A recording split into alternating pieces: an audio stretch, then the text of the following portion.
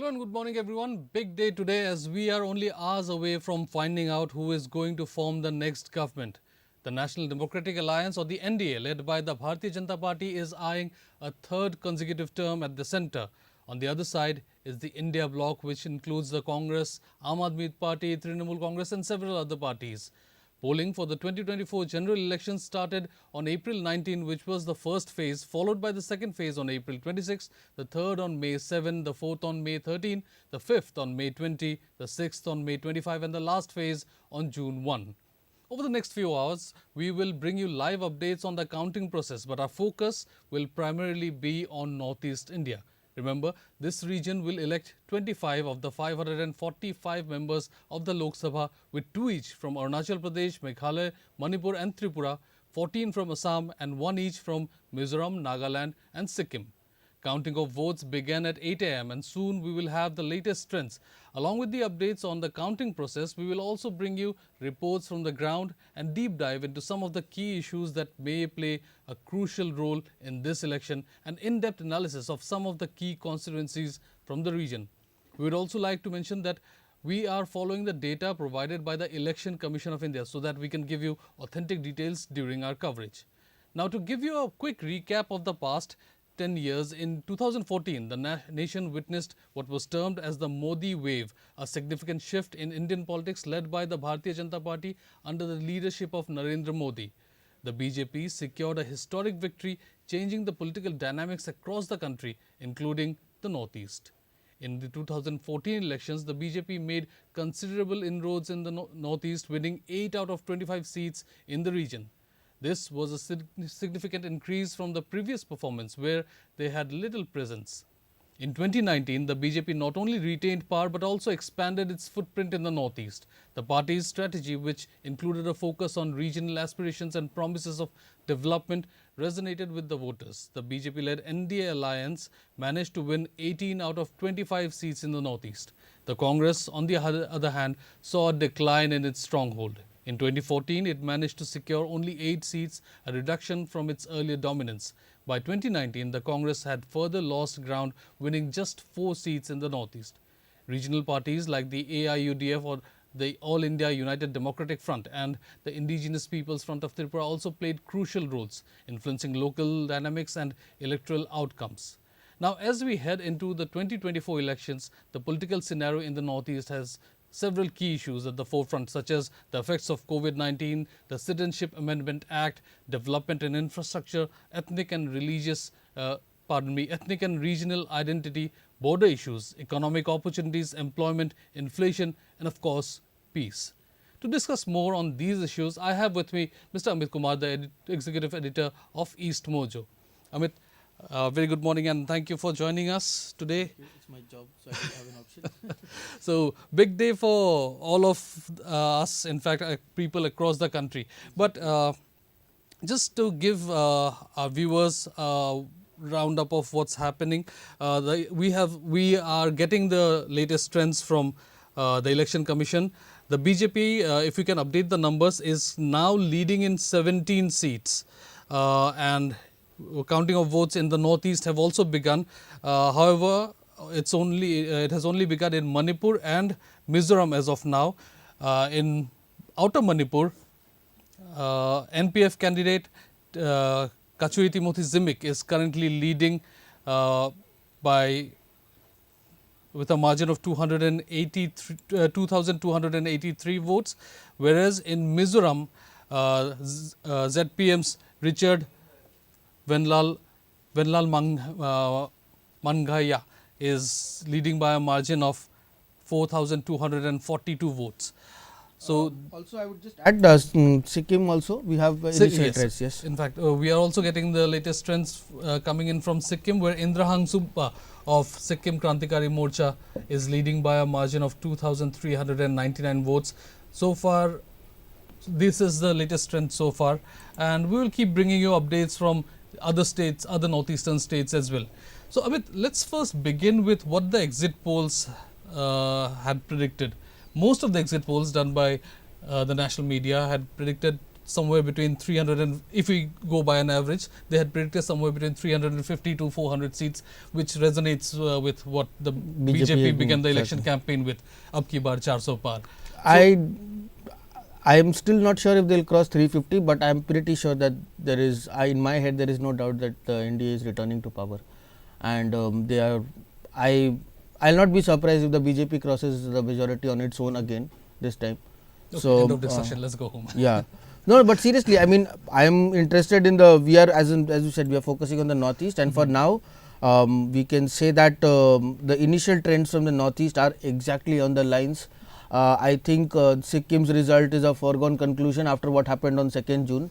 Although it's interesting because people would have voted at the same time, but given how much support SKM has received in the local elections, in the state elections, I don't think Indra Hang Subha has much to worry. Let's also not forget he has the appeal of the youth. He's been seen as a one of the most one of the youngest MPs in India, and while his performance, there is scope for improvement from whatever I've spoken with local people, but the trends are very similar to what was expected. And I think again in Mizoram also, I don't see many people who believed that ZPM would lose, and I think given that the entire state is going to pick only one MP, I don't see it being any other apart from ZPM. And right now the lead, I mean, it's too early to. Let's also not forget that unlike state elections where 4,000, a lead of 4,000 is huge in Mizoram or in Sikkim.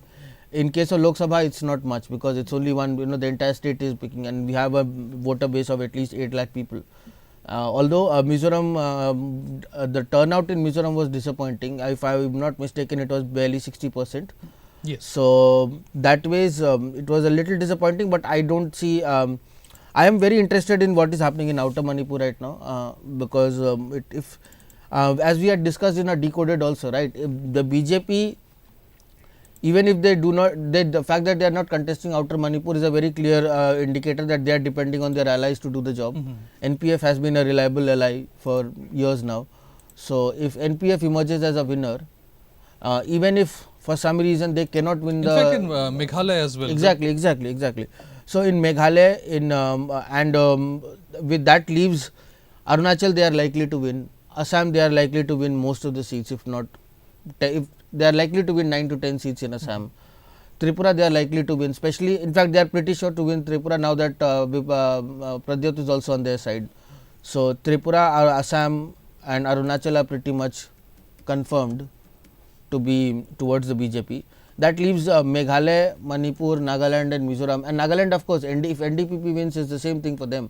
So it's not, if Chumben Muri emerges as a winner, then that's an ally. In the same thing in Meghalaya.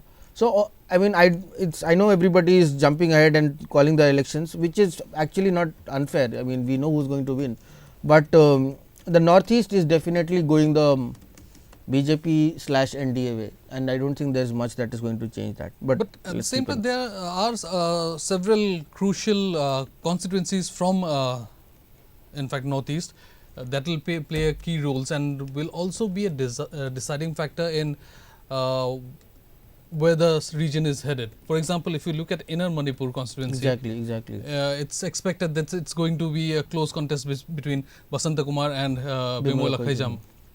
I think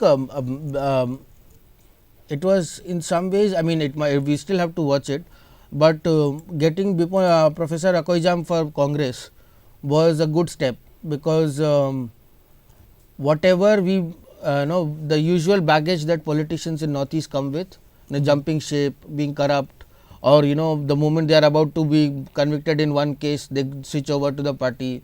Hello Assam CM. So with that, I think Bimol Akhaijam has emerged as a leader with a clean slate. I don't know if he's emerged as a leader or not, that only the results will tell us. But for now, I think Congress did a smart move by getting him involved. And even if he does not win, because let's be honest, it's not as if BJP has lost all support in Manipur, especially in the valley. So even if he does not win, if I from what I understand, if he can continue being a politician for the next few years, it augurs well for Congress. the worst thing would be for him to walk out of politics if he does not win, because that leaves Congress with nothing. But if he continues to stay in politics in Manipur, I think that will be an important thing. So, I am really looking forward to the results in Inner Manipur. That is one thing that should be of interest.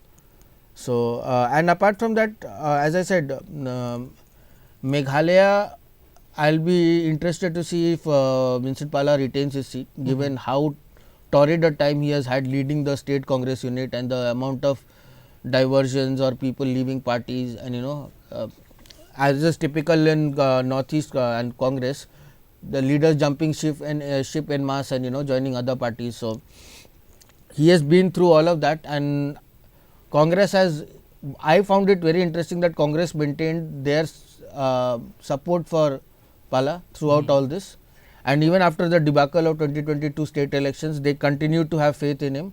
Now, this has often been a problem with Congress, that they prefer loyalists over leaders, and that has been the downfall in many states.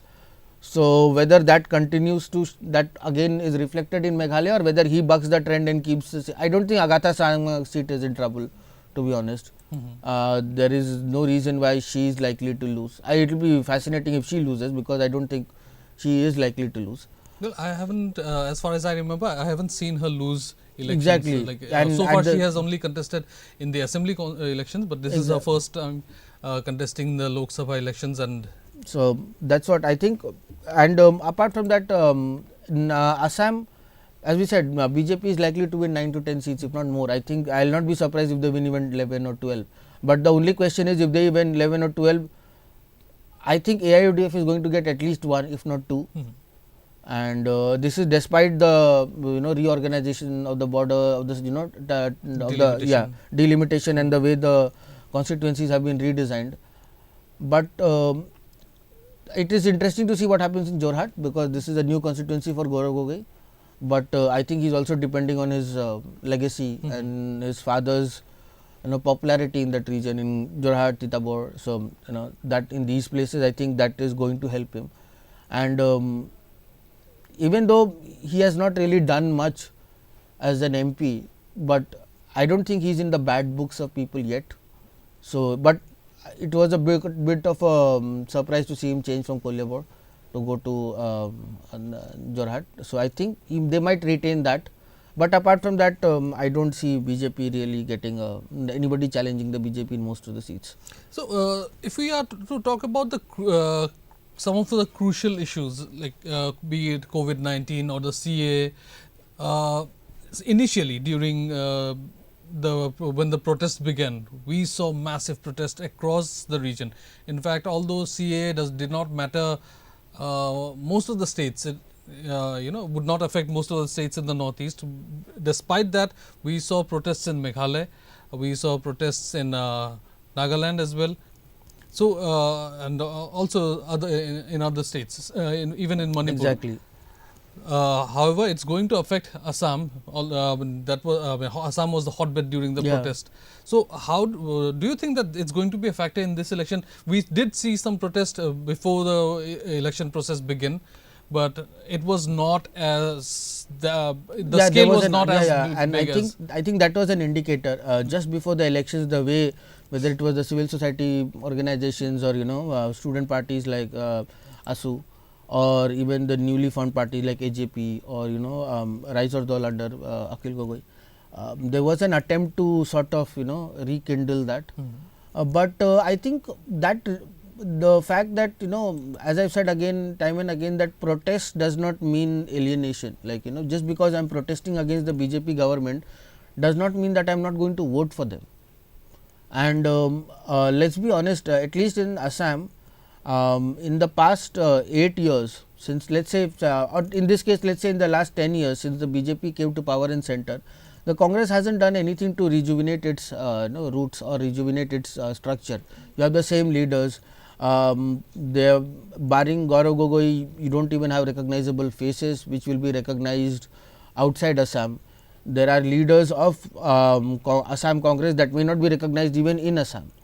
So, it is not done a lot to build a strength, it is not done a lot of things to change it's the way the organization works. And somehow if Congress thought that the CA is going to help them, then that's another case of being lazy. Because we saw in 2021, when the state elections took place, it did not bother the BJP, and that's the reason why, as I've said time and again, the moment CA became a reality, and despite all the protests, when not a single person from AGP or BPF, which were their two allies, if those two had walked out the alliance, the government could have fallen at that time. BJP did not have a majority of its own in that government, in that tenure. But the fact that the allies remained steadfast, nobody resigned, nobody did anything, it was clear that by the time the elections come, it will not be a factor. And now people don't even seem to be talking about what happened during COVID. So our memory is very short. So we are very, very happy with. In fact, the fact that COVID has not even come up as an issue in the Northeast shows that it was never really a factor to begin with. And in other states, it's very difficult to say whether public sentiments are affecting voting, because how do we decide that when there is only one candidate being selected, right? So that kind of makes it very difficult to judge whether BJP's win or BJP's loss is because of a certain factor. For now, I think we are seeing what we have always seen, that people tend to go with the center when it comes to elections, and that is what is happening with us right now. So the initial trends on the ECI website is already showing a clear win for the BJP. 109 out of 543.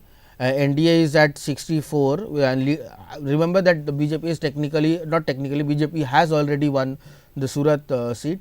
So they have won 1 and they are leading on 63. Congress is leading only on 20 right now. Aam Aadmi Party is leading on 5, Samajwadi on 5. So overall, out of 109, BJP is clearly ahead with 63. So unless something dramatic happens, that is not going to change. And as we said, in our region, we are keeping an eye. SKM, ZPM and NPF. So Outer Manipur seat in Manipur, of course, Mizoram and Sikkim. Mizoram and Sikkim are going with the regional parties, which is expected. NPF is leading on Outer Manipur, which is not unexpected, I would say. You expect them to lead that seat. And as I said, I am more interested in what is happening in the Inner Manipur seat. So we will keep an eye on that. And apart from that, things are going the way we had expected. Yes. Just to give you I'm so sorry, Kalyan. We just got the numbers from Inner Manipur. Inner Manipur results are coming out now, and as expected, Bhima Lakoi Jam is leading. They have, remember, please note, only 4,560 votes have been counted, and he is leading by a margin of 1,602 votes. Right now, the margin is only 1,600. But as of 8:56, Bhima Lakoi Jam is leading Inner Manipur seat. So it's one for Manipur, one for Congress in Manipur, and one for NPF as of 8:57.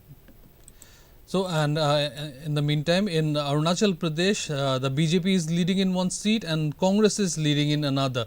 BJP candidate from Arunachal West, Kiran Rijiju, is leading by a margin of 4,154 votes, whereas in Arunachal East, Bosiram Siram of Congress is leading by a margin of 1,075 votes. Meanwhile, in Assam, we are getting trends from Assam as well. The BJP is leading in 2 seats, where BJP President, in fact, State President Ranjit Datto is leading from Sonitpur by a margin of 2,519 votes, and Pradhan Barua is leading by a margin of 2,790 votes from Lakhimpur constituency. Also, Kalyan, I just add that the pattern trends for Nagaland are also emerging. As of now, Congress is leading with a margin of 1,913 votes. As I said, it's too early to call in anything, but for now, Congress is leading in Nagaland. Meanwhile, in Meghalaya, surprisingly, VPP candidate Dr. Ricky Andrew J. Singkhong is leading in Shillong by a margin of 5,401 votes. So, and from Tura, Saleng A. Sangma of Congress is leading by a margin of 8,080 votes. So that's the early trend that we have as of now, and Mizoram, we are getting the same trend. Richard, Mr. Richard from ZPM is leading by a margin. The margin is now 12,012 just votes. to add, big news coming in from Tura, as we just as we said that Agatha Sangma is going to most likely to be winning. First trend shows that she is trailing by a margin of 8,000 votes. Saleng Sangma from Indian National Congress, this will be a big win for Congress if they can do this. Saleng Sangma from Indian National Congress is leading Agatha Sangma by a margin of 8,000 votes, just 8,080 votes. 8,080 votes, and Zenith Sangma from All India Trinamool Congress is right now at a distant third, having received only 3,272 votes and trailing by a margin of over 18,000 votes. Big news coming in from Tura, Agatha Sangma trailing on the Tura seat, but it's too early right now. So keep an eye. But for now, Saleng Sangma of Congress is leading. And also, if I may, just sorry, it is very interesting, as you said, that Voice of the People Party is leading in. This will be a big scalp for VPP if they can get an MP. Exactly. Because this automatically makes them a much bigger factor in Meghalaya. They made huge inroads in during the assembly elections. Exactly. They became the opposition, a party being who was contesting for the first time and making it to all the way to the opposition, forming the opposition in the state, and now they are also leading in Shillong. So that's another big factor for VPP there. Meanwhile, in Nagaland, Supongmeren Jamir of Congress is leading in Nagaland. In fact, we are also getting a lot of comments in our comment section, and most of the comments are in support of the India alliance. But with YouTube comment, you never know why are they doing what they are doing. As I said, it's like so. But it's interesting. I'm just keeping an eye. If VPP wins, Kalyan, I think it also shows one crucial thing, that at least in the states where the BJP may not have an upper hand, it's because regional parties are giving them a big challenge. If a party with with the limited resources of VPP can somehow break the trend and get an MP, then NPP has a lot to worry in the coming elections. This combined with, and I said it could all be wrong, and in a couple of hours we might see NPP winning both seats or winning Tura and probably winning the other seat also, Shillong also.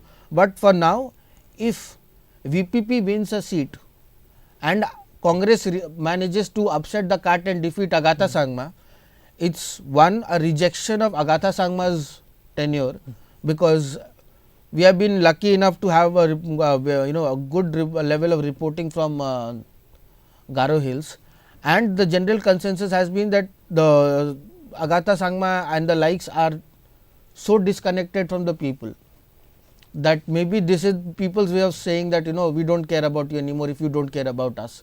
She's been a MP for quite some time, and the fact that schools are in derelict condition, JJM is a sham, roads are there are roads only that are lost every year to landslides and floods. There is the government, whether at a central level or at a state level, has done nothing to increase employment in this region. Deforestation is at an all-time high. You have villages in Meghalaya which is supposed to be like clean and green place where temperatures are hitting 40-45 degrees and electricity cuts are like going in double digits.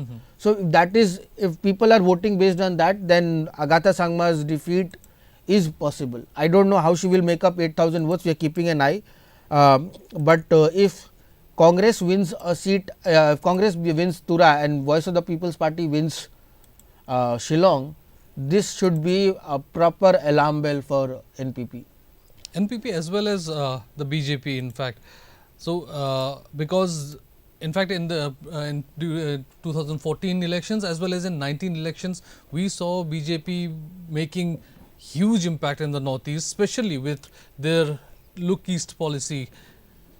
So that was that had kind of given hope to the people of Northeast, who I mean, we have felt being second class, termed as second class citizen and facing all kinds of problems, be it related to development or infrastructure or economic opportunities. But now, at least from what the early trend is showing, it is clear now that there is a shift in the voting process. What the voters had probably. Also, it's interesting to see that in Assam trends are emerging now. Kalyan, there are 6 seats that are showing trends now, with Congress on 2 and BJP on 4. Interesting though, for now, Rosalina Tirki from Kaziranga. This is an interesting turn up. Rosalina Tirki from Indian National Congress is leading Kaziranga by a margin of about 4,883 votes against Kamakhya Prasad Tasa from BJP. This is extremely interesting. The contest here is between Congress and the BJP.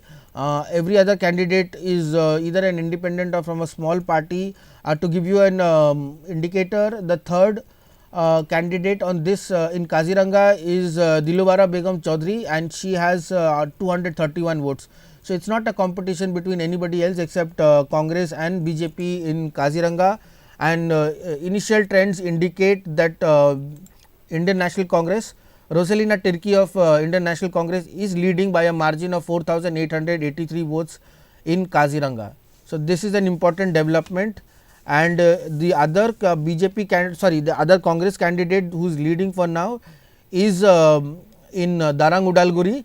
This is Madhav Rajbangshi from Indian National Congress, leading by a margin of 2,415 votes against Dilip Saikia from Bharatiya Janata Party. So, in fact, the early trends is kind of showing a shift towards. It's close right now. It's yes. definitely close, but again, I expect this number. Sonitpur, Lakhimpur, Dibrugarh, and Jorhat. These are all seats where BJP is leading, and I think I might be trying to buck the trend, but I think I can almost call Sonitpur, because Ranjit Dotto of BJP is leading by a margin of over 10,000 votes already. So, this looks unlikely that the things in Sonitpur will be changing. However, the margin in Jorhat, for example, even though Tapan Kumar Gogoi is leading right now, his margin is 795 votes. So, this can change. Let's not, we will not be surprised if this trend changes, but for now, Sonitpur looks to be definitely going BJP's way, Kalyan. And Jorhat is a very interesting fight. We will keep an eye on that. But as of just at 9 am 9:06 as of now, in Assam we have trends for 6. I repeat, we have trends for 6 seats, and again we are going only by Election Commission of India data. We are not going by what others are saying or what is happening at a booth level. We are going by what are the records showing. As of now, out of the 6 seats in Assam, BJP is leading on 4. And Congress is leading in 2. BJP is leading in 4, including Jorhat, which should be very interesting, and we will keep an eye on that. Kalyan. Yeah. And also, I just add, overall trends are now indicating that the BJP is leading on 91 seats. yes, Congress is leading on 33, and overall we have trends for 172 out of 543. As we said, we possibly do not have the bandwidth to go to every state. So, we are going to focus only on the northeast. For now, SKM continues to lead in Sikkim, ZPM continues to lead in Mizoram, NPF continues to lead in outer Manipur, and Congress continues to lead in inner Manipur. Voice of the People Party, very interestingly, continues to lead in Shillong, and probably a equally big upset seems to be happening in Tura, where Agatha Sangma is trailing Saleng Sangma of the Congress by a margin of 8,000 votes. We will keep an eye, and we will keep updating you as and when we get data from Election Commission. so just to walk you through the nationwide trend, the BJP has already registered a victory. That was from Surat constituency, where BJP's Mukesh Kumar Chandrakant Dalal had won uncontested, and so far the party is leading in 91. Also, sorry, I'm just adding, we got a recent update. The margin in Tura seems to be increasing. I repeat, the margin in Tura seems to be increasing. This can be a big shock for NPP and for Agatha Sangma. In fact, it will be, if she loses, it will be very interesting to see what she does next, whether she comes to state politics or not. But for now, I am repeating, Saleng Sangma of the Indian National Congress has increased his margin to 10,637 votes. This is the margin, not the number of votes he has received. As of now, Saleng Sangma has received 26,907 votes. His margin is 10,637.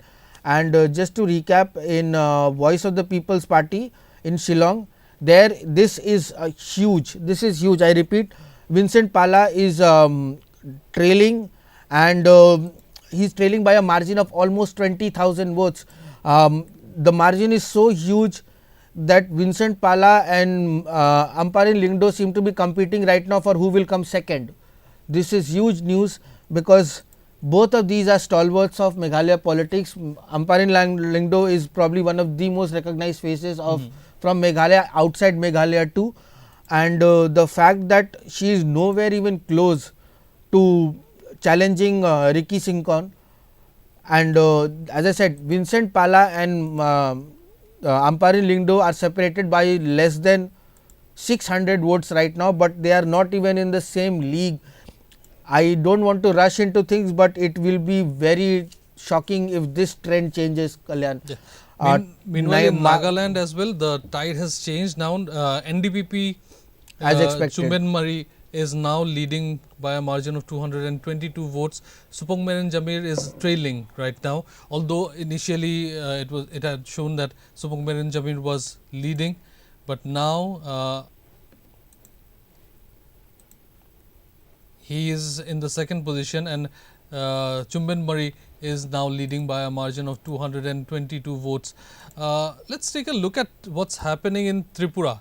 In Tripura West, Biplab Kumar Deb is leading by a margin of almost 16,000 votes. He is leading by 15,888 votes against Ashish Kumar Saha of the Congress, who is in second position with 8,638 votes as of now, followed by Ramendra Riang, an independent candidate who has 283 votes. Biplab Deb, however, has 24,526 votes as of now. Where meanwhile in Tripura East, Kriti Devi Debbarma is leading by a margin of 23,856 votes against CPIM's Rajendra Riang. Kriti Devi Debbarma, who is also the sister of Tipramotha founder Pradyut Debbarma, is leading by has so far gained 32,552 votes, whereas Rajendra Riang has got 8,694 votes as of now. So that's the trend from Tripura that we are getting. Meanwhile, in Sikkim, Sikkim Krantikari Morcha's Indrahang Subba is leading by a margin of 15,189 votes. Let me remind our viewers that votes in 2 digits even can make a difference, a huge difference in the Northeast. Not just in Northeast, in fact anywhere across, but difference of votes in 2 digits can also make a huge difference here, because the population in most of the states apart from Assam is much lower than a lot of big cities when it comes to mainland India. I mean, yes, Sikkim, it's not surprising at all. We could Sikkim, I'll just come back to Sikkim, Kalyan, apologies. As expected, the trends are now changing in Assam. As of now, both the parties are leading on 3 each. And as I said with Jorhat, just to recap, Tapan Kumar Gogoi was leading until the last round, but now it seems the website is updating. As of now, Congress, Gaurav Gogoi has got a very slender lead right now of 365 votes. Rosalina Tirki has maintained her lead, and so has Madhav Rajbangshi. Both of them were leading with around 2,000 votes. That lead remains. but now Tapan Kumar Gogoi is trailing. He was leading until the last round. As of the latest figures, Gaurav Gogoi has emerged with a lead of 365 votes. Very slender lead, too early to call anything, but as of now in Assam it's 3-3 and just right on cue. The moment I say 3-3, now that you can see it's Assam 5 for BJP and 2 for Congress, with BJP leading on 5 seats now. And interestingly, now we are seeing Amar Singh Tiso from BJP leading in Dipu in Karbi Anglong. Amar Singh Tiso of the BJP is leading with a margin of 1231 votes. This seat is expected to go BJP's way. Dipu, as the people I spoke with in Dipu, expected Tiso to win, and for now it looks like that. Pradhan Barua has also consolidated his lead in Lakhimpur, and he is now leading with 5,700 votes. We are also getting numbers from Dibrugarh, where former Chief Minister of Assam, Sarbanand Sonowal, is leading by 2,202 votes against Assam Jatiya Parishad's Lurinjyoti Gogoi, followed by Manoj Thanwar of Aam Aadmi Party in the third position, who has so far gotten 2,262 votes. I think Dibrugarh is a foregone conclusion.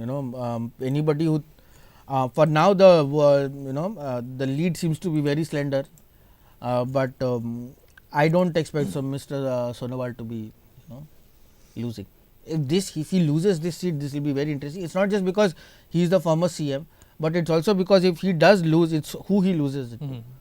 Lurinjyoti Gogoi has emerged as a popular leader. Whether that popularity translates into votes is another matter. As we saw in the state elections, it did not, and AJP failed to make a mark of any substantial mark. But it's also been 3 years since that elections. So the fact that he's remained as of now, let's be honest, it's an we can call it a relatively close battle for now. 2,000 votes is not a huge lead, and compared to what we are seeing, I think Tripura is a foregone conclusion. Between Biplab Dev and Tripura Motha, I don't think anybody who can ever challenge. Right now, anybody has the might to challenge these two. But I was expecting Tripura East to be a close contest. However, the early trends show, in fact, a huge difference in the numbers. Kriti Devi Debbarma is leading by 30,347 votes, and it's been only just over an hour since counting began. But I think, as I said, the very fact that the smart move on part of Pradesh to let's be honest, it was a political move and it has worked in their favor. They are now part of the if you go from being the leader of the leading the opposition to becoming a part of the alliance based on a document which, let's be honest, the so called agreement that was signed says nothing in reality. It's all ambiguous. And in fact, the entire process was quite dramatic. It Yeah, seemed I mean, like I got a a scene call from a right- movie. yeah, yeah, he I was got a on call stage. right now, He was yeah. about to begin his fast when and he was in the middle of his speech when he suddenly received a call. His associate brings him the phone in the middle of his speech.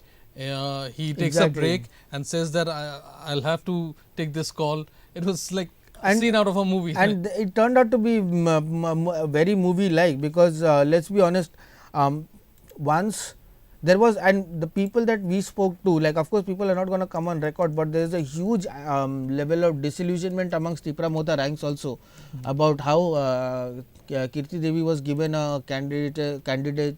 She became the candidate even though she, like I had once and this is something we had talked in our videos also. You will not find anything about her. If you go to the news section, before she became a candidate, it's difficult for you to even find any news related to her. She was not really a politician. She barely spent any time in Tripura. But Pradyot, I mean, he has learned the tricks of the trade, right?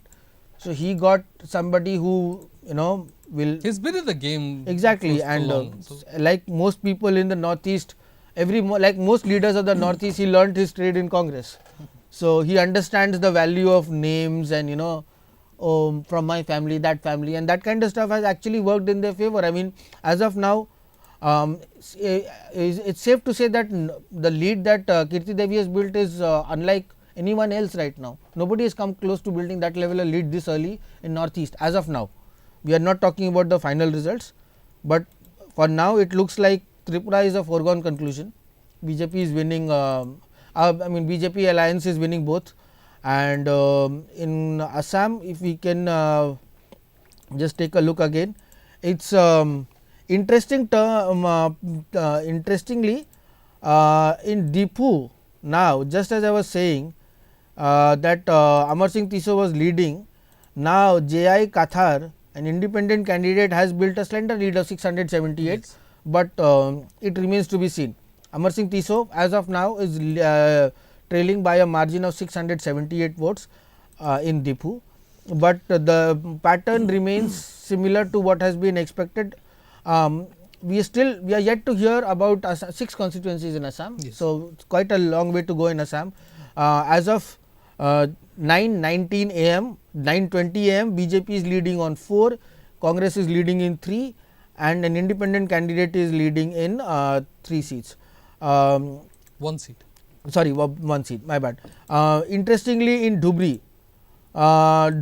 there seems to be. It's too early to call, but this will be seismic if this happens. Rakibul Hussain of Indian National Congress is leading with a margin of 4,091 votes against Badruddin Ajmal. I don't expect this to be holding. I don't expect this result to continue. But it is going to be a closer. Dhubri is one of the constituencies to look out for. In Assam, in fact, because both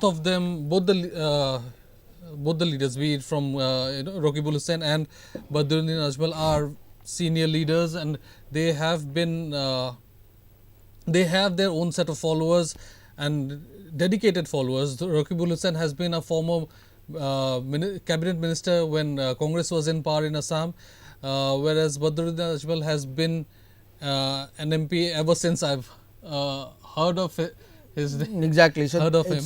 So it's something that remains interesting. As of now, it is if Dhubri goes Congress's way, this will be an upset on the same lines as if Congress wins Tura. I would put them in the same category in terms of upset. Every and I repeat this, every exit poll had given AIODF at least 1 or 2 seats, and one of them was the Dhubri seat, because few expect Badruddin Ajmal to lose, and I am not saying that he is going to lose. It's too early to call it right now, but for now it looks like, not looks like, for now the trends are showing that Rakibul Hussain from the Congress is leading. If this will be monumental in not just for Dhubri but also for Congress, if they can wrest a seat as important as Dhubri from the hands of AIODF. It not only weakens AIODF substantially, but it also makes Congress a little more better placed in in potentially challenging BJP in the coming years. And we are also getting numbers from Borpeta as well, where Congress's Deep Bayon is leading by a margin of 4,625 votes, followed by Fani Bhushan Chaudhary of Assam Gana Parishad, who is an alliance partner of the BJP, the AGP in fact, and Fani Bhushan Chaudhary is also an MLA who is contesting the Lok Sabha election for the first time. So in Borpeta, the early trends shows Congress leading by 4,629 votes. Deep Bayon has so far gained 12,090 votes, whereas Fani Bhushan Chaudhary has gained 7,461 votes. Also, now results are emerging from Kokrajhar. Initial trends indicate towards BPF's lead, a slender lead of 355 votes. Kampa Borgayari of BPF is leading by 355 votes against Jayanta Basumotari of UPPL. This is interesting right now. The initial trend seems to be that the fight is between BPF and UPPL, the two most popular parties in borderland. Kampa Borgoyari of BPF is leading by a margin of 355 votes against Jayanta Basumatari of UPPL. Kokrajhar trends coming in. Meanwhile, let's shift our focus to Meghalaya now. In Shillong, Ricky Andrew J. Singkhong has increased his margin to 29,114 votes, followed by Vincent Pala, who has so far gained 14,902 votes. Sorry, please go ahead. Sorry. And meanwhile, in Tura, Salenge Sangma continues to lead. His margin is now 26,666 votes. So that's the latest trend. Let me just walk you through the overall trend, the nationwide trend. BJP is leading in 152 votes. 52 constituencies. The Congress is leading in 61. Samajwadi Party is leading in 32. Telugu Desam Party is leading in 12. Shiv Sena is leading in 7. Communist Party of India (CPIM) is leading in 4. Janata Dal Secular (JDS) is leading in 3. Shiv Sena Uddhav Thackeray faction is leading in 3. Aam Aadmi Party is leading in 3. YSRCP is leading in 2. DMK is leading in 2. JKN in Jammu and Kashmir is leading in 2. BPF is leading in 1. JDU in 1, followed by also just to come back to the northeast, Kalyan, there has been an interesting turn again. NDPP is now again trailing in Nagaland, and Indian National Congress S. Jamir is now leading with a margin of 4,736 votes in Nagaland. So Congress is leading in Nagaland right now against NDPP for now, and in Meghalaya the trends are holding for now, it seems. So there's a close contest going on in Nagaland. In fact, this was expected. We were we were having this chat yesterday, and we had discussed briefly about Nagaland. So this is going to be very interesting. Yeah, I think it's also important because the Congress has ceased to be a factor. I mean, in Lok Sabha, in state elections, for example, it came out with 0. Like, you know, if you are a party like the Congress, which has had a whether you call it a rich history or a disastrous history in Nagaland, you ruled for years. So if you go from that time to not having a single MLA, it does not augur well for your party and from the for the structure. That said, the party has been popular, whether one likes it or not. And if they can win Lok Sabha election in Nagaland, this should be the ground for, you know, for the consolidation of the party and for to rejuvenate your party in a state like which has been crucial for Congress like Nagaland. Big news coming from Tura. There seems to be no change in what is happening. The lead of Saleng Sangma, which was 8,000 votes until a couple of about 30 minutes ago, he has now surged ahead with 26,000 votes. The lead for Saleng Sangma stands at 26,000 votes. I repeat, 26,000 votes. This seems to be a huge shock coming from Meghalaya. Agatha Sangma is trailing badly. We are heading to a point of no return for Agatha Sangma. We are watching as she trails by a margin of almost 27,000 votes, and it's only 9:30. This might be too big a lead for Agatha Sangma to be, in which case this will be a shock. And just to check, and it's the same in Shillong, where Ricky Singkhong is holding, and he has built now a lead of 37,000 votes. Brilliant performance by Ricky Singkhong from VPP. This can be a monumental moment in Meghalaya's politics if VPP and INC manage to win both seats in Meghalaya. Vincent Pala is a distant second, with while Amparin Lingdo has never been close to Ricky Singkhong, and now she is trailing by 38,000 votes. This is, I wouldn't say it's shocking, but this is a very, very interesting development.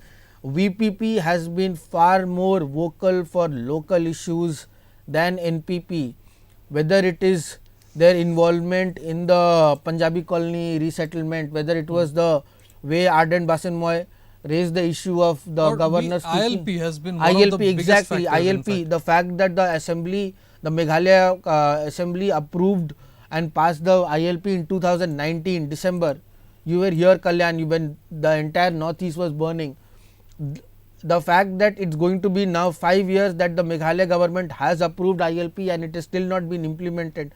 These are the issues that by VPP, vocal for local, VPP has done that time and again, and while some people have questioned their methods, you cannot question how it has been popular, and VPP seems to be going in a very different manner to an AAP model. Strike where the power is and you will become popular. VPP, for example, does not have a base in Garo Hills, but in Khasi Hills they have built a strong base, and now it is reflecting. Ricky Sinkon is leading with a massive margin of 37,511 votes. In fact, just as we were saying, it seems Ricky Sinkon is the only one who will probably give Kirti Devi Debrahma in the margin of win.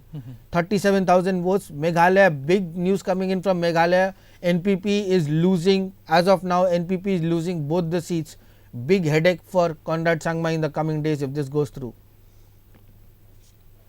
Also, just to recap about what is happening in Mizoram. Mizoram, the patterns have not changed since counting started. ZPM has been in lead, and this seems unlikely with the now the margin for ZPM over 25,000 votes. So, as of now BJP is not, I mean, not that BJP was a factor here, but for BJP worryingly, even in the places that they contested outside these states, BJP is now leading in Inner Manipur. Basanta Kumar has now gained 13, is now leading. Important development coming from Inner Manipur. Basanta Kumar Singh is now leading Bimol Akoijam by a margin of 1300 votes. This is too early to call, and for now, however, BJP is leading in Inner Manipur, while in Outer Manipur NPF seems to be holding, and it looks like Kachui Timothy Zimik from NPF is likely to win, given that the margin right now stands at 21,125 votes, while Alfred Arthur from Congress is a distant second. So, for now it seems like NPF and BJP, which actually helps the BJP, and after all this, if BJP can win one and ensure that NPF wins the other, it's a huge victory for So, to BJP. give us more updates from Meghalaya, we are being joined by Princess Giri Rashir, our correspondent from Meghalaya. Princess, a very good morning, and if you can hear me.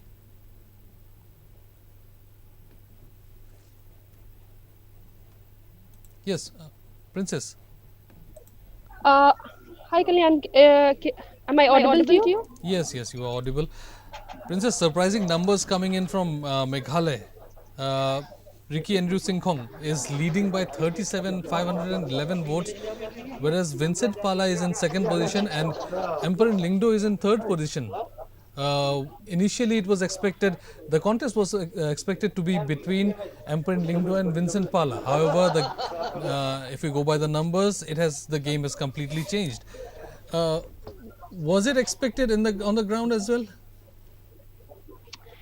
Well, this was absolutely something that people were looking forward to because during the first round, No, please continue, Princess. what happened was earlier during the start, during the campaigning, everyone saw it as a competition between the Congress, VPP and NPP. However, things changed.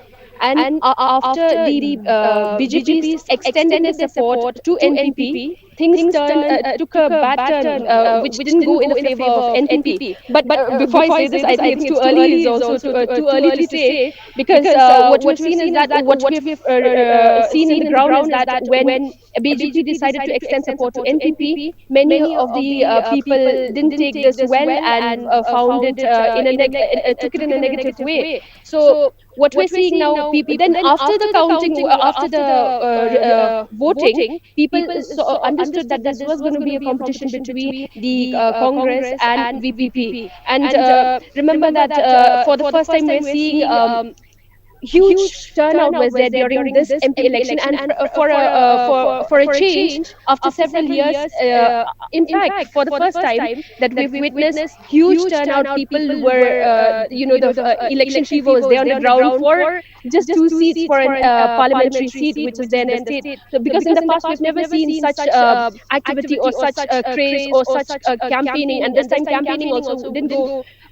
There were some scenes that were very ugly, which we witnessed one of the candidate also being attacked. So these are some of the what we could remember what exactly happened during these past a few months during the campaigning and during the voting day also. Kalyan. But despite all the hiccups that took place and all the unfortunate incidents that took place, Emperor Lindu, she has expressed confidence, and there was never a hint of any kind of confusion during her interviews or during her campaigns, that in fact she does not have a history of losing elections, in fact. So where did the NPP go wrong? Like I just mentioned earlier, I think BJP extending support, that really didn't go well for NPP at all. I don't know if it was a ploy or what. How can we look at it? Because remember, there were few news that we had published also, where many of the BJP candidates who wanted to contest the elections weren't given tickets, and then at the end, what happened was, from the central leaders, they decided not to contest the elections, which did not go well with all its supporters and the supporters of BJP, because they felt that they should have been given a chance, and they were already sorting out the names who wanted to contest. So for this major, I'm feeling, from which we have witnessed on the ground, this may be one of the major reasons why she hasn't fared well. And if we talk about her confidence, absolutely, she gave her full confidence, and we witnessed she was very active. She visited every nook and corner of Meghalaya, all the constituencies, all the seats under the Shillong parliamentary constituency. We witnessed, during this campaigning also, she had lost one of her personal assistant who suffered a cardiac arrest. So what we have seen is that she really worked hard on the ground, but it's sad to see the figures at present. Princess, do you think the fact that Dr. Amparin Lingdo, in the past 3 years, if you look at her career, like she was in Congress, then she switches. There is this weird situation in as part of MDA, where both Congress and, for a longest time, Congress leaders and BJP leaders were part of the same alliance. Then she won in state elections, but she just thought of, I don't know. Do you think that people were a little put off by the fact that she wants to contest every election? Do you think that NPP had a better chance if they had given somebody else a chance, or do you think Amparin Lingdo was the best chance for NPP to win Shillong in this election? If we look at the candidate, she is no doubt the best candidate for NPP. If you look at that. In fact, what happened was, from sources that we received, was that there was a former Congress leader or former MLA, George Lingdo, if you remember him. He is an former MLA from Umroi constituency. Yes. Sources had mentioned that he wanted to join NPP and also sought a ticket to contest the Lok Sabha elections. However, that didn't fare well because of, if you remember, if you're aware that Umroi is being, it's the MLA that constituency is who's the current Deputy Chief Minister Sneha Bhalandhar's relative, or Dasakhyat's brother, who's the MLA right now. So if George were to join NPP, then it's like NPP supporting this candidate which earlier was a competition for them. So that things didn't go well in that manner. So hence they had given the ticket to Amperine, which everyone agreed. So no doubt, as a candidate, she is perfect for it. But if you're talking about that she wants to contest every election, one thing I would like to highlight here is that NPP for the Khasi and Jaintia region, they have a hard time. Remember, during those general elections, Exactly. NPP did not get much seats. In fact, it was from Garo Hills that we saw several of the MLAs. The seats were from Garo region. So if we are looking at this trend here, NPP, there's always this question that when every time we approach the leaders of NPP, why is it that in Khasi and Jaintia region, NPP, it's still hard for you all to connect with the people. So either if we look at the MDA one, people may not like the the corruption charges and the lots of scams that have unveiled. So this may be one of the factors that NPP being first in the MDA one tenure rule, they didn't. It was not acceptable by people. So similarly now also. Like you've also mentioned about the fight which VPP has given is connecting to the people on tribal issues. So that's also another factor that we can look at out here. Princess, I just want to understand one thing. You have been reporting for years now, and during this time we have seen the absolute horror of a show that has been the Congress in Meghalaya. From one time being the principal opposition party to being decimated by first TMC, and then trying to recover from it and acting still as if it's a unit. Congress loves its loyal people, as we have seen time and again, which probably explains why throughout all of this we have seen Vincent Pala remain at helm. Now that he is being trounced in the elections, and as of now, from what the figures that I am seeing on the Election Commission website, Vincent Pala is trailing by 46,000 votes. So where does the Congress, and specifically where does Vincent Pala go from here? He's clearly lost his base. He's not even managed to give a close competition to what is essentially a small regional party. The fact that people have voted for VPP en masse over a national party like Indian National Congress, where does Pala go from here, and where does Congress go from here?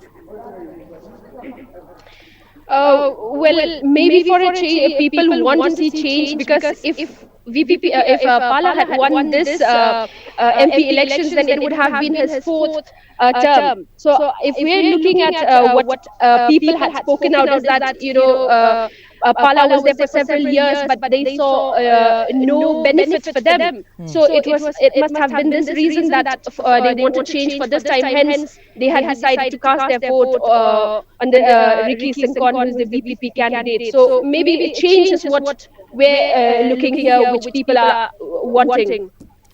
And also, if we can just talk a little about Tura. I know you are in Shillong right now, but what has been the response to the results in Tura? Agatha Sangma, which pretty much we were thinking like it is almost an assured seat for NPP, given how she is won time and again. This time it's changing, and now as of now, Princess Saleng Sangma has a lead of almost 40,000 votes. So Meghalaya has voted very decisively. There is no grey zone. There are no close contests. Both of them seem to be going one way, one for Congress and one for NPP. How much of a shock will this be for NPP that even Agatha Sangma is losing this badly? Well, this is one of the most interesting elections that we're looking at here. For Agatha itself, this would have been her third term if she would have won. Exactly. But once again, I will repeat, for a change, that people have decided that they want to see change. How Pala was the MP for several years, but this time they have cast their vote on another candidate. Similarly, in Garo Hills, now let me talk about the Congress candidate Saleng here. What we've seen is that, or what we've heard from when we interacted with the crowd, was that they would like to see Saleng Sangma as the MP. One is that he is a youth leader. He connects with the people and their ideas, and feels that somebody from a different party and a different person should represent the Garo community.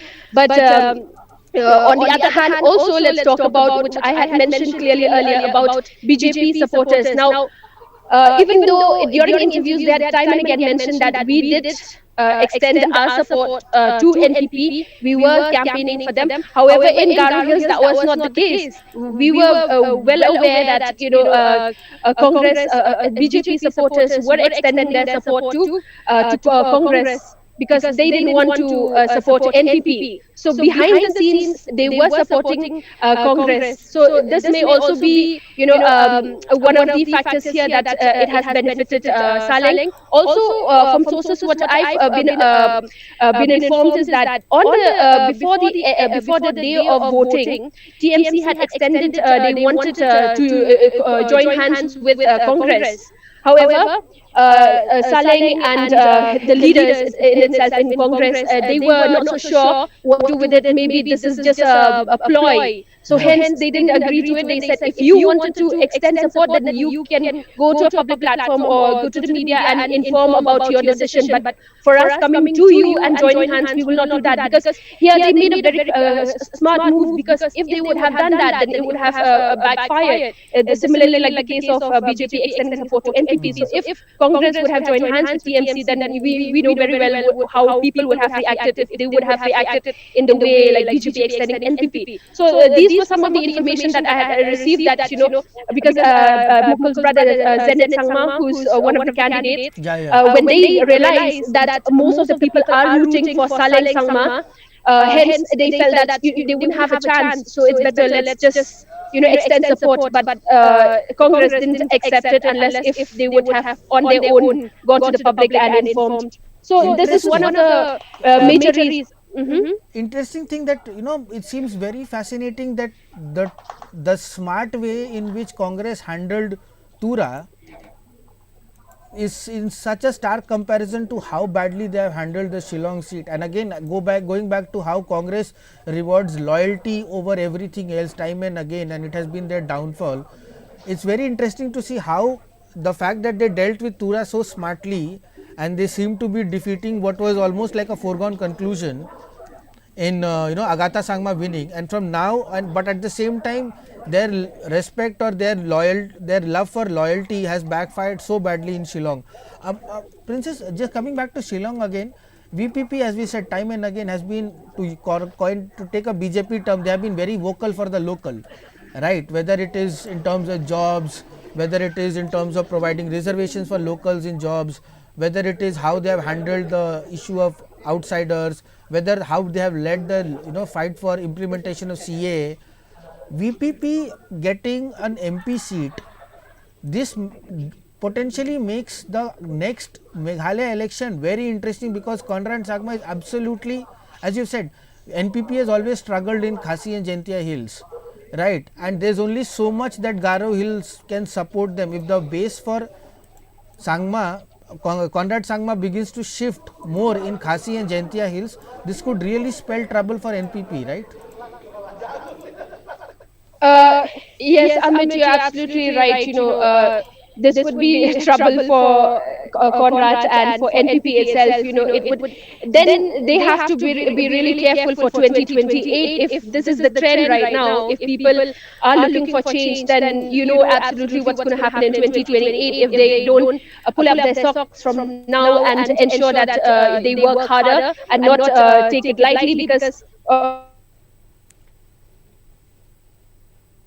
similarly here it's almost like a PRA or VPP wave. So also another thing now of major concern here is, okay, if Dr. Ricky Sankon is able to win this MP seat, this election, this Lok Sabha election, then the question arises that what is he going to do? Is he going to work together with the central leaders? Because remember that they're clearly not in favor with extending support to BJP or to any others. They were always independent. Like even if we look at the situation here in the state, the opposition is very weak because VPP is not part of the opposition. They are on their own. So here it's a major concern. Even if he wins, what's going to happen now? Is he willing to be part of the central leaders, and or is he just going to be alone? Which that absolutely is not going to be any benefit for the state. Also, let's talk about how it was.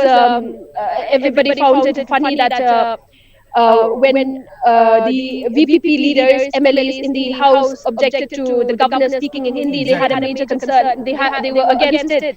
So now, if you're going to be part of the parliament, which most of these sessions, or it's being they converse in Hindi, so that's going to be a concern if our MP here is not well versed in Hindi. So anyway, he can still speak in English, but then I'm sure that if you're against Hindi, then it's going to be a major concern. That's one thing that we have to remember. Okay, well, just to give our viewers the latest update on the numbers from Shillong, the VPP candidate Ricky Andrew Singkong is now closing margin of 50,000, close to 50,000. He's leading by 49,799 votes. So far, he has gained 76,523 votes, followed by Vincent Pala with 24 votes.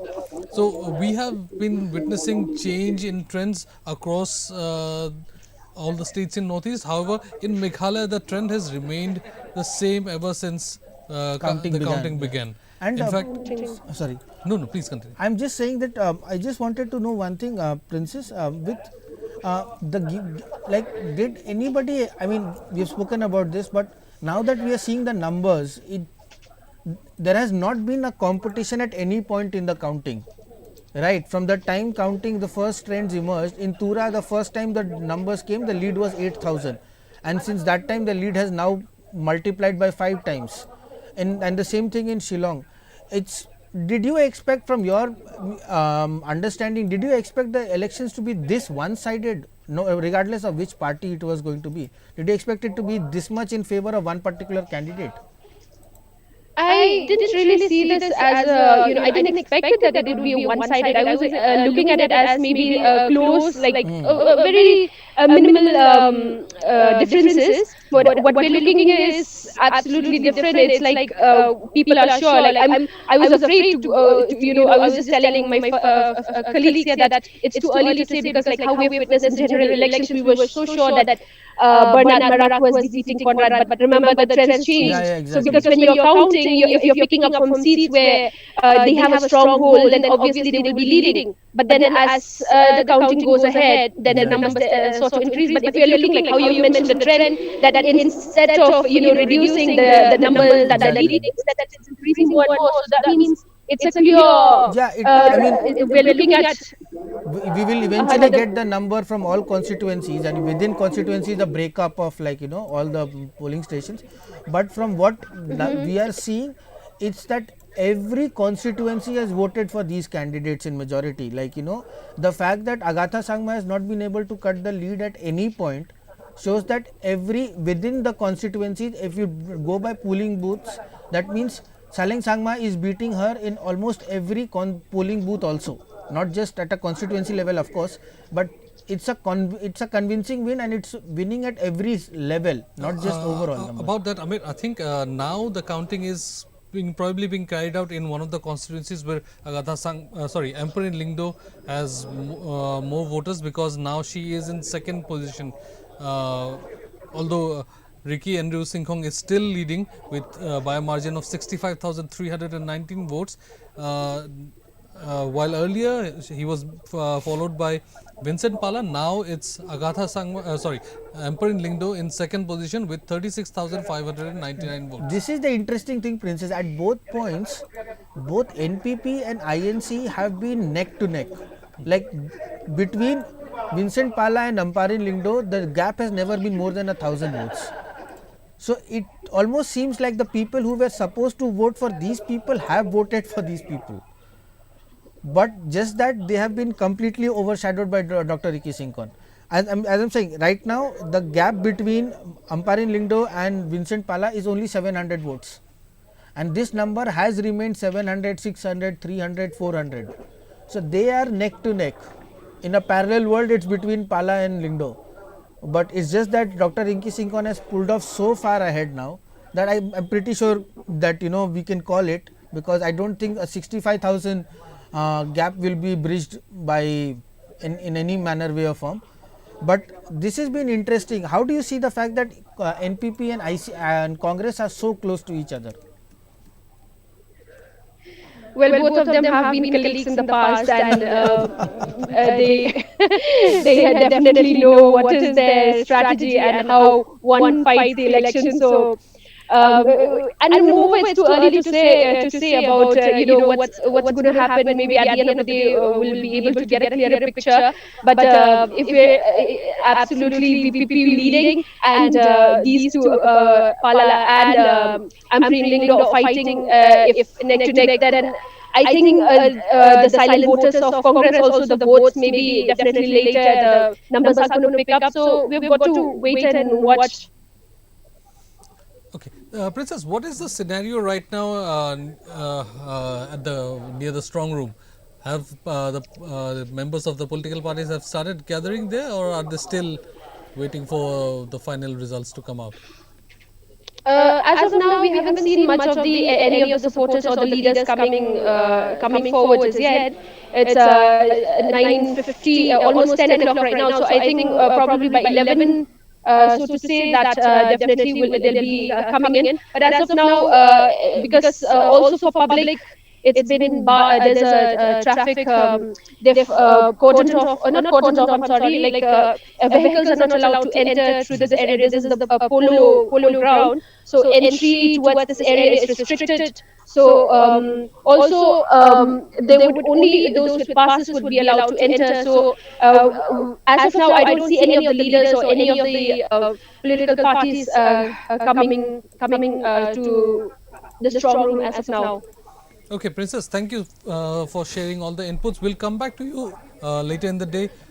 Stay with us and keep bringing us updates from Meghalaya. We'll come back to you shortly. Ramnath Goenka Award winner Princess joining us. Now I had to say that. Come on.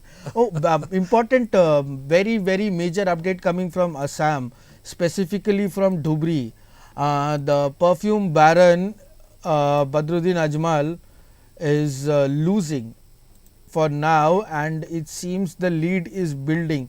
Rakibul Hussain is now leading Badruddin Ajmal by a margin of 21,000 votes. Again, too early to call sure, but this is a big news. Rakibul Hussain from Congress is leading against Badruddin Ajmal of AIUDF. If AIUDF loses this seat, it leaves them in a very precarious position where they may not have MPs in the state. As of now, we have counting trends emerging from 12 of the 14 seats in Assam. BJP is leading on 7 with the biggest lead for Ranjit Datto at in Sonitpur, a margin of 30,000 votes. Sarbananda Sonowal leading with a margin of 15,600 votes in Dibrugarh. Lakhimpur with Pradhan Barua, margin of 19,000 votes. Nagaon, Suresh Bora leading with a margin of 7,100 votes, and Amar Singh Tiso in Dipu consolidating his lead, now leading with 3,044 votes. Interestingly, Guwahati also the numbers are emerging. Bijuli Kalita Medhi Guwahati from BJP is leading with a margin of 4,200 votes. UPPL is leading in Bodoland in Kokrajhar. Their margin, however, stands slim at just 764 votes right now. For Congress, a little bit of hope.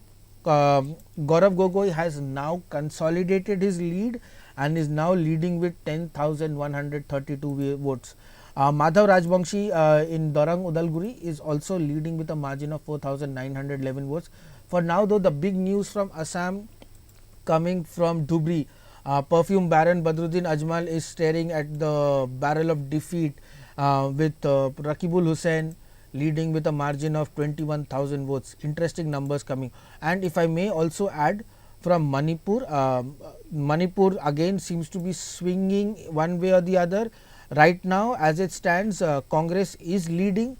Professor Angjomcha Bimolokoijam leading with a margin of just over 5,003 votes to be precise. We'll keep keeping an eye on this, but for now the Basanta Kumar is of the BJP is trailing Professor Akoijam by a margin of 5,000 votes in Inner Manipur, whereas NPF has maintained its lead in Outer Manipur, and the margin for Kachui Timothy Zimik stands at 21,371 votes. So for now, it's one for NPF and 1 for Congress. However, as I said, this is too early to call and the margin is too small, so keep an eye. Meanwhile, in Nagaland, as Supong Merin Jamir continues leading with a margin of 5,444 votes. We have reactions coming in from Nagaland as well, where Khridhe Theno, working president of Nagaland Pradesh Congress Committee, just spoke to our correspondent there. Let's listen into what he had to say. Now. No, we hope that the Congress will come back. That is the hope of every congressman. So let us see. Because the trend is so positive to us, and we feel that it will continue till the end. So are you optimistic that, because you have mentioned you hope that this will continue till the end, hopefully? Yeah. Are you confident about that? Yeah. Even the AICC also is hopeful of forming government in the center. So we hope that our candidate also win in this parliamentary election from Nagaland.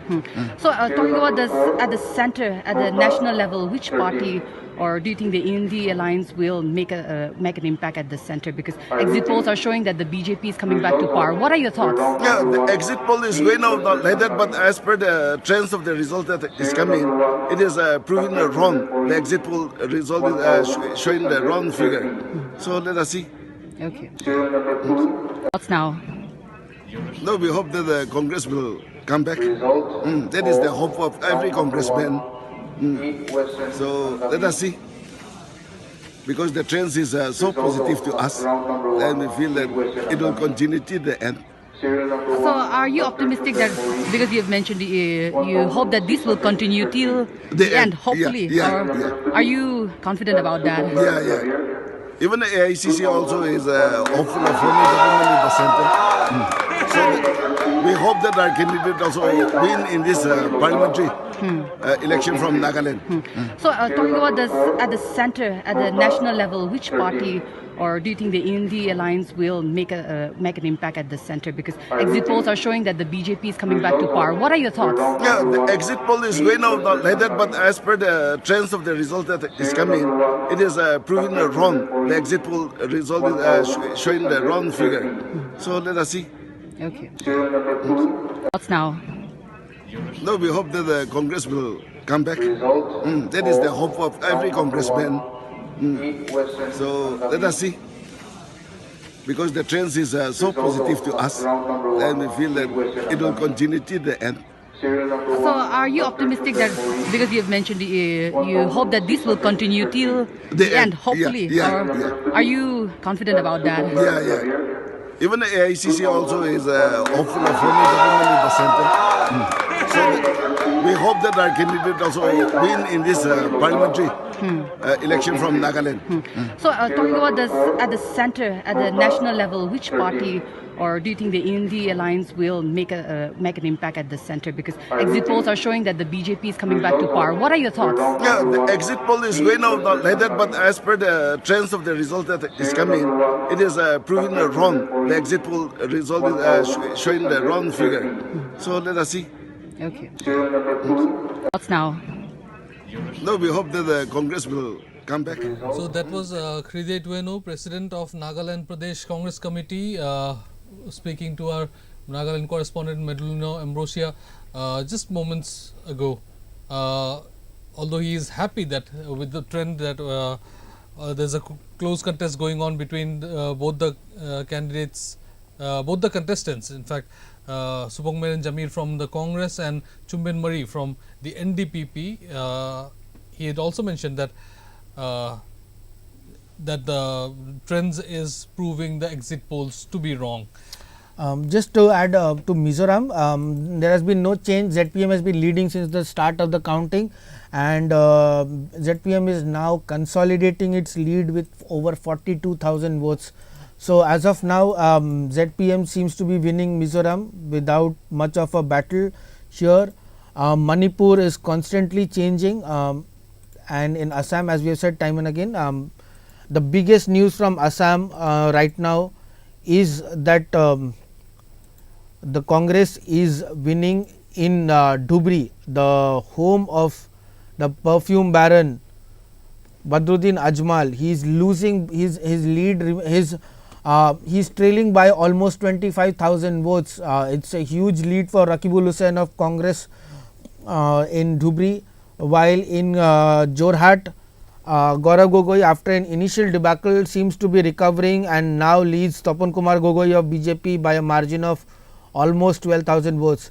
However, it's still advantage BJP massively in Assam, with the party leading in 8 seats, and the biggest leads coming for expected top guns of the party. Ranjit Dotto of Sonitpur, from Sonitpur, leading by a margin of over 30,000 votes.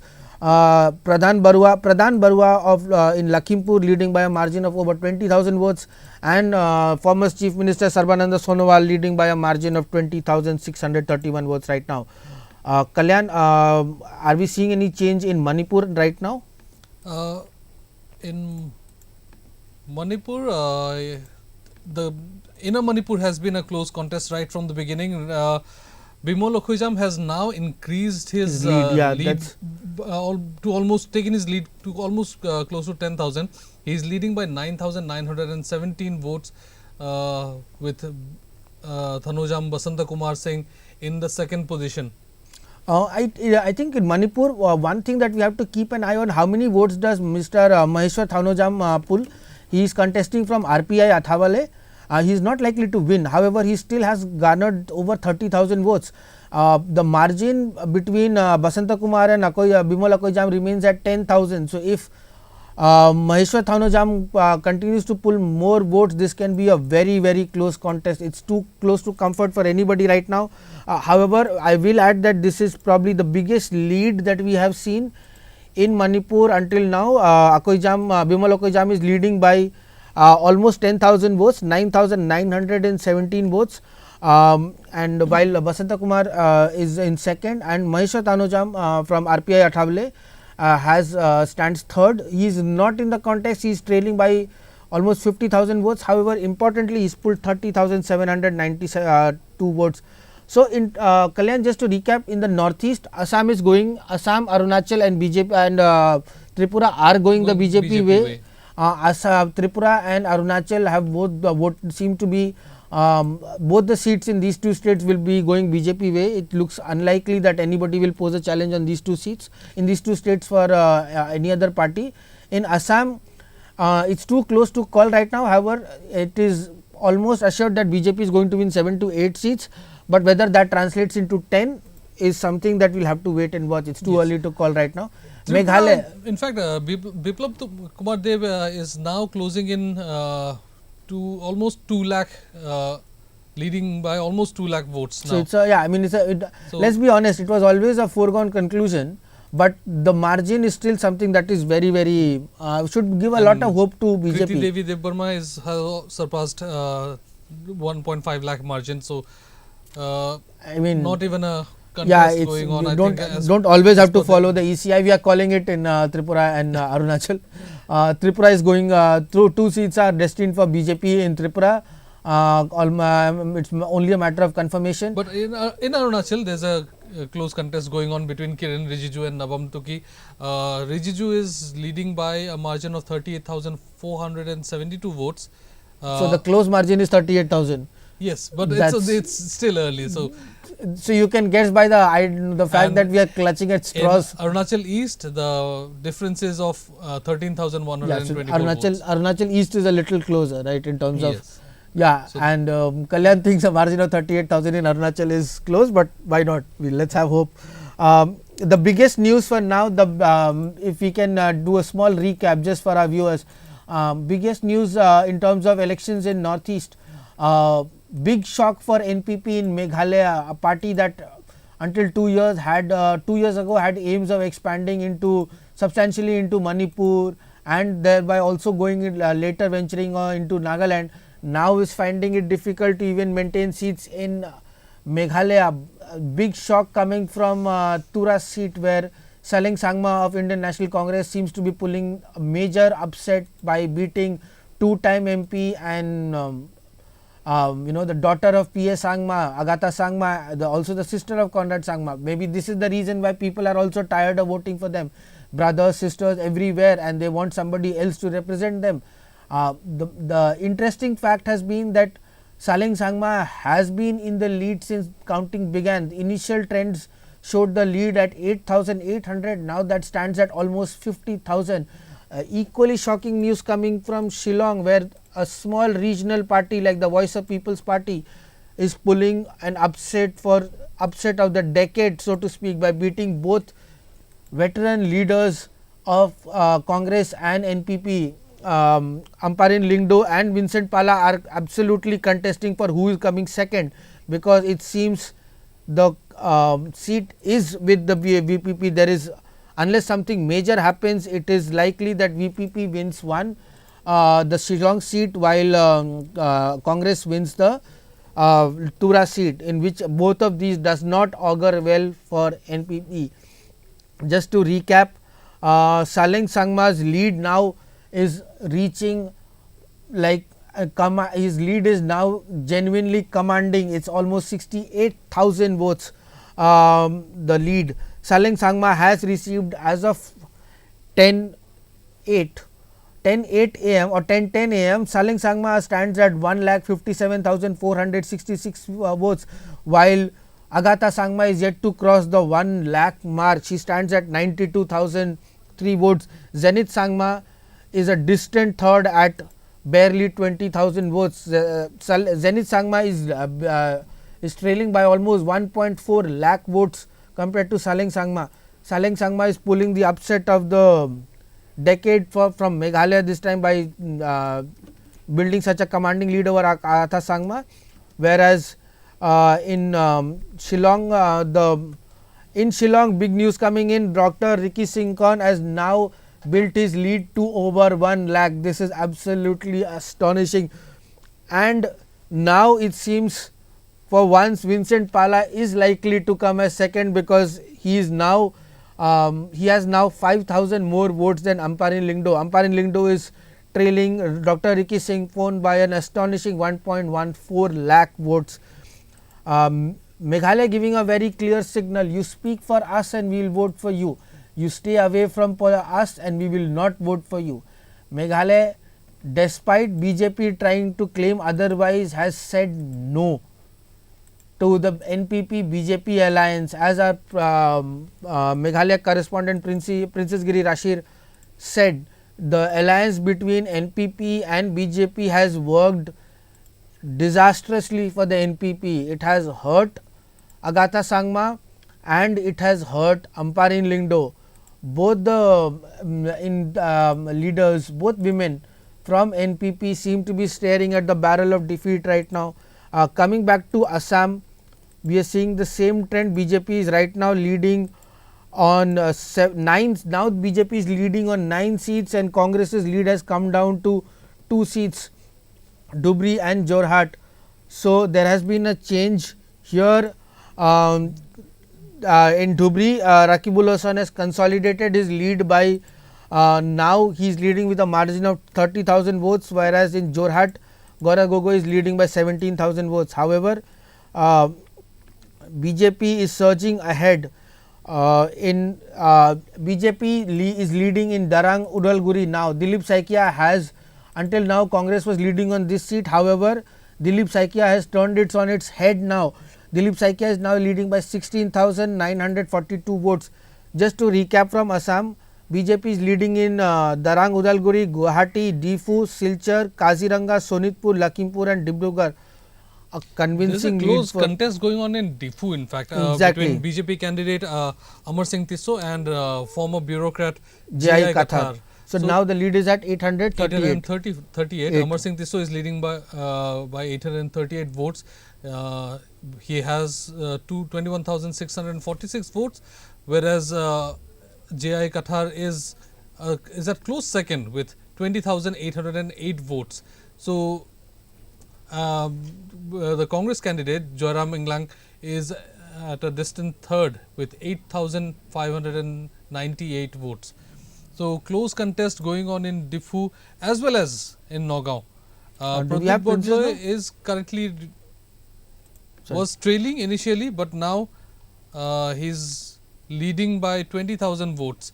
against BJP's Suresh Bora, followed by AIUDF's Aminul Islam, who is also an MLA from Dhing constituency. Aminul Islam is in third position. Pradyut Bodlo is leading from Nagaon with 44,792 votes as of right now. Congress's lead has gone down to 2 in Assam, 3 in Assam. Gaurav Gogoi now leading with a somewhat comfortable margin, 18,759 votes, followed by BJP's Tapan Kumar Gogoi. Do we have Meadow now? So there's some technical.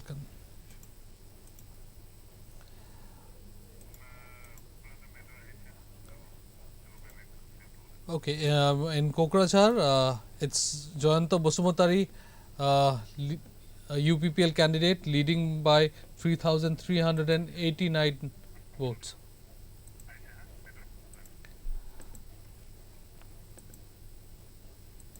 So these are the numbers that we are getting in from the Election Commission of India. In Nagaland, Subramanian Jamir continues to lead. To give us more details about on Nagaland, we have been joined by Medulino Ambrosia. Meadow, if you can hear me, a very good morning. Hi, Kalyan. Good morning. So, Meadow, you just spoke to the Nagaland Pradesh Congress Committee Working President, who is, it'll be fair to say that he is kind of happy with the early trends, and he also mentioned that this is a clear indication that the exit polls prediction were wrong. Right. So, Kalyan, what's happening in Nagaland started off very interestingly this morning as counting started up till 10 a.m. We've seen that the Congress, and up till now as I speak, Congress is leading and the NDP candidate is trailing. What's interesting is as of 10 a.m. when I last checked the results, the Congress candidate Subramanian Jamir, who is also the president of the Naga People Congress Committee here, he was leading by over 10,000 votes. But as time went by, now as I speak, it is about 10:14 a.m. The gap that it has reduced between the leading candidate and Dr. Chimamanda, who is the NDP candidate. As of now, the Congress candidate is leading by over 8,722 votes. But just some time ago, before I joined this live, when I checked, the trends are, it's going up and down. From 10,000, it went to 4,000. It even went down to about 1,600, and now it's gone up to 8,722. As of now, the districts that are leading with Congress in the districts are the districts that I can name are here in Kohima, the capital, in the Manipur, in Chulima, in Pak, and Farran. I was told that the Congress candidate is leading in this district. The key battlegrounds here are Mokokchung, Woka, as well, because two of the candidates from Nagaland this time are from Woka district. Also, the Congress candidate himself is from Mokokchung district. Yet to hear from this district and what the voters in this district have to say. But so far, this is the trend now, and it's very interesting because we know that the NDP candidate, Dr. Chimamanda, he is the consensus candidate of the People's Democratic Alliance, the opposition government here, which means that all 60 legislators that are here in the state of Nagaland, they are backing up their consensus candidate, which is the NDP candidate in alliance with the BJP. However, we've seen that Congress, which has no MLA in the state legislative assembly for over a decade now, is leading. If this trend continue, Congress could potentially make a comeback in the state, Kalyan. So, Meadow, what could have been the factor, support that had worked in favor of Subramanian Jamir? We know that we can for sure say that Eastern Nagaland could not be a factor here because they abstained from voting. We got visual when the visuals clearly said that all the polling officers, polling booths were all empty. So since there was no voting from Eastern Nagaland, so all the voting was from the other part, in fact. So, what according to the major factors working in favor of Jamir? You see, the Eastern Nagaland, seen from the polls, would not be a major factor. It could indirectly be a factor as well. We cannot deny that because the state government stand on dealing with the Eastern Naga people could also affect the sentiment of voters in the other districts. There are voters from Eastern Nagaland who are spread across other districts, not just this district. But this election, what we have noticed is the really, I don't know, I'm just going bluntly going to say that religion has been a factor like other parts of India where Madhu, if you can hold on for a second, there's an announcement going on in the background, I believe. So that's disrupting the audio. Serial number 2, That, S. Sukarman Jamir, 5,693. that's the election Serial result of my number 3, district. Ayutam Tongoi Loka, 71. Serial number 4, okay, that was probably the announcement was regarding Subramanian Jamin's jump in the number of votes by he is leading Now he's leading by 15, almost 15,000. 15,000 votes. Princess, Meadow, just wanted to know one thing. Do you think the NDPP BJP alliance, the fact that there has been a very strong, especially with the end of the way FMR was handled, and, the state kept even from the, can you hear us, Meadow? Tongoi Loka, I'm so sorry, I cannot hear you. serial number 4, Yeah, is it because of the announcement or because of a technical issue? Oh, okay. The announcement is over. So I'm saying, in the past few years we've seen that there has been a lot of anger, especially at the way the center has handled issues, right? For example, the way FMR was abolished, and even when the CM said that we don't want it to be abolished, we want to have a talk about this, but there was a one-sided way in which the announcement was made. Because there is trouble in Manipur, Nagaland must also pay. And the way the the frontier Nagaland issue has been handled or not handled, do you think that NDPP is beginning to see the effect of working with the BJP? Do you think that the alliance is now hurting NDPP? At least in this case, in this election, it seems like that's the reason why Congress, which as you said has not had an MLA for 10 years now. So apart from an organizational presence, it has no political presence. But despite that, Jamir coming in and contesting elections and now building a lead of almost 15,000. Do you think NDPP will have to rethink of its alliance with BJP in the coming days in light of what is happening right now? You see, Ahmed, NDPP is a regional party. So a regional party in the sense that whichever party might come to about the commitments of what the NDP will hold on post-election. But so far, they have been maintaining their alliance with the BJP. Could they face the impact of their alliance with the BJP? Most probably, most likely, this election, although the contest between Congress candidate and NDP candidate and also an independent candidate in the picture here. But it's most likely as though it was a battle between the Congress and the BJP. And this is because the NDP is in alliance with the BJP here. And like I was mentioning earlier, religion was a very much talked about topic here around the time of the election here, where church leaders, in fact, the ex-body of the NCCC, which also made comments on how the Hindu-Christian relationship across the nations. This such is the thought of people here in the state, and you know how well religion is very sensitive and it could directly or indirectly impact the thoughts. And the BJP's alliance with the NDP could become heavy for the end of this election. But let's wait because this is just the initial trend. Let's wait and see how the day unfolds. Exactly. There might be every chance that an hour later, you and I will be talking about how NDPP won convincingly and why this is a win for BJP also. So, as you are right, it's too early to make a call. Kalyan. Yeah. So, Meadow, earlier you were talking about. You were mentioning how, despite Eastern Nagaland not being a factor in Eastern Nagaland, but it could have affected the votes in the rest of the state. Right. So as we know, there's zero voting turnout in the eastern parts of Nagaland. That is in 6 districts. However, we cannot deny the fact that there are eastern Nagas residing in other districts. We know that there's a huge number of people also residing in districts like Dimapur and Kohima. So not just on the residents, but the state government's handling or the center's handling of the ENPO issue could also, indirectly not only just play with the sentiments of the residents in the district or the natives of the Eastern Nagaland district, but also, in a way impacted the thought and we are now in a society where we are aware of what's happening, even in the most remote part of the state. So that could be a factor. Hello? Go ahead. Please continue. Hello?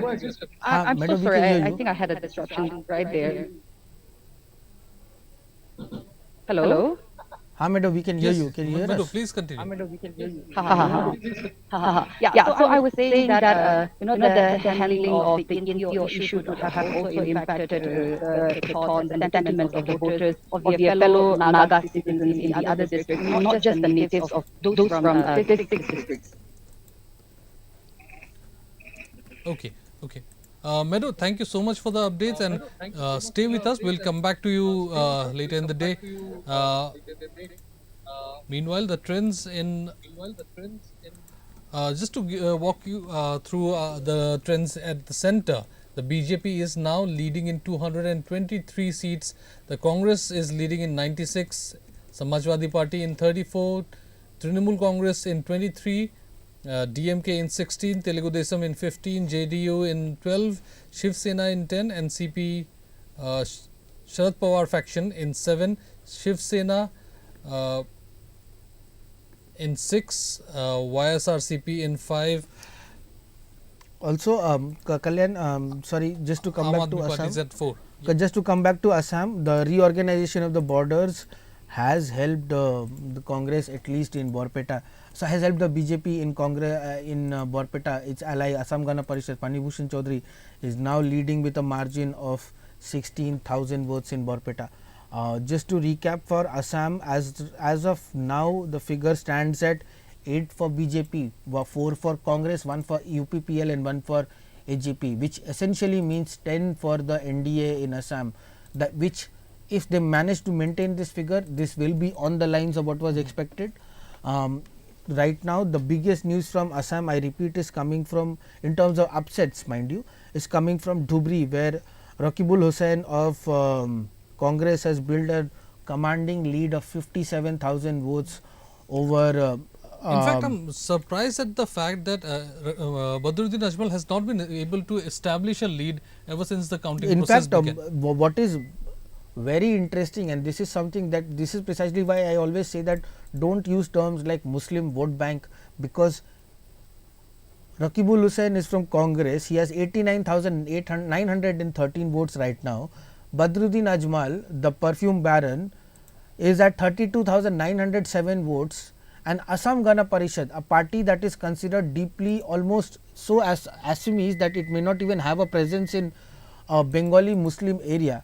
Zabed Islam of Assam Gana Parishad, AGP, is only 4,000 votes behind Badruddin Ajmal, which means AGP and AIUDF are in a closer fight than AIUDF and Congress are right now. Okay, Amit, please hold that thought. We have reactions coming in from Manipur, where BJP spokesperson M. Asni Kumar spoke to our correspondent moments ago. Let's listen. Early trend results had already arrived for first round, and for some AC the second round has also been arrived. What do you see at the moment? Right now, you see every result is almost out. For till the first round already completed, second round is ongoing, and some of the constituencies second round has been completed. So till now BJP is leading. So it reflects that BJP will win the seat from the inner Manipur parliamentary constituency by our candidate, esteemed candidate Dr. Sri Tej Bhashana Kumar Singh, and from outer our NDA candidate and from NPF, Sri Timothy Jimmick will win the election with thumping majority. This is our belief. So let's see, let's watch. Now, in outer, there is no BJP candidate. However, NDA candidate is already there. So, how hopeful are you? NPF will win the election from the outer Manipur parliamentary constituency with a comfortable majority. This is our inner assessment as well. In your observation, what are the SCs where BJP is leading in inner Manipur? For inner? Yes. So out of this 38, I think almost 70% of the constituency were leading.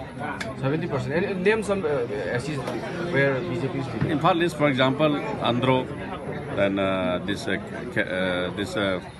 Kairao, and this Haingang, with and the huge margin will be there. BJP will be lead with huge margin. Now another news is Chief Minister N. Biren Singh had just left Manipur yesterday, and some BJP minister also left Manipur.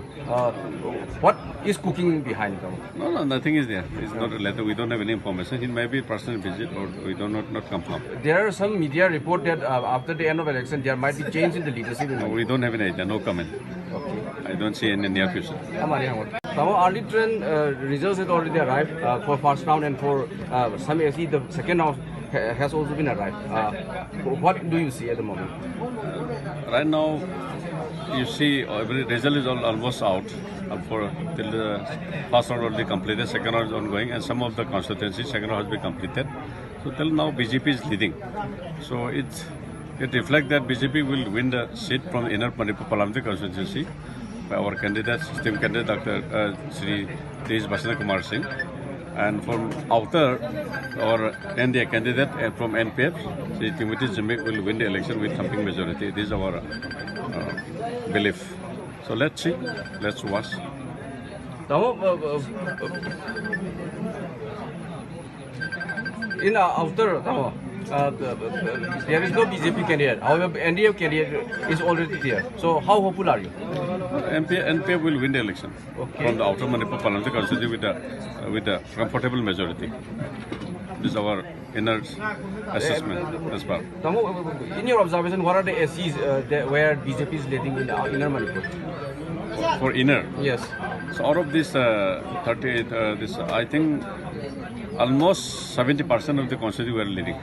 70%. Name some SCs where BJP is leading. In fact, list, for example, Andhro, then Kairao, and this Haingang, with and the huge margin will be there. BJP will be lead with huge margin. Now another news is Chief Minister N. Biren Singh had just left Manipur yesterday, and some BJP minister also left Manipur. What is cooking behind them? No, nothing is there. It's not related. We don't have any information. It may be a personal visit, or we do not confirm. There are some media report that after the end of election, there might be change in the leadership. No, we don't have any idea. No comment. Okay. I don't see any near future. So that was a BJP spokesperson from Manipur, M. Asni Kumar, clearly not very happy with the initial trend, although he's expressed confidence that BJP will win inner Manipur and NPF will win outer Manipur. However, the trend in inner Manipur says otherwise. Bimal Okhoijam is leading by 25,449 votes, followed by M. Thanojam Basanta Kumar Singh of the BJP. Whereas in outer Manipur, NPF is leading. NPF's Kachui Timothy Zimik is leading by 30,184 votes.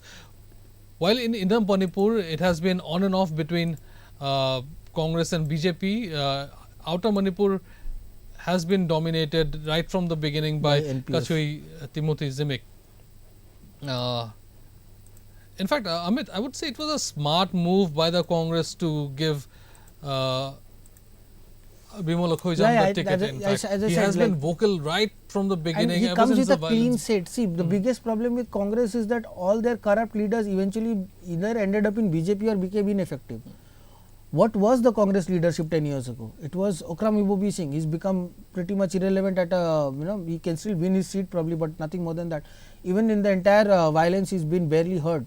So he's not visible. The second biggest leader in Congress at that time was Biren Singh, who is now carrying the flag for BJP. So Congress, this was, but I think it was also smart.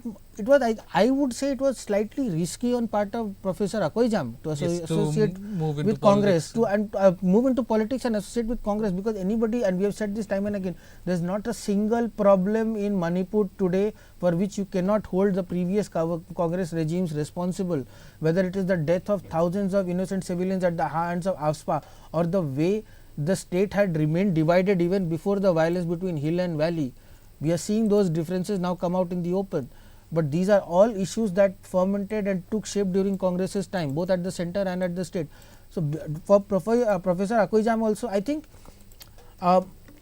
Congress was more than happy to have, people are ready to give Professor Akoijam a chance, because as we say again and again, we have to understand that in the northeast, when it comes to Lok Sabha elections, people want to see your candidate make a difference at a central level, which is why you have parties, which is why Amit Shah can call NPP's government as one of the most corrupt in the world, in the country, and yet be an ally, because NPP needs BJP. NPP does not need BJP because BJP has 2 MLAs in the state. NPP needs BJP because BJP has a government at the center. The same way in Manipur, the fact that NPF has always been in pole positions in the seat that it contests. It's a party of Nagas, for Nagas, by Nagas. There is no confusion around it. But NPF also understand that if it wants to get anything done, for it to continue ruling in one way or the other, it has to have the support of the BJP, and that's why BJP was more than happy to have one less seat to worry about, which is why they said let NPF win the seat. And if NPF wins the seat, we have a candidate, and this is what we said in our decoded also, that all said and done, the entire violence in Manipur might cost the BJP only 1 seat, if at all. It's too early to call, but it's something that we have to remember, that for now BJP, even if they lose both the seats, it's 2 seats lost, but that is not going to happen. It is very clear, because NPF has been leading since the counting began. So if NPF wins, BJP still gets a NDA ally in Manipur with 1 seat, and 1 seat lost. Let's be honest, they had no hopes of winning the seat in Mizoram. It was never going to be a contest, and that has never, during the counting we have not seen it at one point also, that Mizoram, BJP has been a factor in Mizoram. But the fact that these 2 states combined give you 3 seats is sort of compensated by the fact that you are also winning, completely trouncing your opponents in Tripura and Arunachal. So between Tripura and Arunachal, crucially there are 4 seats, and 4 seats seems to be going to the BJP's way. BJP probably a little worried that, not worried, a little sad that NPP has not won either of the seats in Meghalaya, because had that happened, they would have had guaranteed 6 seats for the NDA, and that along with Assam, which is even now the most of the seats seem to be going the BJP way. As of now, in Assam at this moment in counting, we have 8 leads for BJP, and crucially 1 for UPPL and 1 for AGP, both of whom are allies of the BJP and in the NDA. So as of now, 10 out of 14 in Assam seem to be going BJP's way, while 4 are in Congress territory. Worryingly for AIUDF, they are drawing an absolute blank right now.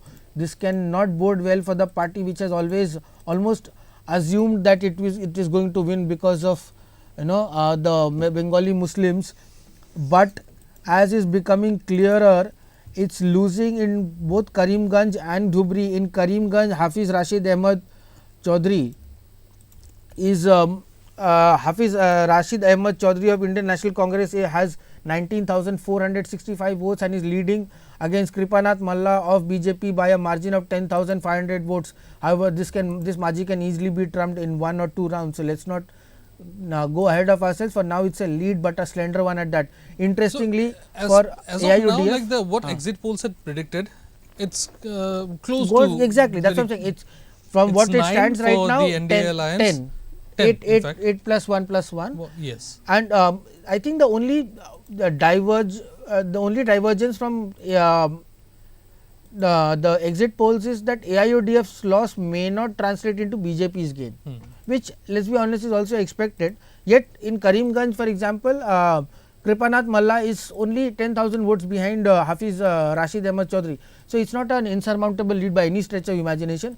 Worryingly, at for AIUDF in Karimganj, their candidate Sahabul Islam Chaudhary has absolutely shocking numbers, only 740 votes. He is closer to independent candidates right now than to any of the candidates who are. So, in Karimganj, AIUDF getting absolutely trounced, and that means that the only seat they had any chance of winning, it seems, was Dhubri. However, in Dhubri, it is becoming increasingly clear this pattern has not changed, and right now the biggest news from Dhubri that is coming is that AGP Zabed Islam is closing in on Badruddin Ajmal. This was not something that many people would have predicted. Right now, Rakibul Hussain is leading by over 75,000 votes in Dhubri with total of 1.13 lakh votes, whereas the Badruddin contest is quite similar to what we are seeing in Shillong. Shillong, exactly, where for the second position between Vincent Pala and exactly. So Lindo. Exactly, except that in this case Rakibul Hussain lead is only 75,000 as opposed to Ricky Singhon, who was leading over 1.3 lakh votes last time we checked. Mohammad Badruddin Ajmal from AIUDF, the supremo of AIUDF, and is leading against Zabed Islam of Assam Gana Parishad by barely 2,300 votes. This is absolutely shocking results for AIUDF. I think, Kalyan, where do you think AIUDF heads from here if Badruddin Ajmal loses this badly? And for the longest time, let us not forget, Badruddin Ajmal has always claimed that we are not a regional party, we also have MPs and we have a presence. But I think the redrawing of the boundaries and the fact that AIUDF has been what one would call ineffective. They will also have to do a lot of rethinking from now on, because they lost a lot of ground during the assembly elections. Exactly. And now they are losing ground during the Lok Sabha I remember in 2016 when I came to Assam for the first time. In 2011, AIUDF had emerged with almost 18 seats, right, 18-19 seats, and that time it was being seen as a kingmaker. And in from that position to not having a single MP and not having a strong AIUDF was never going to have a presence in Central Assam, Upper Assam anyways. The only regions it could have some kind of presence was Lower Assam and Barak Valley. Barak Valley, its impact seems to be almost negligible now. The fact that in Karimganj they have only 7, it's a shocking number. Let's not forget in Karimganj, which has a huge Bengali Muslim population, the idea that they are Bengali Muslims, so they will vote for us seems to be trumped on its head. Exactly. Because Karimganj AIUDF is yet to receive 1,000 votes. And also I think the delimitation process has of course hurt them. They in fact, there was a lot of protest against the delimitation process, and now we understand why. Exactly. So that I think also affected AIUDF's vote bank. They are on the verge of losing Barak Valley. They are also on the verge of losing Lower Assam. In fact, Badruddin Ajmal being on being in the second position right from the beginning is a huge concern in itself. Meanwhile, Gaurav Gogoi has increased his lead to 20,887 in Jorhat. So, in fact, the Congress has now increased its lead in Assam to extended its lead in Assam to 4 constituencies. BJP is leading in 8. Arunachal, I think, yes, we can and pretty much. Just to recap, just to add, Dhubri also again in continuation what we have been seeing, Rakibul Hussain's lead now stands at over 80,000, and Hafiz Rashid Ahmad Chaudhary's lead in Karimganj now stands at 13,000. So, it seems AIUDF's loss is Congress's gain. 8 seats for the BJP, and the others that you see here, one is for UPPL and one for AGP, which is actually good news for the BJP and the NDA alliance, because that means they will get 10 out of. So, Kalyan, as of now, if we are correct, 10 in from the patterns right now, out of the 25 seats, BJP has 10 in Assam, NDA has 10 in Assam. 10 in Assam and 4 in Arunachal and Tripura combined. Yes. So, 14 seem to be going their ways. And again, on expected lines, SKM, given that they are an ally, that would also add to the NDA. So, that is 1. So, that is 15 out of 25, which all said and done is not really that bad. It is suffering losses in states where the numbers of are low anyways. So, if you think of it, only 3 states have 2 each, right? And out of the 3 states, they have one out of the 6, so to speak, with Meghalaya, Tripura and Arunachal with 2 each, they have won 2 states convincingly.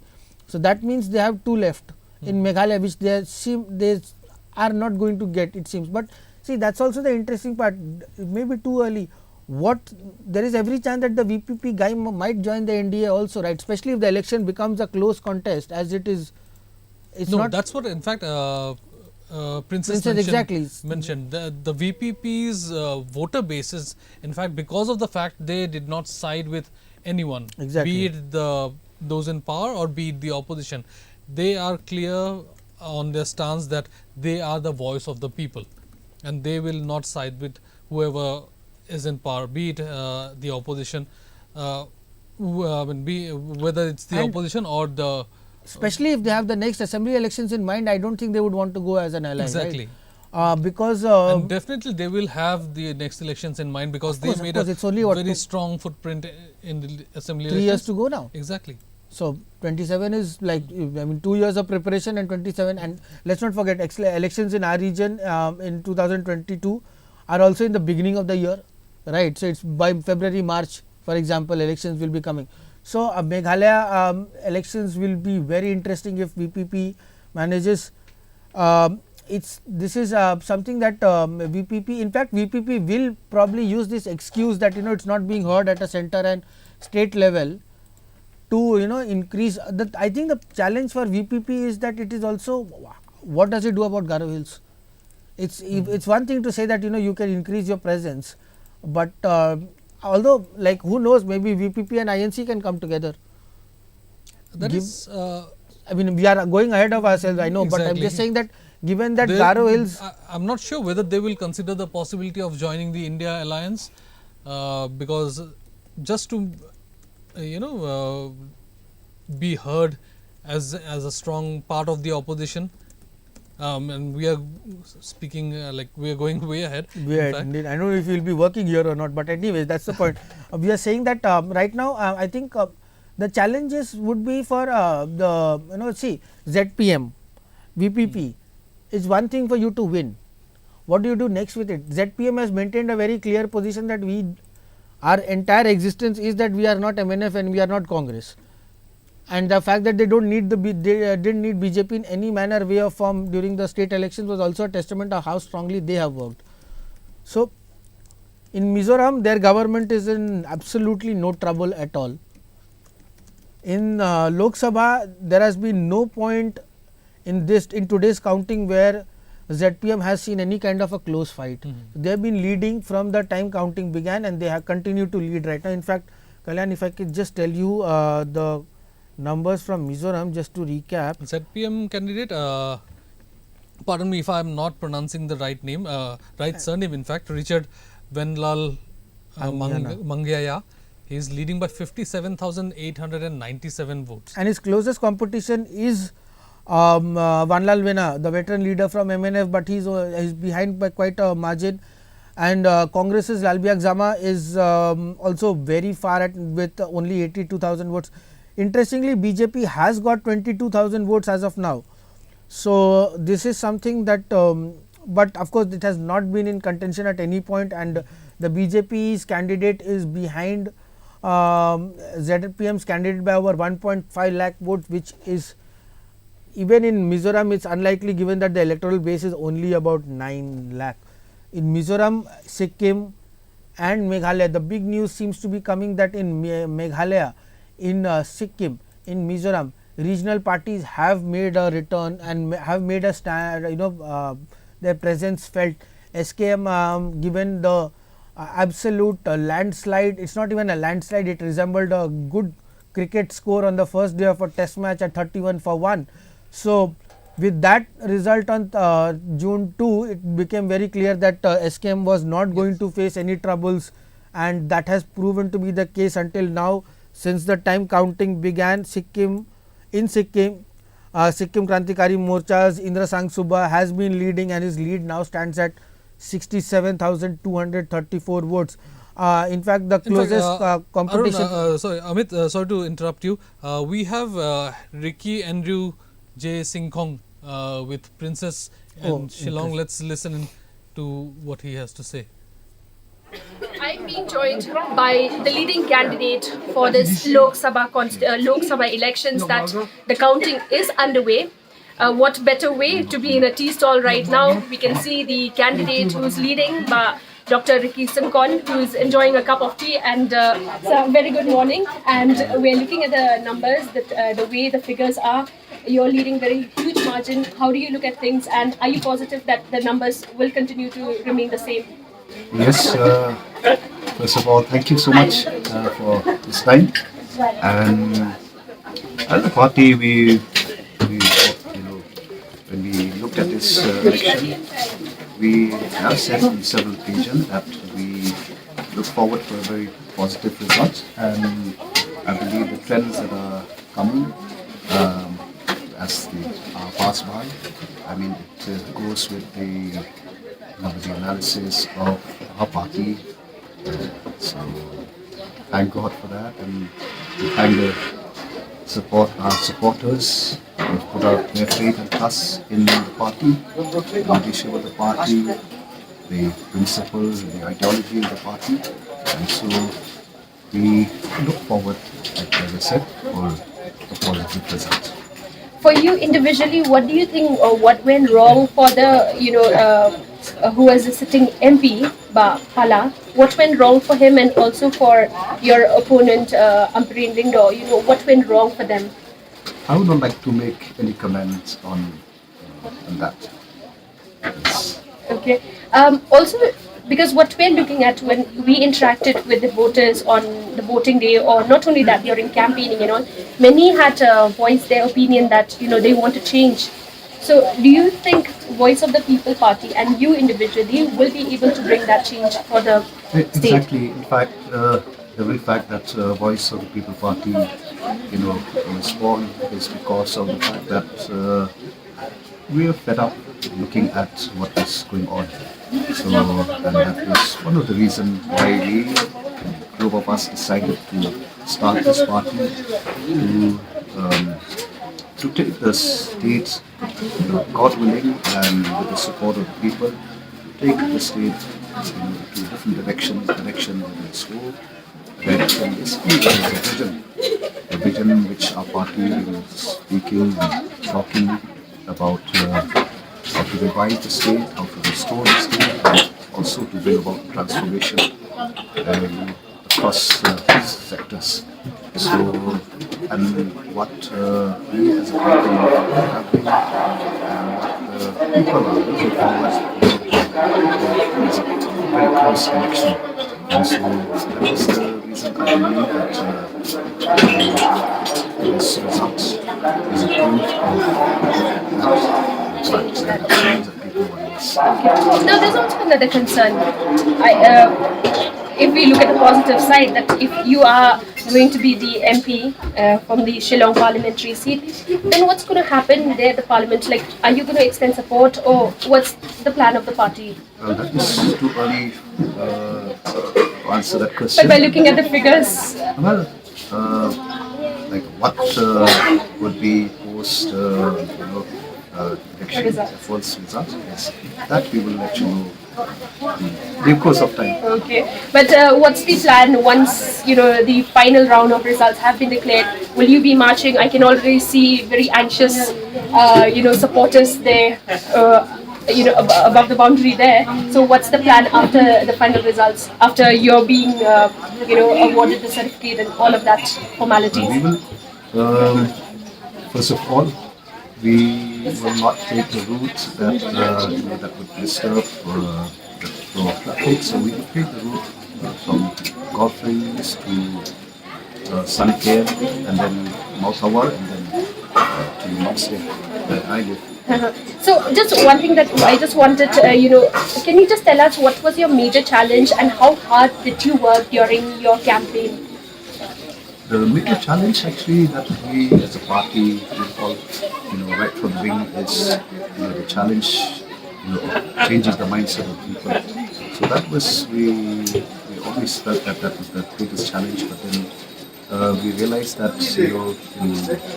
as we moved with our election campaign, that that challenge, well, it was there, but then with each passing day, we were able to overcome that, and then I believe that what as a party, we were able to connect to the people, we were able to relate to the actually to the ground reality, and so we were able to actually overcome the challenge which we initially thought would indeed be a challenge, and of course the manpower. As you when you had every election, the MLA election, even this time, where we never spoke of, about money. Now, I know that you have for your own self to be, you're already anxious about the results. But if you look at the Garo Hills region, how do you right now we are looking at Congress, Saleng Sangma who's leading, and do you feel that's also another factor because of the corruption and because people want change? That is why we are seeing exactly. I think across the states, people want change, and so I hope this is the beginning of the change that we're looking for, and to restore the hope in our people, the hope for the state. Thank you so much, and let's cheers to that for a successful result and the numbers. We look forward. Yes, to that. cheers. Yeah, it's too early. Cheers to that. Yeah. Thank you. This is in conversation with Dr. Ricky Andrew Sincon, who's the leading candidate from the Voice of the People's Party. This is the first time that VPP has contested the Lok Sabha elections. We've witnessed a major turnout during the voting also, and today you've got to wait and watch once the final results are out. Thank you. This is Princess Rashir for EastMojo.com in Shillong. I'm being joined by the leading candidate for this Lok Sabha elections, that the counting is underway. What better way to be in a tea stall right now? We can see the candidate who's leading, Dr. Ricky Sincon, who's enjoying a cup of tea, and so very good morning. And we're looking at the numbers, the way the figures are. You're leading very huge margin. How do you look at things, and are you positive that the numbers will continue to remain the same? Yes. First of all, thank you so much for this time. And as a party, we when we looked at this election, we have said in several occasions that we look forward for a very positive result, and I believe the trends that are coming as they pass by, I mean, it goes with the analysis of our party. So thank God for that, and we thank our supporters who put out their faith and trust in the party, the leadership of the party, the principles and the ideology of the party, and so we look forward, as I said, for a positive result. For you individually, what do you think, or what went wrong for the, who was the sitting MP, Pala? What went wrong for him, and also for your opponent, Ambreen Lindo? What went wrong for them? I would not like to make any comments on that. Yes. Okay. Also, because what we're looking at when we interacted with the voters on the voting day, or not only that, during campaigning and all, many had voiced their opinion that they want to change. So, do you think Voice of the People Party and you individually will be able to bring that change for the state? Exactly. In fact, the very fact that Voice of the People Party, was born is because of the fact that we are fed up looking at what is going on. So, and that is one of the reasons why we, a group of us, decided to start this party to take the state, God willing, and with the support of the people, to take the state to different directions whether it's hope, direction is a vision which our party is speaking and talking about how to revive the state, how to restore the state, and also to bring about transformation across sectors.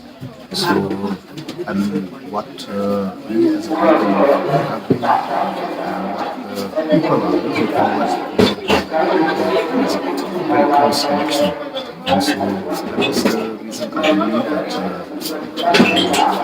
this result is a proof of that fact that the change that people want is. Now, there's also another concern. If we look at the positive side, that if you are going to be the MP from the Shillong parliamentary seat, then what's going to happen there at the parliament? Like, are you going to extend support, or what's the plan of the party? That is too early to answer that question. But by looking at the figures, Well, like what would be post, election, Results. false result? Yes, that we will let you know in due course of time. okay. But what's the plan once the final round of results have been declared? Will you be marching? I can already see very anxious, supporters there. Above the boundary there. So what's the plan after the final results? After you're being, awarded the certificate and all of that formalities. We will, first of all, we will not take the route that that would disturb the flow of traffic. So we will take the route from golf lanes to Suncare and then Mount Hawar and then to Moxley, where I live. So just one thing that I just wanted, can you just tell us what was your major challenge and how hard did you work during your campaign? The major challenge actually that we as a party did all, right from the beginning is, the challenge, of changing the mindset of people. So that was, we always felt that that was the biggest challenge, but then we realized that, as we moved with our election campaign, that that challenge, it was there, but then with each passing day, we were able to overcome that, and then I believe that what as a party, we were able to connect with the people, we were able to relate to the actually to the ground reality, and so we were able to actually overcome the challenge which we initially thought it would indeed be a challenge. And of course the manpower, when we had the election, the MLA election, even this time, where we never spoke of, about money. Now, I know that you have for your own self to be, you're already anxious about the results. But if you look at the Garo Hills region, how do you, right now we are looking at Congress, Saleng Sangma who's leading. And do you feel that's also another factor because of the corruption and because people want change? That is why we are seeing. Exactly. I think across the states, people want change. And so I hope this is the beginning of the change that we're looking for, and to restore the hope in our people, the hope for the state. Thank you so much, and let's cheers to that for a successful result and the numbers. We look forward to Yes, that. cheers. Yeah, it's too early. Cheers to that, yeah.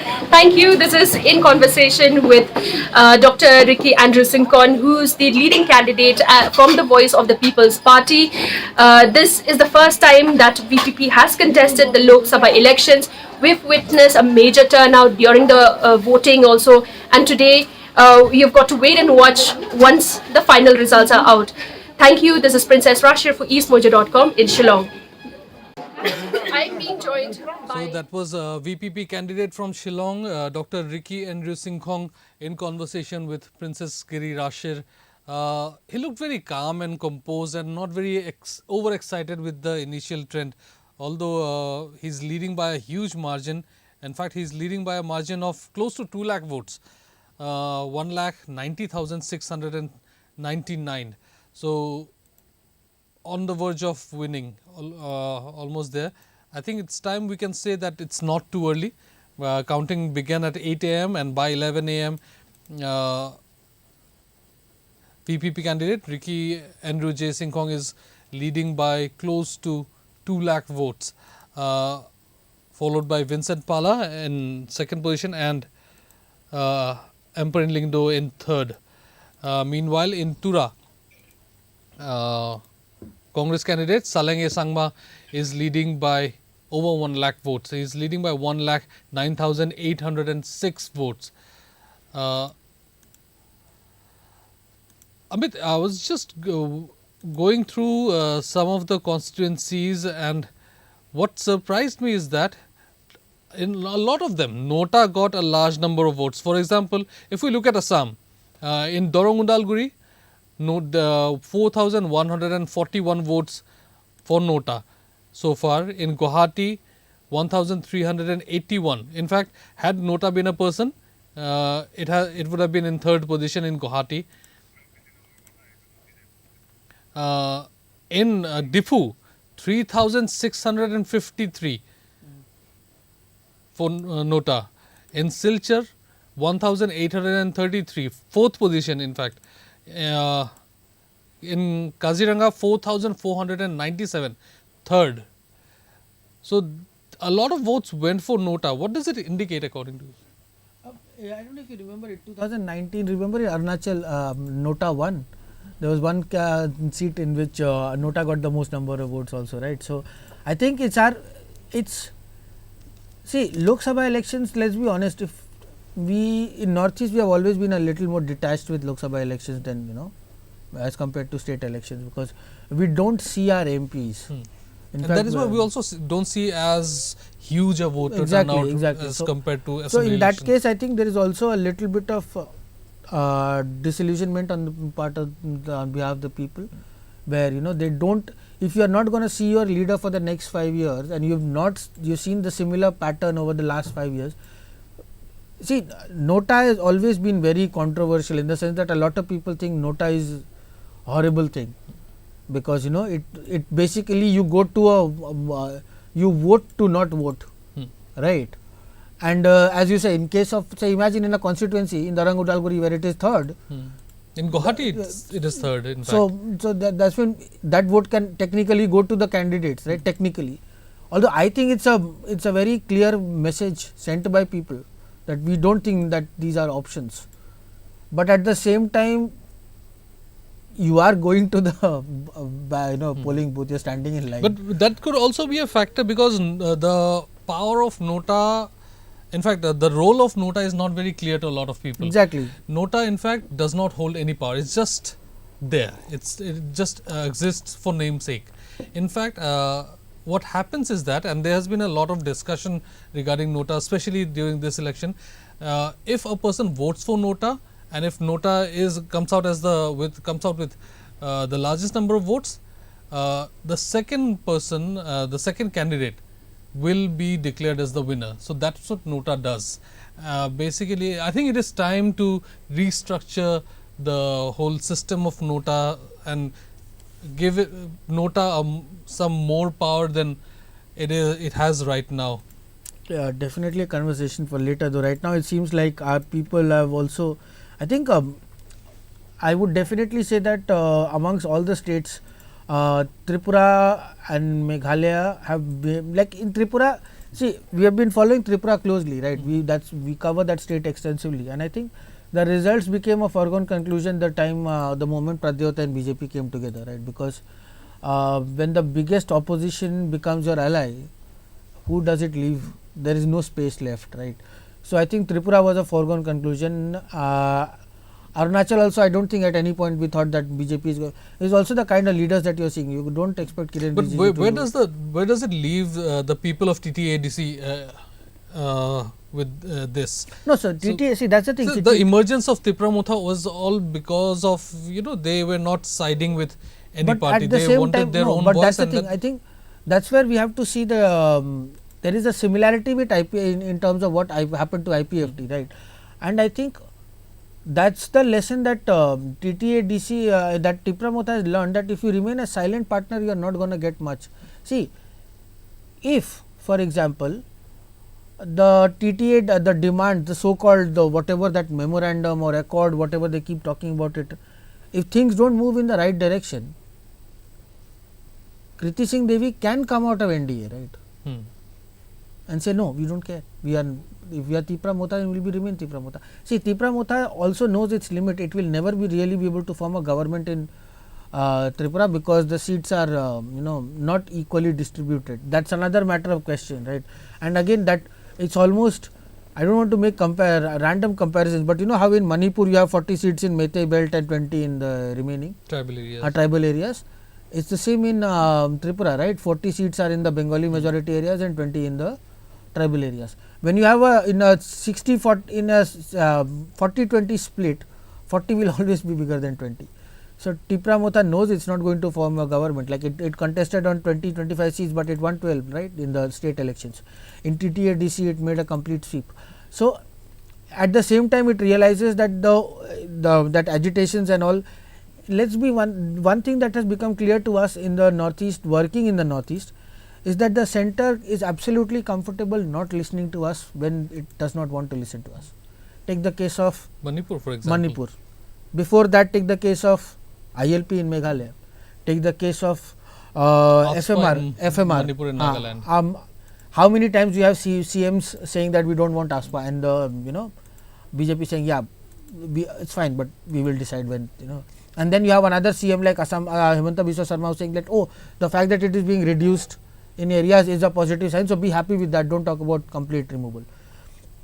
So Mizoram, literally with a begging bowl asking for support to help the 30,000 refugees that landed up in its states, no action. So these are and the reasons are very clear, right? Like what happens if the BJP does not listen to Mizoram? It will not form a government in a state where it is unlikely to form a government, and it will not get one seat. In the same way, in Nagaland, for example, it has 12 seats because it has 12 seats in the state assembly because it works with NDPP. For some reason, if NDPP decides to go out of the alliance, not going to hurt BJP much. They have 12 seats. In Meghalaya, they act like they are equal partners even though they have 2 seats. They had 2 seats last year, and it's again, let's be honest, Meghalaya 2 seats, the 2 leaders of BJP, AL Hek and Sanvor Shulai, they can go to DMK and they can still win the elections, right? So it's not so much of a BJP wave as look at Bernard Marak or Richard Marak, and when they gave a fight, but they could not win. The fact that historically we have been told time and again that BJP's strongest belt is Garo Hills.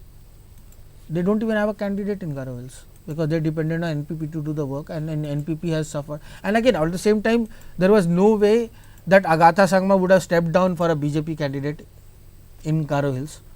So in Tura, that would have not happened. So BJP took the easier route and said, let Agatha Sangma do the work and we will support them. But Agatha Sangma is clearly not winning unless something unimaginable happens. But that's what and again, in the state where the numbers matter, in Assam, they have a good commanding lead anyways. So in fact, Congress's win in Dhubri, for example, is a sign for it's good for BJP too, because it takes out another party that BJP has never felt. Let's be honest, BJP has never been comfortable with AIUDF's existence. So now that AIUDF seems to be drawing a blank, is a very, very clear indicator that the party is not. The party needs to do a massive rethink of how it is. In fact, the situation in Dhubri has been a big surprising factor. It was expected that it's going to be a close contest, but at no point, right from the beginning of the counting of votes, we can call it now.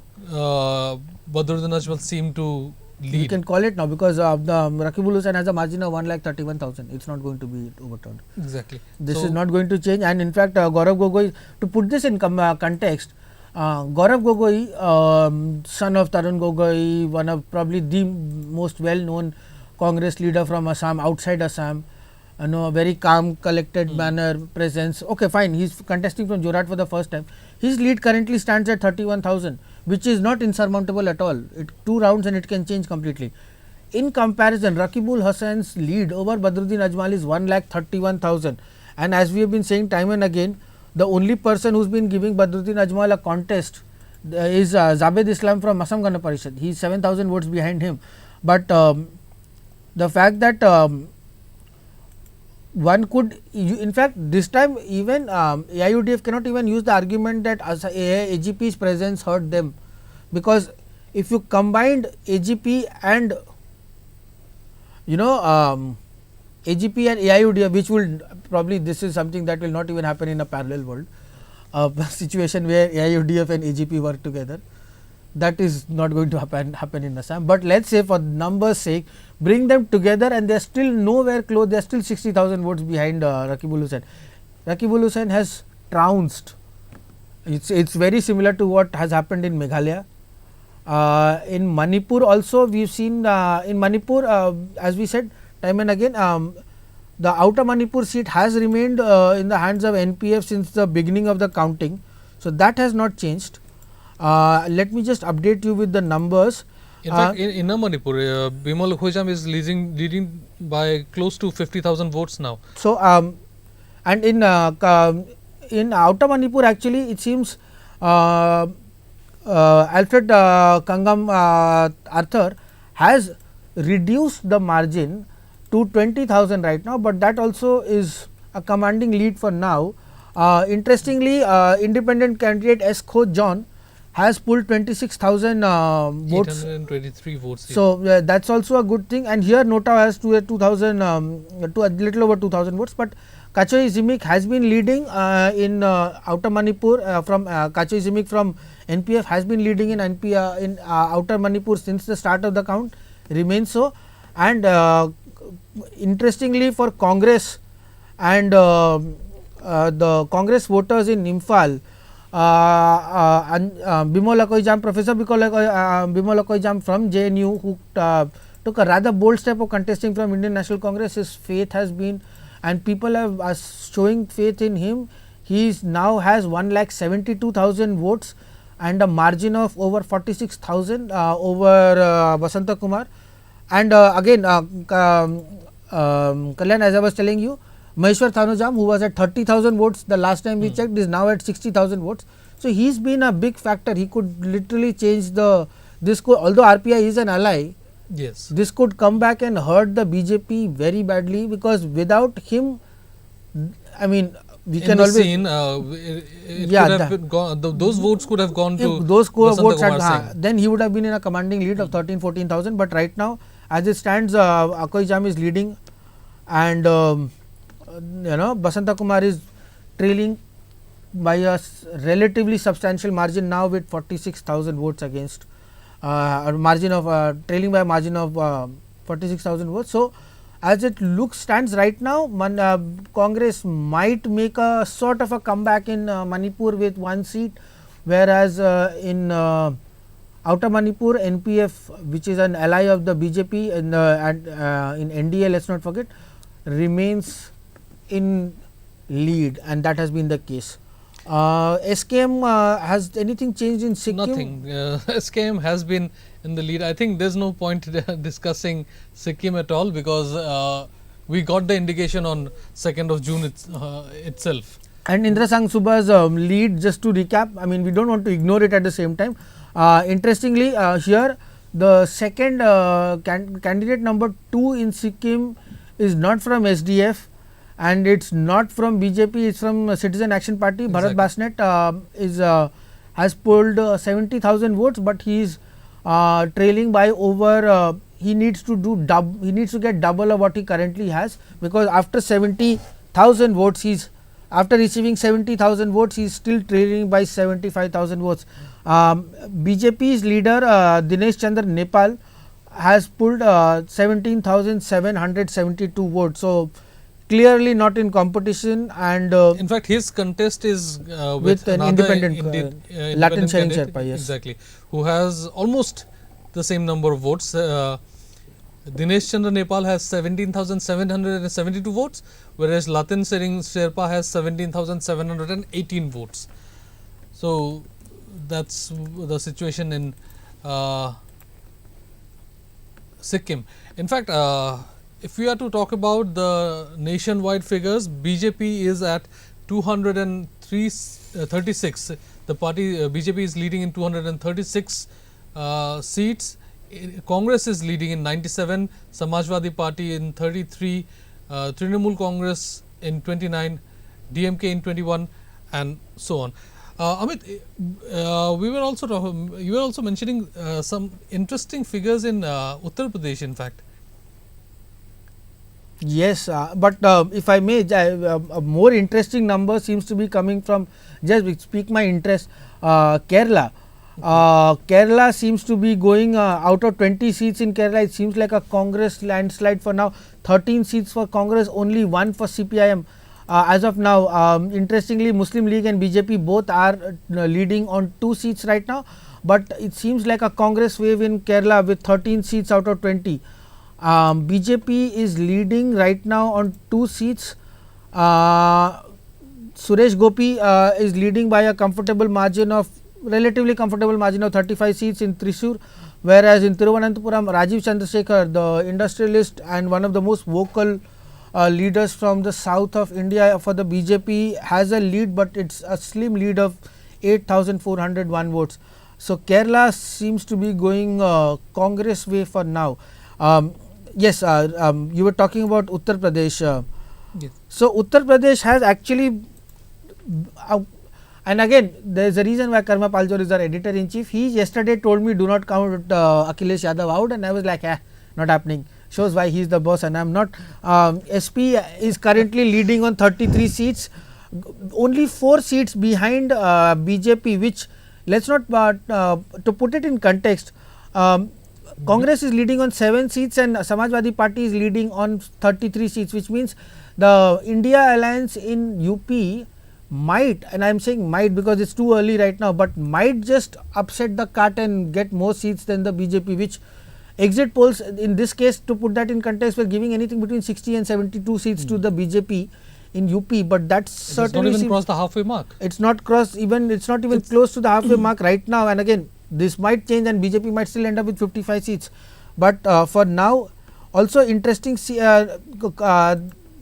rather unexpected, I mean expected would be Gujarat, where BJP has in very similar to SKM, has a cricket score of 25-1. So BJP is leading on 25 seats, and Madhya Pradesh BJP has a clean sweep. Madhya Pradesh, exactly, Madhya Pradesh and Congress, Gujarat have absolutely gone towards BJP, with BJP leading in 29 out of 29 seats in Madhya Pradesh. This is in Haryana, Congress is leading in 6, BJP is leading in 4.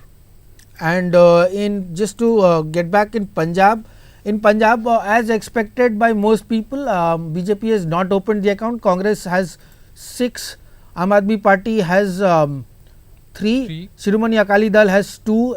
And just remember, Shiromani Akali Dal is no longer a part of the NDA, is no longer allies with the BJP, and independent candidates have 2. So BJP has failed to open the account in Punjab, but in the states where they are doing and well, in fact, those among the independent candidates leading is Amritpal Singh,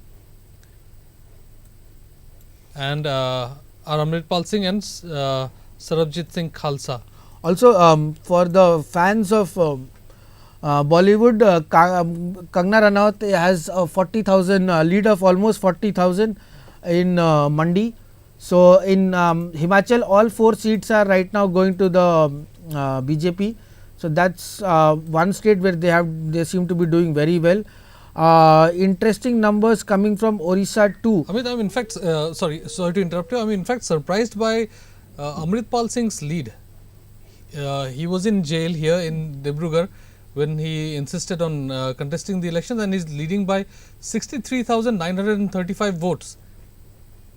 So he has his own set of followers, I believe.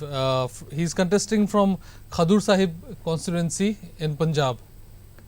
Also, it seems like the tide is turning in Orissa, because it seems Orissa will finally get a BJP government. BJP has been voted in power. It looks like the state elections took place in Orissa also, and Orissa with 137 seats right now.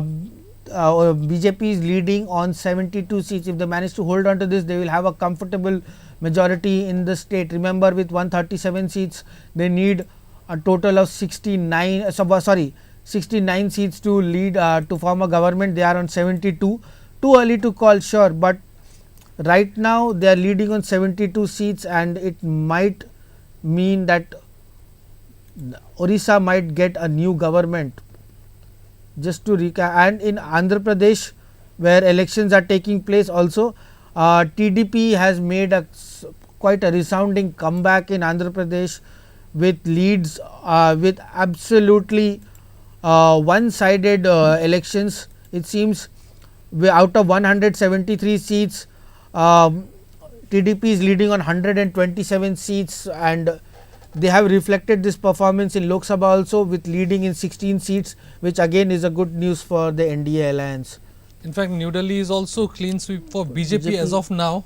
The party is leading in Chandni Chowk, Northeast Delhi, East Delhi, New Delhi, Northwest Delhi, West Delhi, South Delhi. And although the margin is not very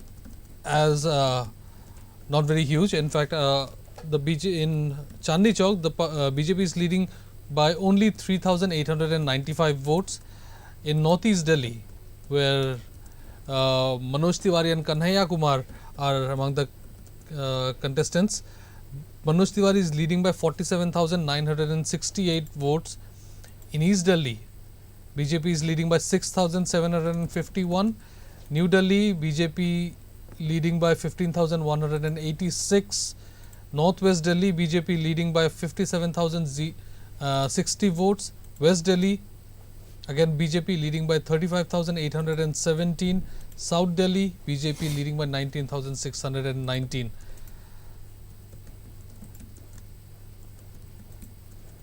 Amit, let's if we are to take a look at Bihar, in fact, Bihar as well, the numbers are. Bihar is voting on expected lines. After Nitish Kumar and BJP came together, a lot of people expected them to win, and for now the two parties are leading on 25 of the 40 seats, where this is 26 of 40 so seats. that's on expected lines. RJD is leading only on 5 seats, which perhaps shows that the party is not performing nearly as well as it expected to perform. So there is that. I think have we had any update and changes in Assam? Assam, the numbers, just to recap with Assam, the numbers remain the same. NDA is leading on 10 out of 14, with BJP on 8, Assam Gana Parishad on 1, and UPPL in 1. Congress is leading in 4, and as I said, the biggest news coming from Dhubri, where it's a matter of formality now. Rakibul Hasan has trounced. Absolutely. In fact, he has more votes than Badruddin Ajman and Zadeb Islam's votes combined. In fact, everybody else's votes combined. Yes, because let's be honest, others are barely like. There are also, I just learnt about a party called the National Roadmap Party of India, and there's another party called Hindu Samaj Party, but they clearly haven't made any. Shukur Ali of Assam Jana Morcha, in fact, interestingly, after the 3 candidates, the 4th candidate is Nota in Dhubri. So Nota has received 2,600 votes, whereas so after Congress, AIODF and Assam Gana Parishad, more people believe in Nota than any other party. So this is something that has been one of the more interesting news coming in. In Jorhat, Gaurav Gogoi seems to be consolidating his lead now. Initially he was trailing by about 1,000 votes, but now his lead has stretched to 36,000 votes. So it seems like a gamble that seems to have paid off for Congress by nominating Gaurav Gogoi from Jorhat. Pradyut Bordolai's lead also remains stable for now. It is at 31,000 votes. He is leading against Suresh Bora of Bharatiya Janata Party by about 31,000 votes. Interestingly, one of the most well-known faces from Assam, at least on social media, Shikha Sharma, may be very popular on Facebook and Instagram, but when it comes to election, she has not really translated that into numbers. Right now, she has got only 1,200 votes. So in Nagaland also, it's been a competition between BJP and Congress, and for now Congress seems to be winning. To recap, for the 8 seats of the BJP, Dilip Saikia and Bijli Kalita Medhi have built comfortable leads in Darang, Udalguri and Guwahati respectively. Amar Singh Tisso's lead is slightly increasing. in Diffu at 8,235 votes. In Silchar, Parimal Suklabaidya's lead stands at 50,000 votes. So that's a commanding lead. Kaziranga, initially Rosalina Tirki was leading, but that seems to be out of the picture now. And Kamakhya Prasad Tasa is leading with 52,000 votes. In Sonitpur, but the biggest win for BJP seems to be not Sarbananda Sonowal. Interestingly, it's actually from Sonitpur, where BJP's Ranjit Datta is leading with over 1 lakh votes, 1,01,925 votes. Pradhan Barua from Lakhimpur is leading by 59,116 votes, and Dibrugarh has shown its confidence in Sarbananda Sonowal with who is leading by over 66,133 votes. So, BJP right now on lines of what was expected. They were expected to perform in 10 to 12 seats overall, and they are right now on course for winning 10 seats. So, that is something that we have to remember, and that's where it's doing well. And more importantly for the BJP, its allies are winning in Sikkim. Arunachal it's them BJP. anyways, yeah. Sikkim and Manipur, one seat seems to be going to them. Yes. Thanks to the lead for NPF, which I will like to remind our viewers, NPF has remained in lead since the time counting began. So, that has not changed. In Nagaland as well, Congress's Subong Meren Jamir continues to lead with 29,739 votes as of now. We also have inputs coming in from Manipur. Yes, our correspondent Sally Kapai, Venganama Sally Kapai, just spoke to one of the polling agents of Congress in Imphal. Let's listen into what he had to say. हमारा नाम है विक्रम रवि चंद्रा। हम पासोई केंद्र की counting agent हैं। अभी तो हम कांग्रेस में 30,000 लीड करके फर्स्ट राउंड में चलता है, और सेकंड राउंड में तो कम से कम कांग्रेस ने 3,20,000 वोट तो लीड करके वो तो जीत सकता है। So, Uncle, how do you observe? Like, do you think Congress will win the election? Your expectation? We are expected 3,20,000 expected overall. For inner or for outer? Inner. So, what about the outer? Outer way is Congress also lead in 70,000-80,000 we will gain. Okay. You think that they will gain by 72,000 plus in the outer and around 3,20,000 inner. Okay. Thank you so much. हमारा नाम है। So that was Congress's polling agent Vikram Ravichandra Singh speaking to our correspondent Sally in Manipur. We will keep bringing you updates from all over the country. In fact, but however, our focus will remain primarily on Northeast. But before we move forward, we'll take a short break. Stay with us as we continue our special coverage of the 2024 Lok Sabha elections. We'll be right back.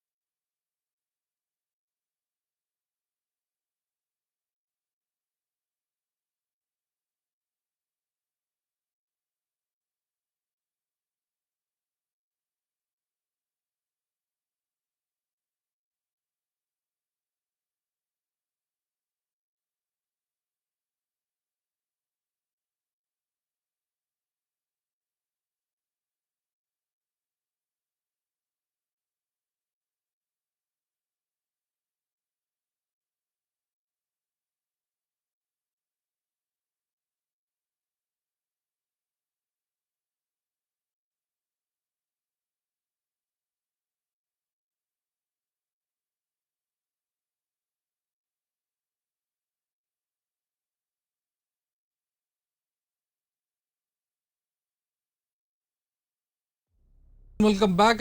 We are bringing you live updates of the 2024 Lok Sabha election results. However, our primary focus is in the northeast region, and right now big news coming in from outer Manipur constituency. Before we went to break, NPF candidate Kachui Timothy Zimik was leading. However, now the trend has changed. Right now, Congress candidate Alfred Kangam S. Arthur is leading by 22,302 votes in outer Manipur constituency. So that's the big update coming in right now.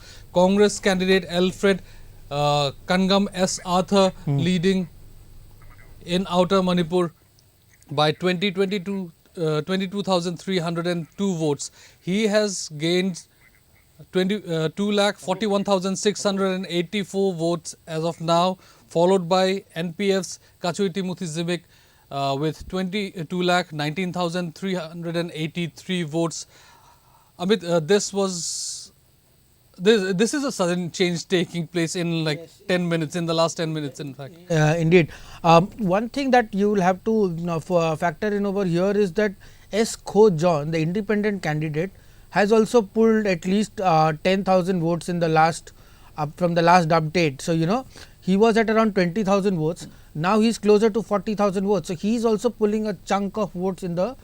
His numbers are going up in every round, and that has come to hurt Kachui Timothy Zimik, and this can hurt the BJP a little, because if this trend holds, that means it loses both seats in Manipur, one directly and one through the loss of NPF, which means the loss of an ally. This actually, although everybody you speak to, at least in the Ukhrul region, will tell you that Alfred Arthur is a very popular leader. We saw how popular he was even during the assembly elections. Right? He didn't win, but again, he has always been he's somebody that people were connected to. I remember attending a function at his place in Imphal, and again it had a huge turnout. So, he has always been a popular leader. It's not, these numbers are not a wrong reflection per se. Again, the fact that this number might change goes without saying, but just to put this in context, this is the first time that NPF is not leading. Exactly. Since the time we started the count, if you go to all the parties, every party that has been on the list of at the national level also, you had been seeing NPF until now. NPF, if they lose this seat and the fact that they are not going to win Nagaland anyways, this actually will hurt them, because they have always been a party that has banked on the fact that they will have at least one between Nagaland and Manipur, they will have at least one MP seat. And right now with the law, again these numbers can change, but for now Alfred Kangan Arthur is leading. And also since we are discussing Manipur, I would just like to add that the lead for Bimal Akoijam, Professor Bimal Akoijam, is increasing. It was at 50,000 at the last time we spoke before we went into the break, but right now the numbers are at 67,211. So, Bimal Akoijam seems to be consolidating his lead at 67,000. And Kalyan, let me just look at the numbers in. If we calculate the numbers of Basanta Kumar Singh and Maheshwar Thanojam, so Bimal Akoijam has a combined like more votes, in fact both their votes combined. He is clearly pulling ahead, and just to add, since we are talking about the Congress, the Congress is also consolidating its lead. When we spoke to our Nagaland correspondent Medulenu, we were talking to her, and that time the lead was around 15,000, remember. Now the lead has stretched to quite comfortable lead of just over 42,000 votes. So, Congress seems to be making a not grand because it's only one seat, but then it's the only Lok Sabha seat in Nagaland. So, after not having any political presence in the state for over a decade, and including drawing an absolute blank during the state 2 years ago in the state elections, Congress is making a comeback of sorts. S. Jamir of Indian National Congress has pulled in 3,35,038 votes, and his lead is about 42,000 votes. Interestingly, it's been there are only 3 contestants, so there was never going to be many candidates who could take vote away from each other, and since the beginning of the counting it has been a flat contest between NDPP and Congress, but right now NDPP seems to be, probably it's too early to say this, but maybe NDPP is paying the price of its alliance with the BJP. And also I think the visit of Congress's central leadership time and again, exactly, especially in Manipur, and also Rahul Gandhi's Nyaya Jodo Yatra has kind of paid off. The Nyaya Jodo Yatra started in Manipur has paid rich dividends, it seems. But again, let's not rush into the matter. It's too early to call anything right now. As we said time and again, we are waiting for confirmation, but we are only going by numbers on the ECI website. As far as, just to recap with other states, Tripura is 2 for BJP out of 2, Arunachal is 2 for BJP out of 2, Sikkim is SKM, which is good for BJP because it's an ally of the BJP. SKM is an ally of the BJP in the NDA. In Assam, the numbers have remained stable. It's 8 leads for BJP, 1, and so here too it seems like a good performance for BJP. The NDA alliance seems to poised to be winning 10 out of 14 seats. Kalyan, I think the biggest news from Assam, I mean, considering all of us expected these numbers from BJP, in that case the only news that comes out is the shocking loss of AIUDF, and the fact that that is the biggest factor, in fact biggest news coming in from Assam right now. It was expected that it will be a close contest, however, in fact so far if we look at the picture of the entire northeast, I think Rakibul Hussein's number is the biggest, in fact across the entire region. He now has a margin of 2,48,855 votes. So that is a huge margin. I think we can pretty much say that Rakibul Hussain is winning from Dhubri. I think the contest in Karimganj is shaping up rather nicely. Exactly. Because on the website they are saying 9 for BJP and 3 for Congress, but when you go to the page, Karimganj, if you go, it's, I think yes, indeed. There's a close contest now. Going on, Kripanath Malla of BJP is now leading by 1800 votes, and AIUDF, considering it was at 700 votes, has now slightly improved its tally at 3500 votes, but of course it's not in competition at all. If this goes BJP's way, then BJP might end up with 11. India might end up with 11 out of 14, and BJP might have 9 out of 14 in. So yeah, and now the records are showing that also just to recap or no, just to update you, sorry, Gaurav Gogoi's lead has now stretched to 57,000 votes. So it does seem like he's slowly inching towards what was likely going to be a victory, but now it seems that it's and just to recap, just to look at the numbers in Shillong again. Yes, it's an absolute. I mean, it's not. I don't want to use the landslide because of how many landslides Meghalaya has actually had, but this is a bulldozer. Amit and his puns. VPP's bulldozer has absolutely trounced the veterans. Dr. Ricky Sinkon has now 4,60,000 votes. Astonishing numbers. I cannot believe these numbers. The margin now stands at 3 lakh. 3 lakh, just to put that in context, the margin for Ricky Sinkon in one seat in Meghalaya is almost the same as, very similar to the entire electoral base of Sikkim. Exactly. That's the margin that we are seeing right now. Just to recap the numbers because it makes for such interesting reads. Ricky Sinkon stands at 4,60,530 votes and has more than Vincent Pala and Amperin Lingdo's votes combined. No, you can combine that and then multiply it by 1.5 and they will still struggle to beat it. That's the number. To put this in context, Vincent Pala and Amperin Lingdo combined have put round about 3,12,000 votes. So if you added another 1.5 lakh votes, we would have probably just been ahead of. I mean, this is all wishful thinking, but and to give you another context, so half of the people from the constituency voted for Ricky Singkong, and the other half voted for the other candidates, which include Vincent Pala, Mparin Lingdo, Robert Jun Kharjering, Professor Lakhongkma, Peter Salam and Nota. So also, just to and to add, of course, the other headline from actually Meghalaya has shown up. Both results have been pretty shocking for the establishment.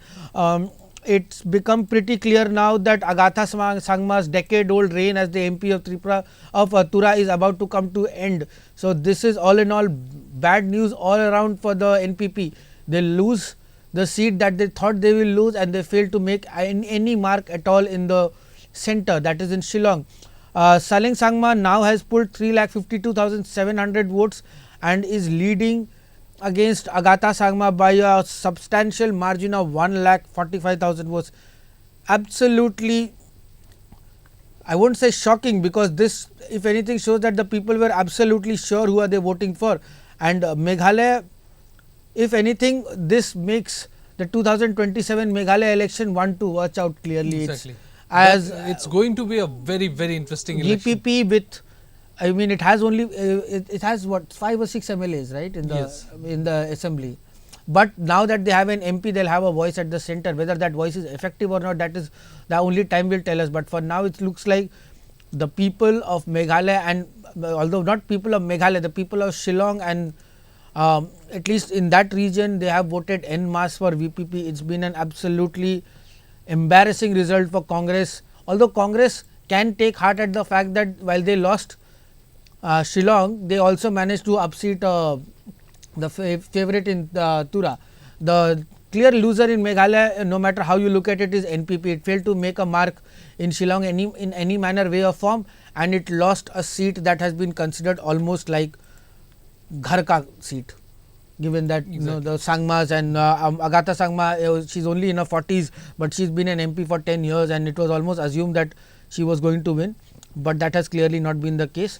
And just to recap, in Mizoram also, guys, ZPM was leading, and the numbers for ZPM remain strong. They are leading by 67,000 votes. This has not changed much. And Vanlal Vena of Mizo National Front is second with 1,37,000 votes, but as I said, he is behind by at least 67,000 votes. So that may not change in the coming times. In Assam, I think there has been a change. Now BJP is leading on 9 seats as opposed to 8. Just to recap, yes, BJP is now leading on 9 seats. And the change has been in Karimganj, where the BJP leader has pulled a small lead. It's only 1800 votes, but Kripanath Malla is now leading by 1800 votes. And interestingly, Hafiz Rashid Ahmad Chaudhry's vote share went down, not down, but it did not increase, because from the last count, the AIODF has pulled up another 3,000 votes. So that has clearly, it was clear that people who might choose between INC and AIODF, but the voters of BJP were unlikely to go anyways with either of these two parties. So BJP's votes have consolidated, and that now seems to be paying dividend. And Kripanath Malla is now leading with 1800 votes in Karimganj. Just to recap, Dilip Saikia has also now pulled into a commanding lead in Darang Udalguri. In the initial trends, Congress was leading this, but now Dilip Saikia has a very comfortable margin of over 1 lakh. Similarly, the best performance right now has been for the BJP has been by Ranjit Datto at 1 lakh, and his margin is at 1,25,000 votes. And credit where it is due, Sarbananda Sonowal was winning by only 60,000 votes until an hour or so ago, but now his lead is more than comfortable with 1,12,000. Also, Pradhan Barua from Lakhimpur has also pulled a substantial lead of 84,000 votes. So it's BJP is poised to win anything between 8 to 10 seats, and the alliance, it seems like, is likely to win between 10 and 11 seats. UPPL, which has been leading in Kokrajhar, is also in a comfortable lead with Jayanta Basopatari of UPPL leading by 17,243 votes. And the one seat for Assam Gana Parishad is in Barpeta, where now after trailing initially, Fani Bhushan Chaudhary has now built a substantial lead of 73,000 votes. So, it looks like both UPPL and AGP are likely to win one seat each, and BJP will win anything between 8 and 9. So, as predicted, 10 to 11 seats in the Congress in Assam are poised to go the BJP way. And the pictures in Tripura remain the same.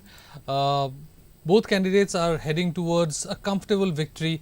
Biplab Kumar Deb from Tripura West constituency is now at a comfortable position with 5,63,429. He has a lead of over 5.5 lakh votes. Meanwhile, in Tripura East, Kriti Devi Devbarma has a lead of 4,41,812 seats. So, the picture is quite clear in Tripura, Sikkim, Arunachal Pradesh and Mizoram. In fact, in Nagaland, Congress candidate Supong Merin Jamir is also heading towards a comfortable position. He has a lead of 41,133 as of now against NDPP's Dr. Chumben Murray. Supong Merin Jamir has gained 3,43,421 votes against Chumben Murray, who has 2,288 votes. Mizoram, like Amit mentioned, ZPM candidate is heading towards a comfortable victory. In fact, the biggest surprises are Tura, Shillong and of course Dhubri in Assam.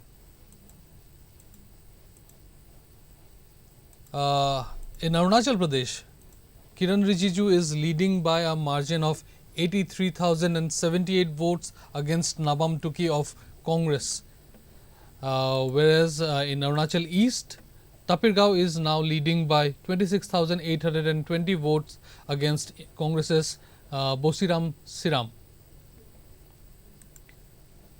Meanwhile, at the central level, the BJP is now leading in 241 seats, the Congress is leading in 96, Samajwadi Party is in 33, Trinamool Congress is in 31, DMK in 21, TDP in 16, JDU in 15, Shiv Sena, Uddhav Thackeray faction is at 10, NCP, Sharad Pawar faction is at 8, Aam Aadmi Party is at 4, CPIM is at 3 and Biju Janata Dal is at 2, JDU is at 2.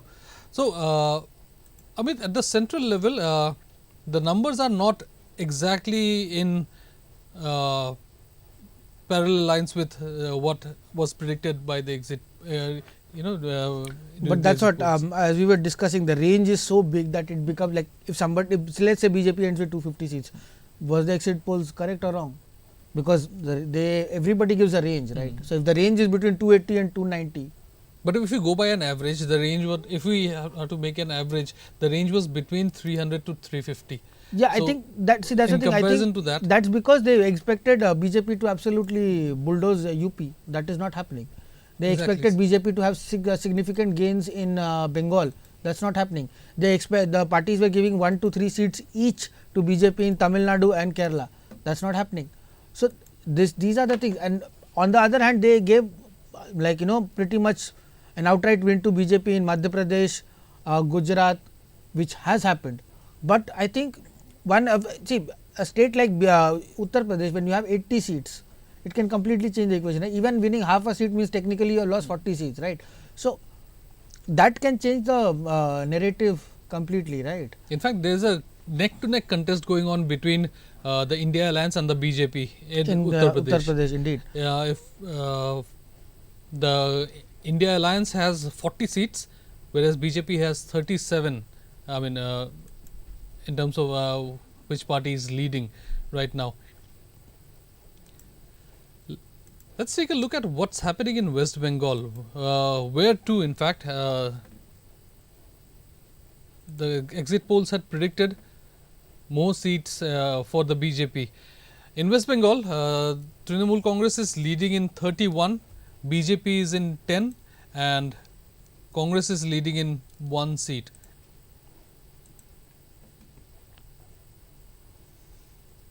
So, what's your take on West Bengal numbers?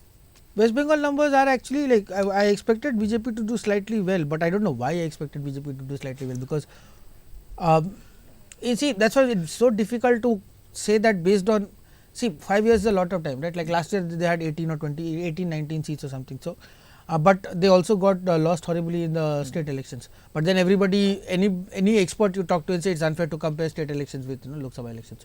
So, and the fact that leads are changing so often, like let me give you an example. BJP's lead in Bengal, for example, barring one seat, which is, let's be, this is the only seat that BJP is absolutely expected to win, which is Raju Bista in Darjeeling, right?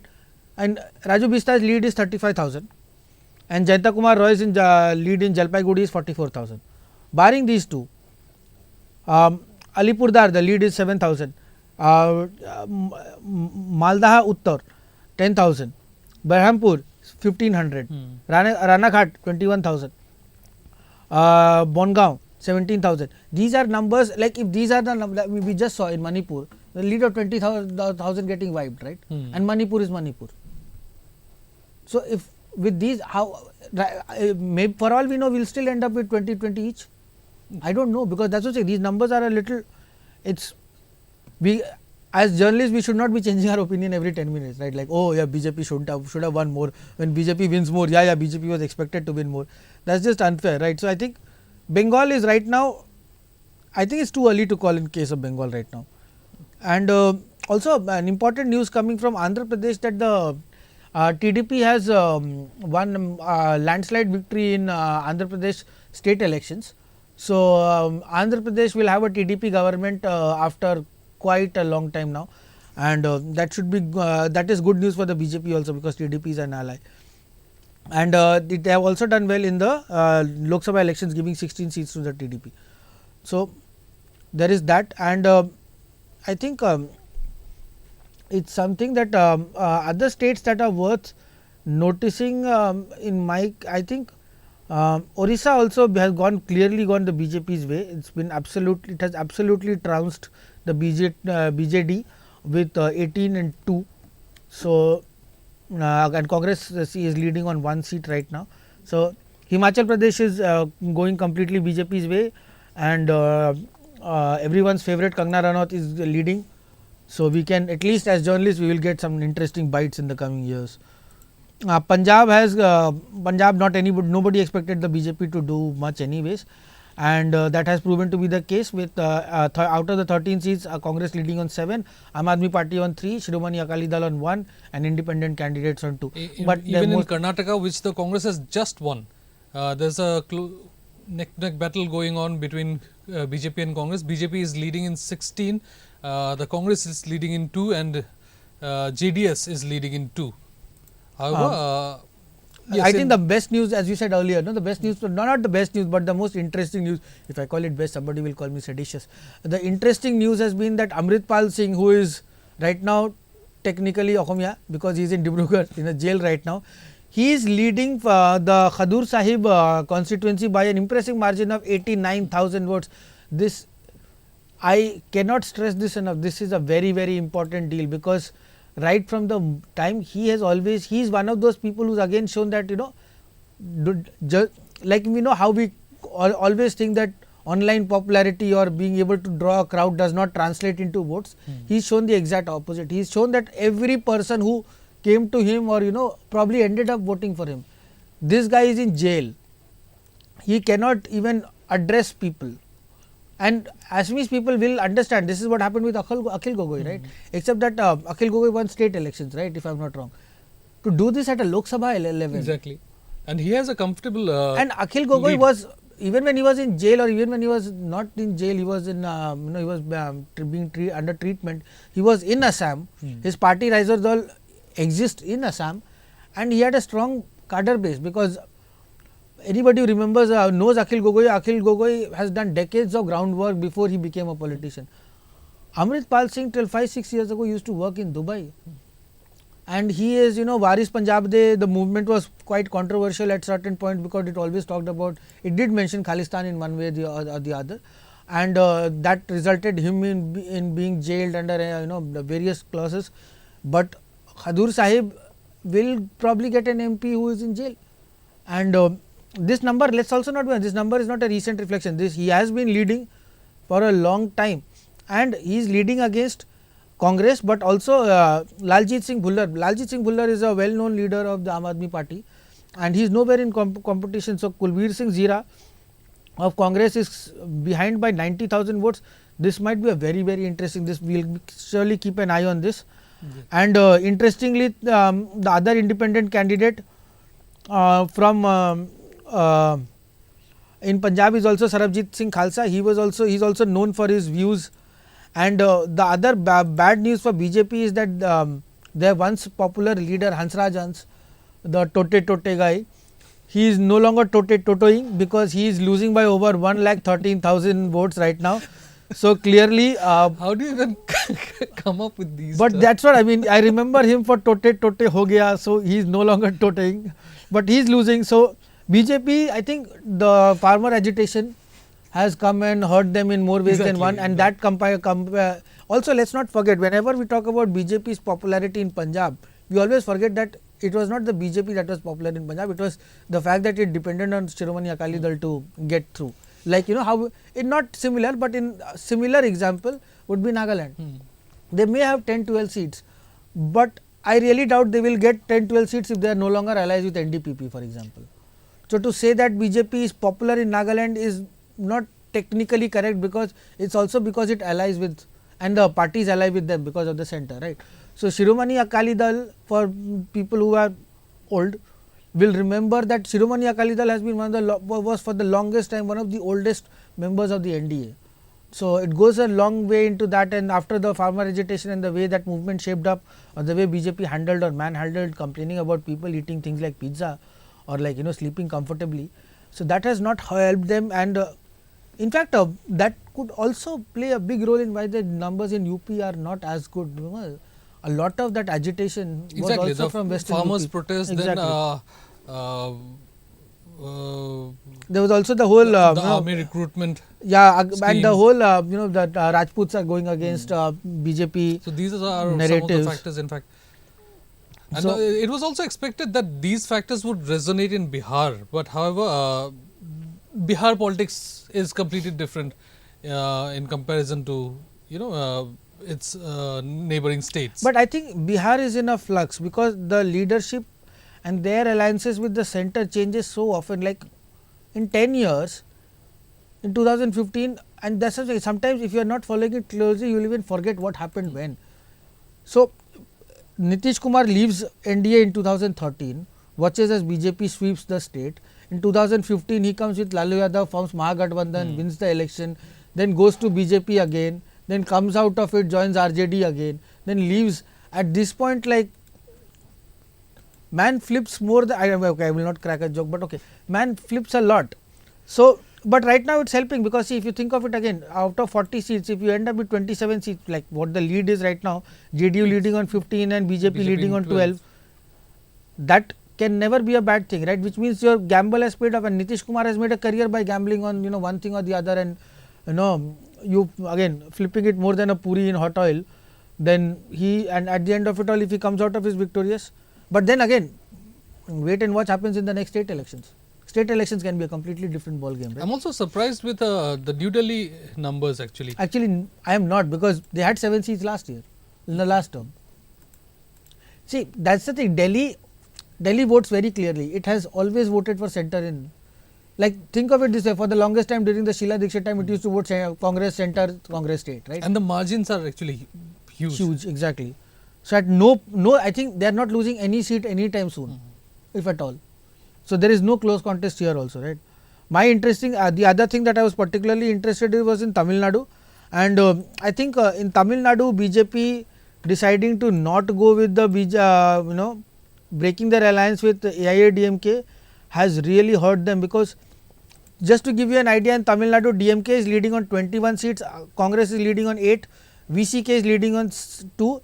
the two communist parties CPI and CPM are leading on 2 seats each, and PMK Patali Makkal Kachi is also leading on 1 seat, which means BJP as of now is drawing a blank, which is not good for them. The concern for them right now would be that in Coimbatore, the party president K. Annamalai is still trailing by over 13,000 votes. Again, that is not much, this can change, and for all we know BJP might still win in this seat, because K. Annamalai has been touted time and again as one of the most popular leaders of the BJP in the south.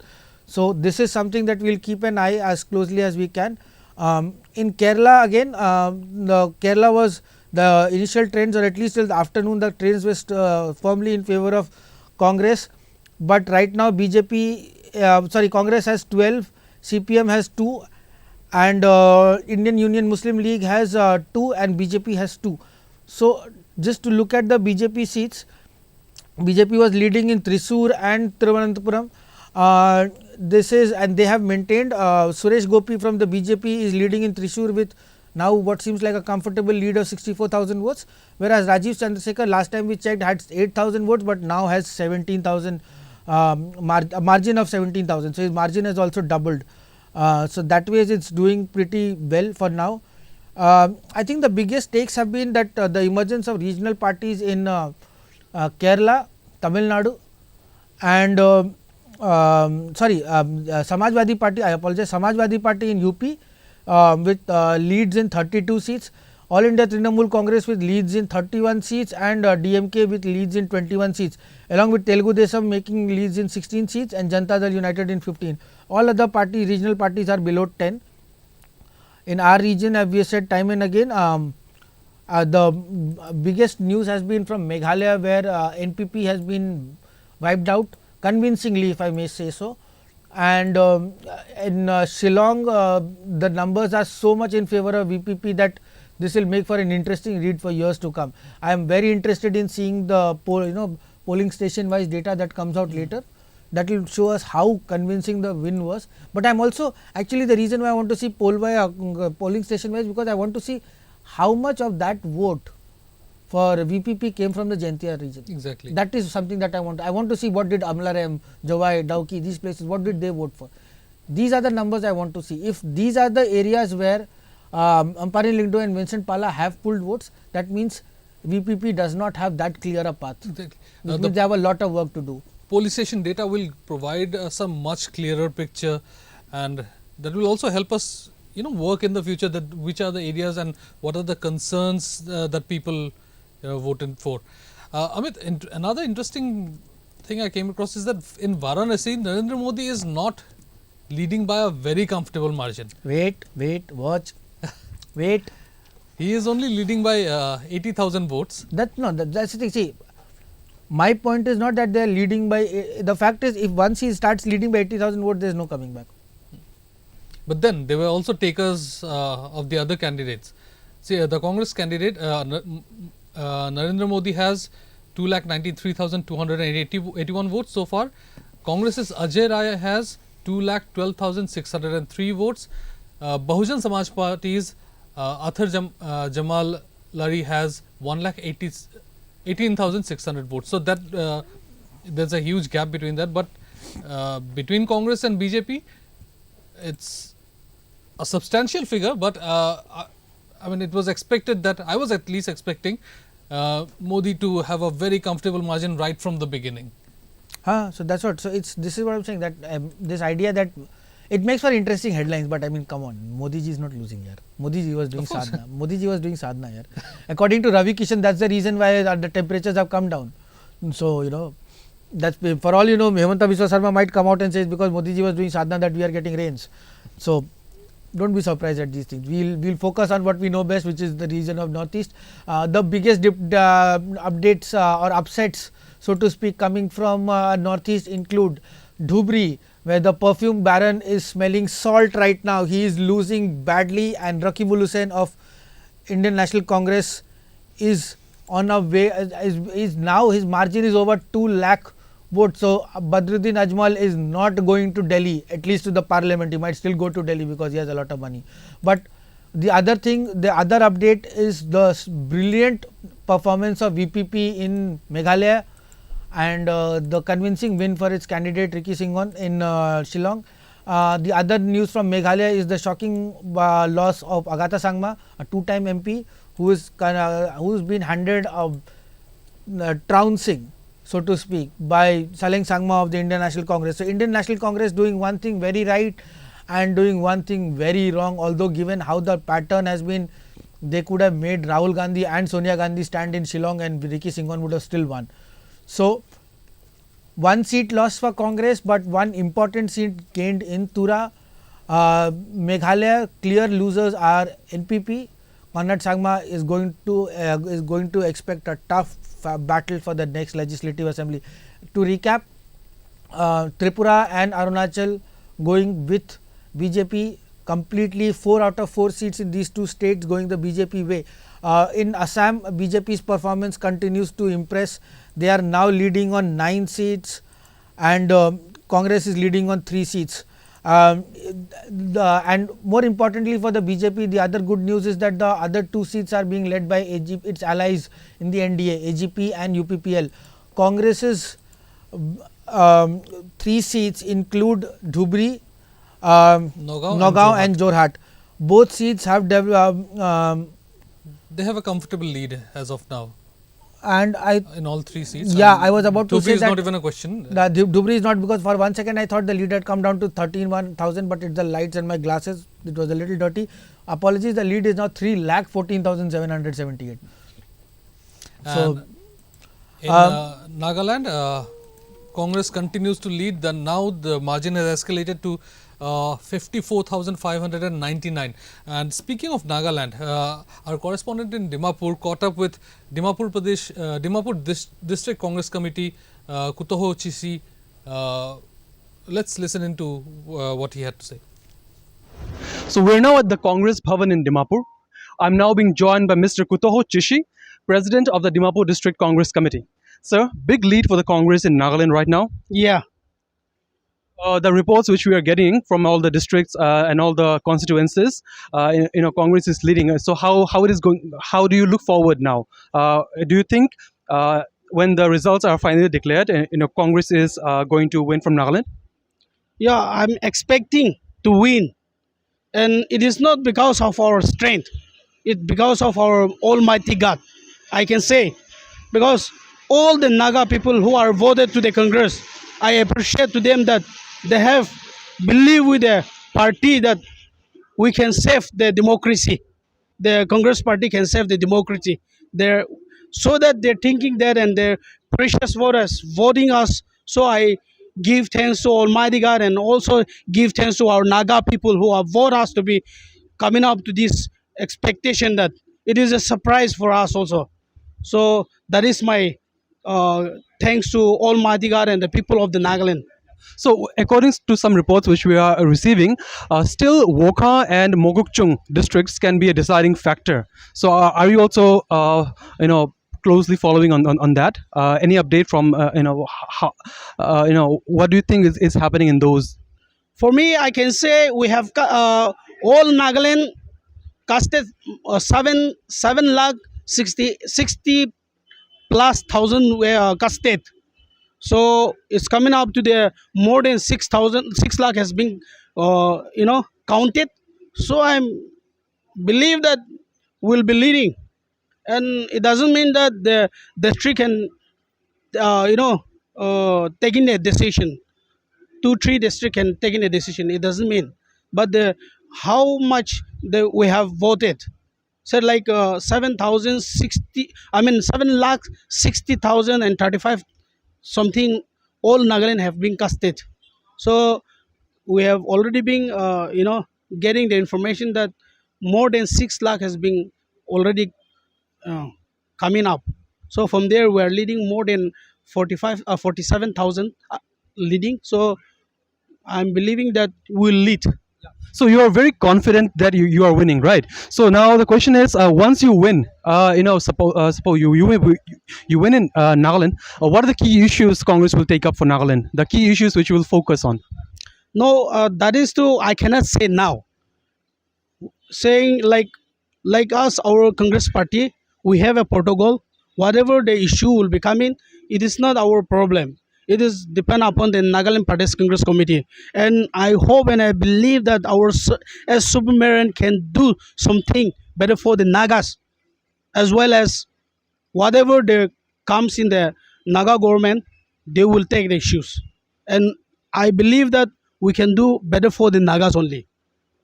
That is what I'm thinking. Okay, thank you.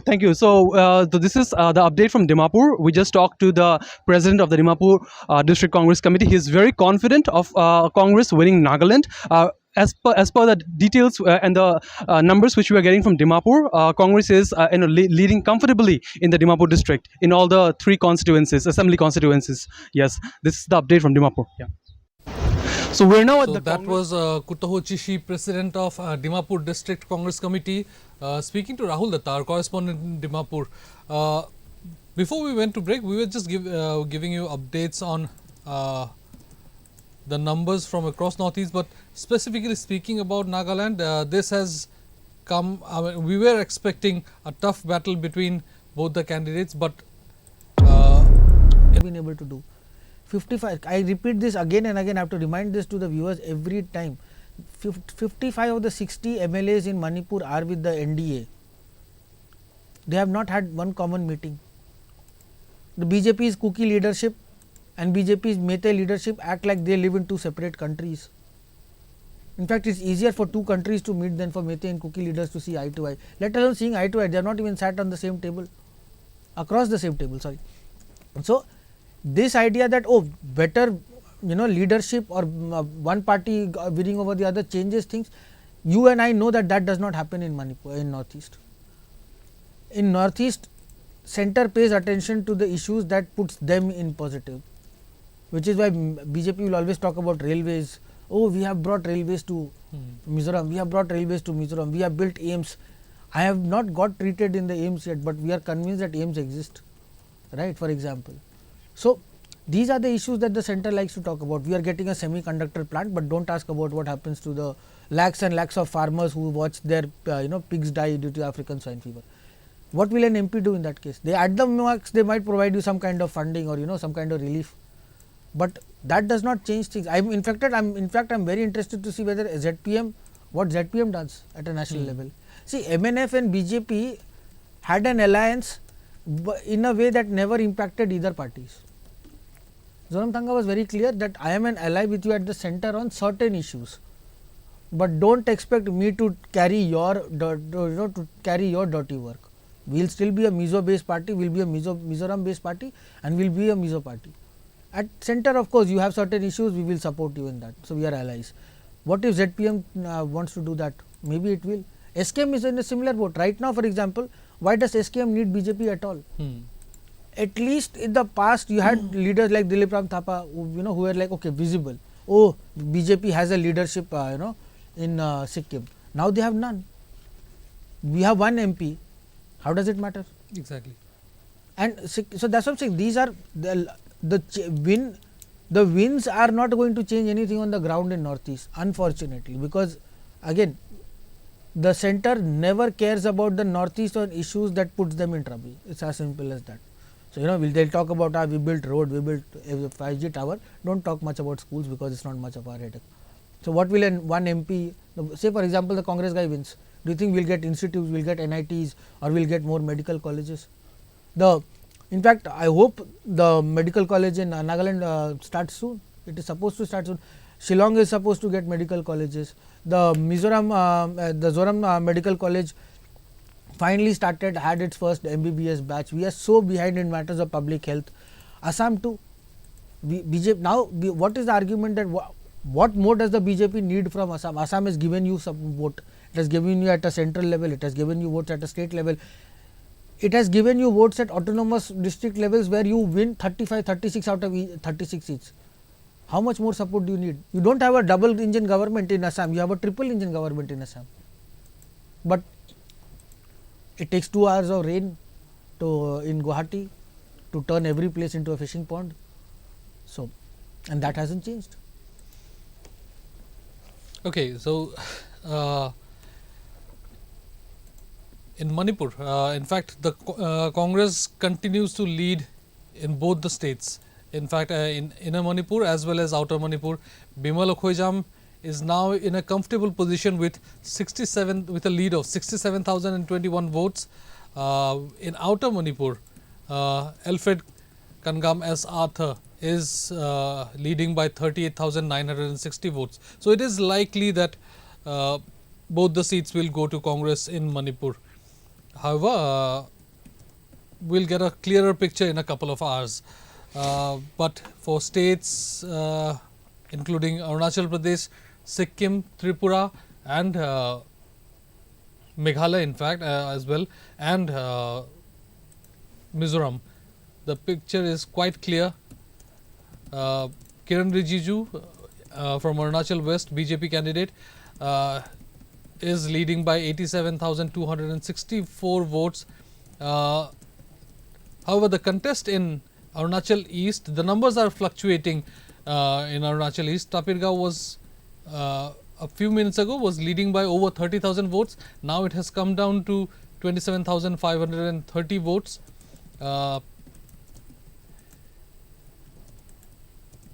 In Meghalaya, VPP's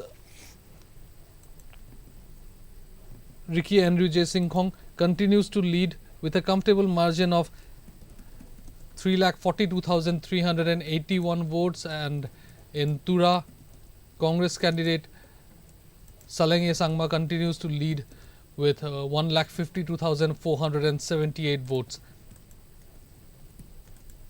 Like I mentioned, ZPM in Mizoram, Congress in Nagaland, BJP and BJP's alliance partner Tripura Motha and SKM in Sikkim continue to lead.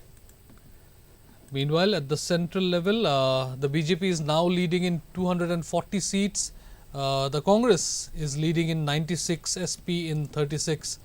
Trinamool Congress has now come up to 31 seats. It was initially it was leading in somewhere between 10 to 15 seats. Now its lead has come up to 31 seats. However, we have not seen any winner as of now, apart from the BJP candidate from Surat, who was declared winner uncontested. I think just to add, I think Mizoram counting has also come to an end pretty much, because the numbers are not updated for over half an hour now. I think it's just a mere formality that they are waiting for. So ZPM has pretty much confirmed victory in Mizoram. I'm sure also we can, the Tripura numbers have, counting must have been concluded by now, because Biplab Dev has a lead of 5,76,879. And in Tripura East, Kriti Devi Debbarma has a lead of 4,71,838. So, even if the counting has not concluded, we can clearly say that no, that's what I'm saying. It's like who the winner is going to be. It's pretty much clear that at least in certain states we can say that, you know, I mean at this point in Assam also BJP is likely to win. As I said, like BJP is likely to win 9 and NDA is likely to win 11, and that number has not changed. Dhubri is pretty much over. Pradyut Bordolai is also almost confirmed to win, and Gaurav Gogoi's lead now stands at 80,000. So that's also something that is unlikely to change. And there is still the only BJP seats that are in fact not the, I was about to say BJP seats, but I think the only seat that BJP is still not absolutely confirmed of winning is Karimganj, because Kripanath Malla's margin remains at 8,000. But apart from that, Karimganj, I think we'll have to wait till the last vote is counted. Exactly, because there can be changes. And Parimal Shukla Vaidya's lead is over. I mean, I think at this point we can safely say that BJP is winning at least 8. In fact, Sarvananda Sonowal's lead now stands at 1,49,000, so that's done. BJP's performance in fact, only Amar Singh Tisso and to put this in context, Amar Singh Tisso and Kripanath Malla are the only ones whose leads are not over 1 lakh. Darang Udalgudi, BJP's lead stands at BJP's margin stands at 1,44,000. Guwahati Bijuli Medhi's margin stands at 1,546,000. In Silchar, Parimal Shukla Vaidya's margin stands at 1,31,000. In Kaziranga, Kamakhya Prasad Tasa's margin stands at 90,000. In Sonitpur, Ranjit Datta, who has constantly had the best numbers since the beginning, has a lead of 1,67,000. In Lakhimpur, Pradhan Barua's margin stands at 1,09,000, and in Dibrugarh, of course, Sarvananda Sonowal's margin stands at 1,49,000. So this is something that is, I think we can safely say that BJP is winning at least, NDA is winning at least 10 and probably 11. This is the only confusion in Assam remains is whether it will be 10 or 11 for the NDA, and other states there is pretty much nothing left. I mean, in the sense that nothing left to count, not that there is nothing left in the state, sorry. But the big news is again, to recap, Northeast, the absolute annihilation of AIUDF, including Party Supremo. The other states have been the brilliant performance of local regional party VPP in Shillong, the stunning victory of Saleng Sangma in Tura against two-time MP Agatha Sangma, the return of the Congress at least in some way in Nagaland through S. Jamir, and for the BJP the positives have of course been Assam, Tripura and Arunachal. So, while the state may have drawn, the party may have drawn blanks in certain states, it has drawn blanks in states it was expected to draw a blank. More importantly, it has done very well in states where it had to do well, which means as of today it stands at 11 seats, NDA stands at 11 seats in Assam as of now, 4 seats in Tripura and Arunachal, that is 15, plus 1 for SKM which is an ally, so that is 16, and if either one of VPP or ZPM do end up joining NDA, that is only a good thing. So, as of now, Northeast as whole has voted in majority for BJP with 16 votes for 16 seats for the NDA, of which 15 are for the 13 are for the BJP and 3 are for the allies. But I think if we compare BJP or NDA's numbers with 2019, it has depending on the final, it will depend on the final numbers from Assam, but it has so far come down. In 2019, BJP has 18. So, if we are to consider 2 from Arunachal, 2 from Tripura, 1 from Sikkim, so 5 there, and depending on the final numbers, if we say, let us say 11. Let us go home now. Let us say 11 from Assam. So, their numbers have come down to 16.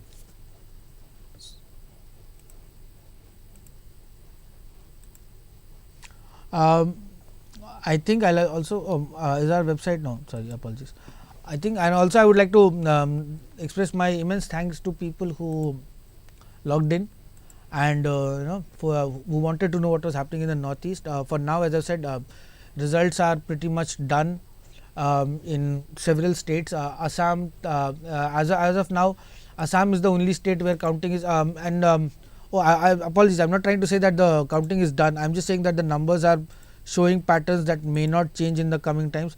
Manipur, big news coming in that both the seats are going towards Congress. NPF was leading in the first few hours up to 10:30, 11 o'clock, but it is now clear that Alfred Arthur is now leading with a commanding lead of 45,000 votes in outer Manipur, whereas Professor Bimol Akoijam, probably one of the most sensible, reasonable voices to emerge, and somebody who has been touted across the country, not just in Manipur. His views are immensely respected, and Congress took almost like an outsider's chance by nominating somebody who had no political experience, and by no political experience I mean in terms of fighting elections, not that he does not have an understanding, but that for now seems to be paying off, because Bimol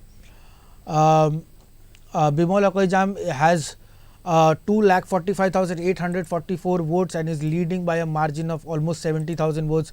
Interestingly, Vasanta Kumar has also pulled in substantial number of votes, But I think the difference maker here could very well be, as I said time and again, the role of Maheshwar Thaunojam. He is a popular leader and he has pulled close to 80,000 votes, which is nothing to be scoffed at, considering that the next candidate after these three has not even pulled 8,000 votes. So, it was not a triangular contest, but it was a contest between two people where the third person has made a huge difference. And it seems because of the alliance between RPI and BJP in some way or the other, the fact that they are NDA allies, they have cannibalized each other's votes, and this has indeed helped Bimol Akaijam, who looks like he might be on his way to becoming the MP from inner Manipur, whereas from outer Manipur again Alfred Arthur has pulled a margin of 45,000 votes. So, if things will stay as they stand, Manipur could go Congress way. In Nagaland, just to recap, the numbers have not changed, but let me refresh it just in case. In Nagaland, the lead has now gone up. No, I think we had anyway said this. So, the lead stands at 48,000 votes. So, it looks like Congress is making a return to Nagaland after 10 years of not having any presence at state level or at central level.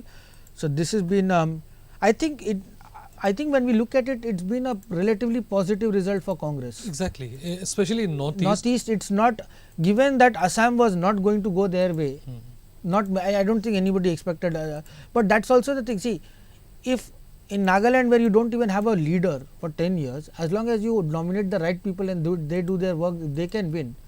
Then I think in Meghalaya, I think there was nothing that they could have done against Ricky Singh. So, that kind of margin cannot be because the leader was not popular enough. That is just, how there is a Modi wave. So, there is a Ricky wave in Shillong. So, that was done. And consequently, the BJP, the Congress party did very well to identify the gap in Tura, the disillusionment amongst people against Agatha Sangma, and stepped in with the right leader. Similar age profile to Agatha Sangma, except that Agatha Sangma at the age of, and even though she is not yet 45, she has been an MP for 10 years. Saleng Sangma was a relatively new face in that regard. So, that was very smartly done. They managed to make sure that NPP does not have a chance in any of the seats. So, that is where the Congress has done well to trump Conrad Sangma. In Mizoram, they never had a chance. So, that was never going to be a case anything. I think for them the biggest problem was that Tripura, any hope for anything in Tripura was gone, extinguished the moment Tripura Motha and BJP came together, and that has shown in numbers. In the case of Arunachal, they are not a factor at all, so that does not matter. But their performance in Manipur, Nagaland, these two states is definitely a positive. Exactly. Unfortunately for Congress, in fact, it's commendable. Yeah, in fact, the only problem for Congress is that all said and done, it's only 3 seats. So, they could have probably hoped to do better in Assam, but I think they will take it, given that at least AIODF's loss has not been BJP's gain for, so or any other party. So, I think that is one thing where they can. So, I think the numbers in Assam will somewhere either be for NDA, it will be somewhere between 11 to 12, depending For NDA for Assam or all of 8 to 12. For all of Assam? No, for Assam. So 8 to 12. I think, it should be, I think depending now on which way Karimganj heads. So I think, as I said, like between the numbers will be between 11 and 12 and BJP will be between 8 and 9. So, that depends on Karimganj. Karimganj remains. Karimganj has been, there's been a close really contest. Close contest right from the beginning.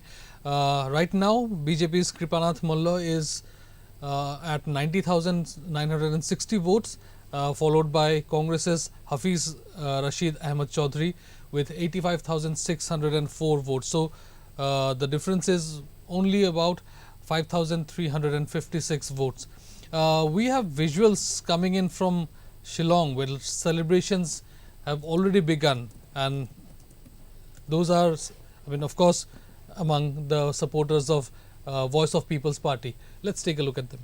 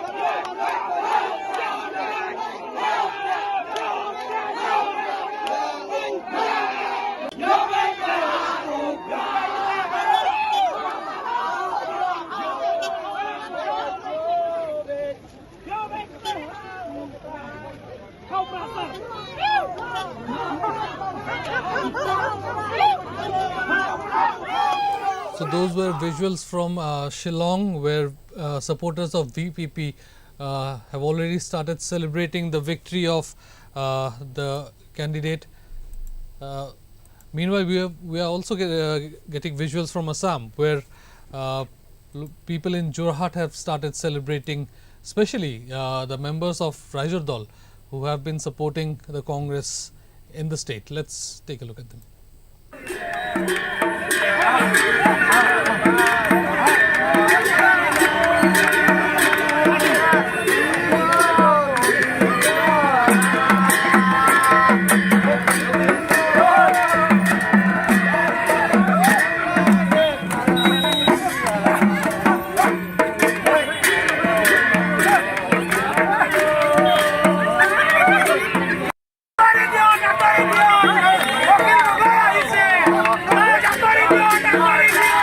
Gaurav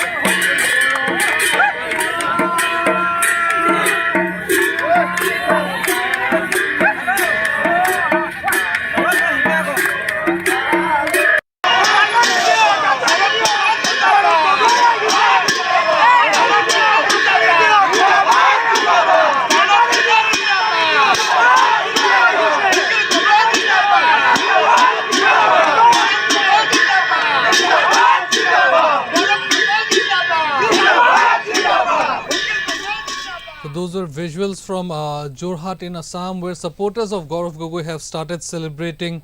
Meanwhile, in Karimganj, BJP's Kripanath Mallo is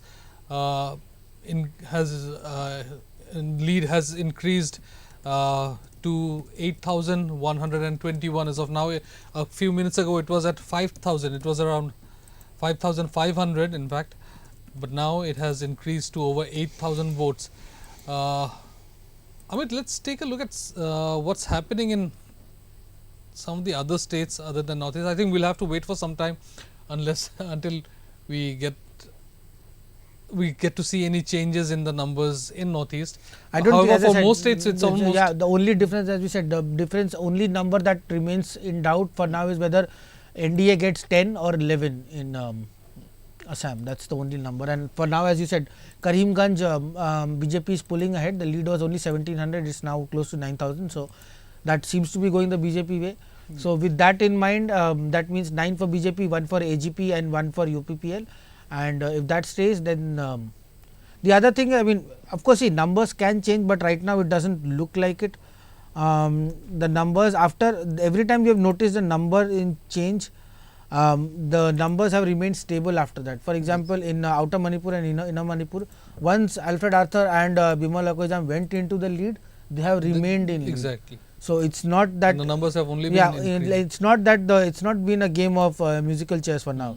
It's like slow trains, right? Like once you take over, you remain ahead. Yes. Similarly, in Meghalaya as well. Meghalaya, I guess the competition, you know, how people say horses. So there was a competition between a horse and a senior citizen who's drunk on 8 bottles. So that was the race. VPP and VPP was on a horse and others were not on a horse. So just to recap, in Inner Manipur, Bimal Akoijam's lead stands at 70,000 right now, margin. And Outer Manipur, Alfred Arthur's margin stands at shy and slightly less than 46,000 at just over 45,500. So both seats going towards Congress. This will hurt BJP, but I think this is also a big problem for NPF. Without the bargaining power of an MP at the center, it reduces there. And not to mention that NPF also did not do nearly as well as they expected to do in the Nagaland state elections, right? So for now, the Naga region of Manipur seems to be their main area, and the fact that they are losing from there also. I think this could also, I don't know if I can put it in that words, but I think we have not spoken about where the cookie votes would have gone, right? And I think the fact that NPF was such an ally of BJP, I think that also would have worked against NPF, because I think everybody in Churachandpur in that region. We will also have to consider that a lot of, in fact, Kagpokpi abstained from participating in the elections. So we will only have a clearer picture once we have the details of the polling booth wise data. So that will give us a clearer picture. For now, yes, in fact, another update from Nagaland is that Subong Merin Jamir has surpassed the 50,000 mark lead. In fact, now he has a lead of 51,265 votes. So I think he is heading towards a comfortable victory in Nagaland. Meanwhile, celebrations have begun in some of the constituencies where Congress has won or heading towards a victory, and of course in Shillong, where VPP is emerging as the winner. So with that, we'll take a quick short break and come back with the latest updates in a while, but don't go anywhere. We'll keep on updating the numbers on the screen, and the live broadcast will continue. And also, do not forget to like, share and subscribe to EastMojo. We'll be back shortly. Thank you.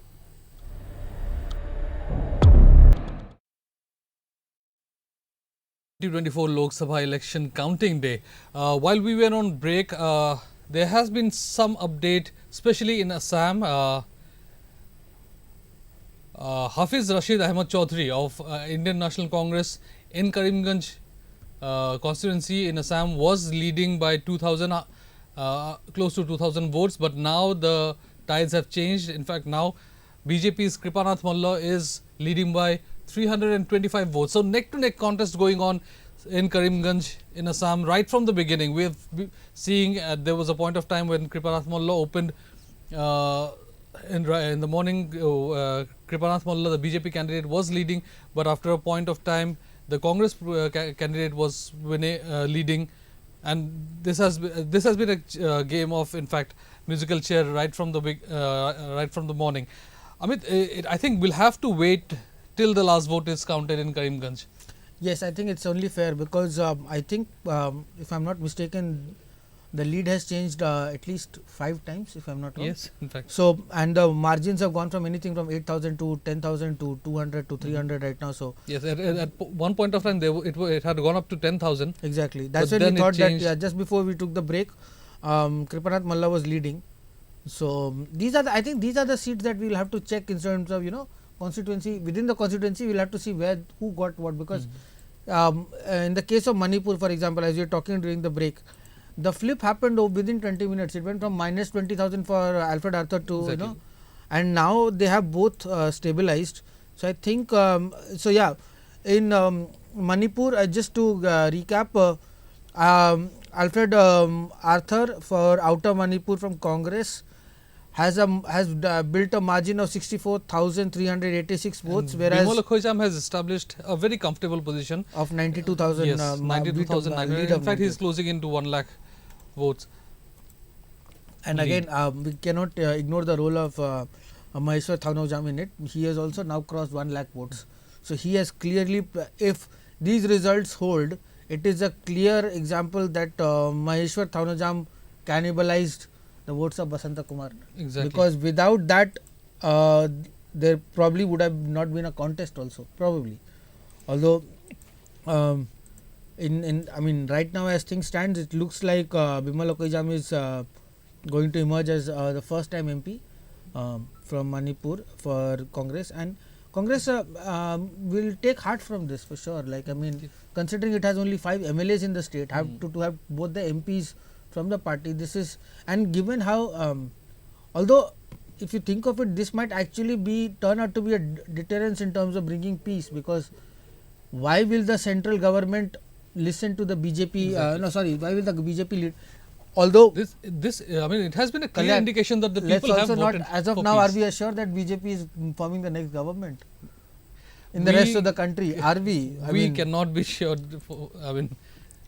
We cannot be certain. In fact, until the last vote is counted, the numbers are constantly changing. In fact, the BJP as of now is leading in 238 seats. The Congress is leading in 97.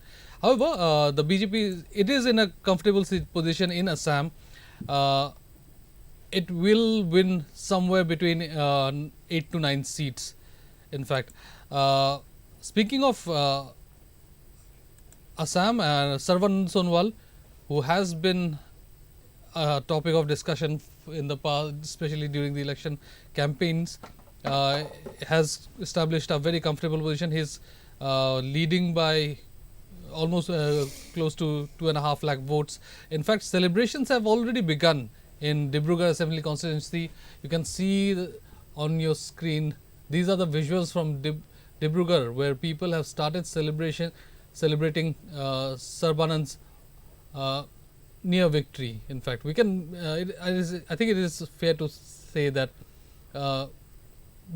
it is fair to call victory now. In fact, yeah, it's a mere formality, and it's as we were talking during the break, Sarbanand Sonowal is I wouldn't say he's been forgotten in Assam, but somehow there is that image that has been created that BJP's success in Assam is the sole handiwork of Himanta Biswa Sarma. Not that Dr. Himanta Biswa Sarma ever says that himself. He has always shown a lot of respect for Sarbanand Sonowal, and the respect is mutual. As of now, as much as we would want to believe that there might be friction, but there is no friction that is visible to us. That said, I think Sarbanand Sonowal's victory is also a testament to how people see him. He is always been he is the quintessential BJP leader, right? Started from the bottom, was part of the party for a long time, and unlike Himanta Biswa Sarma, who made a convenient switch. But in fact, but actually, if you just take a look at the numbers, the candidate-wise numbers, there's in fact a large number of votes have also gone to Nota. 27,671 votes to Nota in Dibrugarh. That's a lot, but and this is something that we'll keep an eye on. We'll keep a list of which constituency emerges with the most number of Nota votes. But I think it's also like 27,000 seems like a lot, but what if the constituency also has like a few lakh voters, right? For example, so in that case, it is something that we'll keep an eye. But again, coming back to Sarbananda Sonowal, let's not forget that he was the CM he was the CM when CA became and it went from a bill to an act, and at that time he took a lot of he handled the situation relatively well at that time, and sure, Dr. Himanta Biswa Sarma has come and consolidated BJP's position. That's visible by the fact that as of now, although depending on what is happening in Karimganj, the NDA is poised to get between 10 and 11 seats out of 14 in Assam. But a part of me actually hopes that Sarbananda Sonowal makes a comeback to Assam politics. I mean, he deserves his position in the central ministry. He was a minister, and he was an important minister in the previous NDA government. And if the NDA forms government again, I am pretty sure that he is almost guaranteed a position in the cabinet. But it will be interesting to see if he ever comes back to Assam in terms of Assam level politics. We can only wait and watch. We can only wait and, but yeah, I think it's a very, very positive win for him, and he should be congratulated on his performance. Even though he's been out of this, he's given this impression that he's out of the state, but clearly he has not lost touch with the people, and the fact that people have voted for him in such huge numbers shows that his popularity remains at an all-time high. So that's a wonderful performance by Mr. Sonowal. Okay, big leap in Karimganj once again. Now the lead has gone up to 6,430 for BJP's Kripanath Mallo. So a minute ago, like only a couple of minutes ago, it was at 300, at around 300 votes. Now it has gone up to 6,430. In fact, speaking of celebrations, people have also supporters of Congress have also started celebrating in Jorhat constituency, where Gaurav Gogoi is leading by a comfortable margin. In fact, he also spoke to media persons moments ago. If you can have that on our screen, please. আমি এটাই কথা ক'বলৈ বিচাৰোঁ যে অলপ দিন আগতে যিবোৰ এক্সিট পোল যথেষ্ট চৰ্চিত আছিলে, এই গোটেইবোৰ এক্সিট পোল ৰাহুল গান্ধী ডাঙৰীয়া কোৱাৰ দৰে মোদী পোল হিচাপে মিছা প্ৰমাণ ফল। আৰু যোৰহাট লোকসভা সমষ্টিৰ ভিতৰত আমি দেখা পাইছোঁ যে অহংকাৰৰ পৰাজয় হৈছে, লোকতন্ত্ৰৰ জয় হৈছে, ৰাইজৰ জয় হৈছে, নতুন ভোটৰৰ জয় হৈছে। আৰু ইতিমধ্যে আৰু বিভিন্ন সমষ্টিৰ 4-5টা ৰাউণ্ড আছে। মই বৰ্তমানত ইমানলৈকে মই ক'বলৈ বিচাৰোঁ। মই ৰাইজক ধন্যবাদ কৃতজ্ঞতা জ্ঞাপন কৰিছোঁ। বিৰোধী পক্ষ মঞ্চৰ কৰ্মীখিনিক মই ধন্যবাদ কৃতজ্ঞতা জ্ঞাপন কৰিছোঁ। আজি নাজিৰাত আহি আমাৰ বিধায়িনী দলৰ নেতা দেৱব্ৰত শইকীয়া ডাঙৰীয়া আছে। অলপ সময় আগতে আমাৰ মাজত শিৱসাগৰ সমষ্টিৰ বিধায়ক অখিল গগৈ ডাঙৰীয়াও আছে। আমাৰ দুয়োজনে জ্যেষ্ঠ নেতা আমাৰ কাৰণে গোটেই জনসাধাৰণৰ মাজত গৈ ৰাইজক সাহসৰ এটা বাৰ্তা প্ৰদান কৰিলে। আৰু আজি মই নাজিৰা কাউণ্টিং চেণ্টাৰৰ ভিতৰত সোমাই দেখা পাইছোঁ যে প্ৰশাসনৰ বিষয়াই খুব চিজিলভাৱে কাউণ্টিং প্ৰচেষ্টাটো চলাই আছে। মই প্ৰশাসনৰ বিষয়াসকলকো মই ধন্যবাদ জ্ঞাপন কৰিছোঁ। বৰ্তমানত আমি এটাই কথা ক'বলৈ বিচাৰোঁ যে অলপ দিন আগতে যিবোৰ এক্সিট পোল যথেষ্ট চৰ্চিত আছিলে, এই গোটেইবোৰ এক্সিট পোল ৰাহুল গান্ধী ডাঙৰীয়া কোৱাৰ দৰে মোদী পোল হিচাপে মিছা প্ৰমাণ ফল। আৰু যোৰহাট লোকসভা সমষ্টিৰ ভিতৰত আমি দেখা পাইছোঁ যে অহংকাৰৰ পৰাজয় হৈছে, লোকতন্ত্ৰৰ জয় হৈছে, ৰাইজৰ জয় হৈছে, নতুন ভোটৰৰ জয় হৈছে। আৰু ইতিমধ্যে আৰু বিভিন্ন সমষ্টিৰ 4-5টা ৰাউণ্ড আছে। মই বৰ্তমানত ইমানলৈকে মই ক'বলৈ বিচাৰোঁ। মই ৰাইজক ধন্যবাদ কৃতজ্ঞতা জ্ঞাপন কৰিছোঁ বিৰোধী ঐক্য মঞ্চৰ কৰ্মীখিনিক মই ধন্যবাদ কৃতজ্ঞতা জ্ঞাপন কৰিছোঁ আজি নাজিৰাত আহি আমাৰ বিধায়িনী দলৰ নেতা দেৱব্ৰত শইকীয়া ডাঙৰীয়া আছে অলপ সময় আগতে আমাৰ মাজত শিৱসাগৰ সমষ্টি বিধায়ক অখিল গগৈ ডাঙৰীয়াও আছে আমাৰ দুয়োজনে জ্যেষ্ঠ নেতা আমাৰ কাৰণে গোটেই জনসাধাৰণৰ মাজত গৈ ৰাইজক সাহসৰ এটা বাৰ্তা প্ৰদান কৰিলে আৰু আজি মই নাজিৰা কাউণ্টিং চেণ্টাৰৰ ভিতৰত সোমাই দেখা পাইছোঁ যে প্ৰশাসনৰ বিষয়াই খুব চিজিলভাৱে কাউণ্টিং প্ৰচেষ্টাটো চলাই আছে মই প্ৰশাসনৰ বিষয়াসকলকো মই ধন্যবাদ জ্ঞাপন কৰিছোঁ বৰ্তমানত আমি এটাই কথা ক'বলৈ বিচাৰোঁ যে অলপ দিন আগতে যিবোৰ এক্সিট পল যথেষ্ট চৰ্চিত আছিলে এই গোটেইবোৰ এক্সিট পল ৰাহুল গান্ধী ডাঙৰীয়া কোৱাৰ দৰে মোদী পল হিচাপে মিছা প্ৰমাণ ফল আৰু যোৰহাট লোকসভা সমষ্টিৰ ভিতৰত আমি দেখা পাইছোঁ যে অহংকাৰৰ পৰাজয় হৈছে লোকতন্ত্ৰৰ জয় হৈছে ৰাইজৰ জয় হৈছে নতুন ভোটৰৰ জয় হৈছে আৰু ইতিমধ্যে আৰু বিভিন্ন সমষ্টিৰ 4-5টা ৰাউণ্ড আছে মই বৰ্তমানত ইমানলৈকে মই ক'বলৈ বিচাৰোঁ মই ৰাইজক ধন্যবাদ কৃতজ্ঞতা জ্ঞাপন কৰিছোঁ বিৰোধী ঐক্য মঞ্চৰ কৰ্মীখিনিক মই ধন্যবাদ কৃতজ্ঞতা জ্ঞাপন কৰিছোঁ আজি নাজিৰাত আহি আমাৰ বিধায়িনী দলৰ নেতা দেৱব্ৰত শইকীয়া ডাঙৰীয়া আছে অলপ সময় আগতে আমাৰ মাজত শিৱসাগৰ সমষ্টি বিধায়ক অখিল গগৈ ডাঙৰীয়াও আছে আমাৰ দুয়োজনে জ্যেষ্ঠ নেতা আমাৰ কাৰণে গোটেই জনসাধাৰণৰ মাজত গৈ ৰাইজক সাহসৰ এটা বাৰ্তা প্ৰদান কৰিলে আৰু আজি মই নাজিৰা কাউণ্টিং চেণ্টাৰৰ ভিতৰত সোমাই দেখা পাইছোঁ যে প্ৰশাসনৰ বিষয়াই খুব চিজিলভাৱে কাউণ্টিং প্ৰচেষ্টাটো চলাই আছে মই প্ৰশাসনৰ বিষয়াসকলকো মই ধন্যবাদ জ্ঞাপন কৰিছোঁ So that was Congress candidate from Jorhat who has established a very comfortable position in the constituency. He is leading by 1,15,506 and his supporters have already started celebrating. However, Gaurav Gogoi did not look very happy, probably because of the party's performance in the rest of the state. But he said that since he was speaking in Assamese, let me translate it for our viewers from the other states.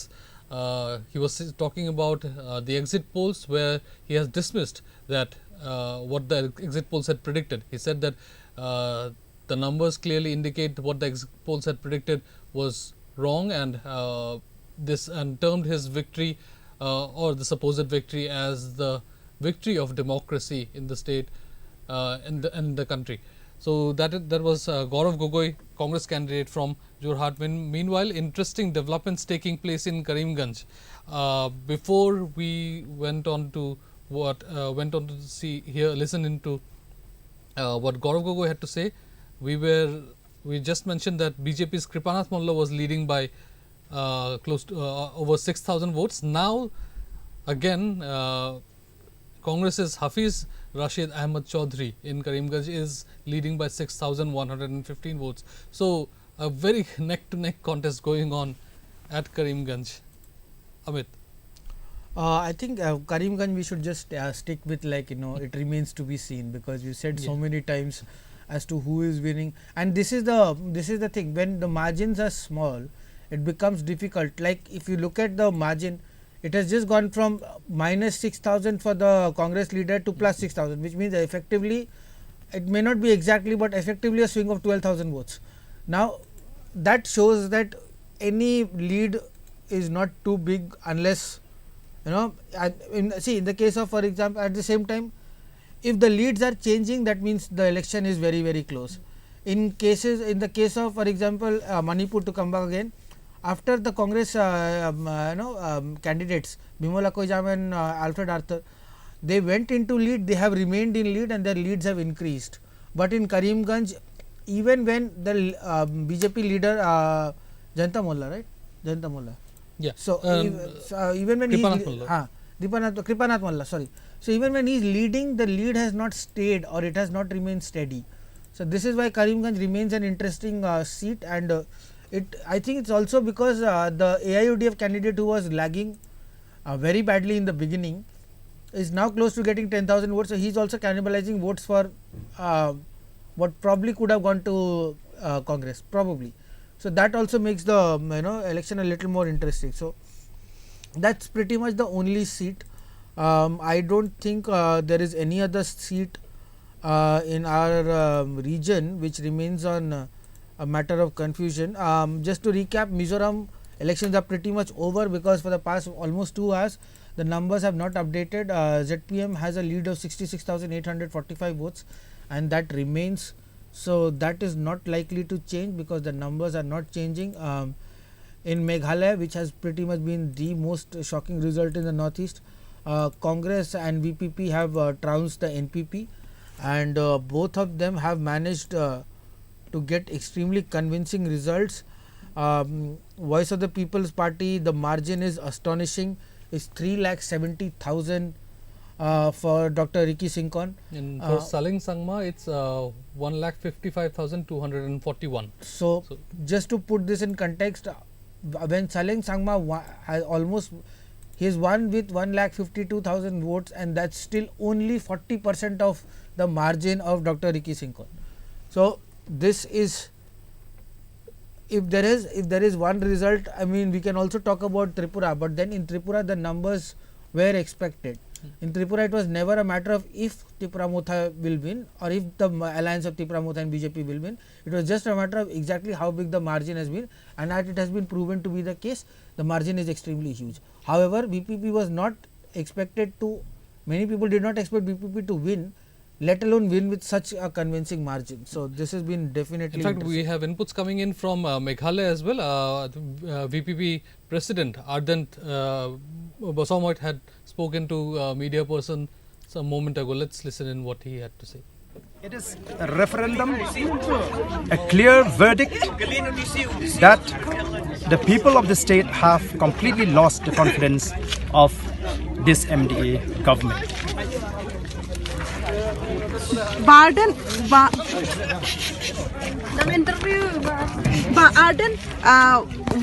since now your candidate has owned the Lok Sabha seat, so where are you going? Are you going towards NDA or India? You see, the result is about to announce, right? So after the result, then immediately as the leaders of the party, we will sit and take a call on that matter. What do you think about NDAs? Because the BJP was saying is bar 400 par, but 400 landmark they could not cross.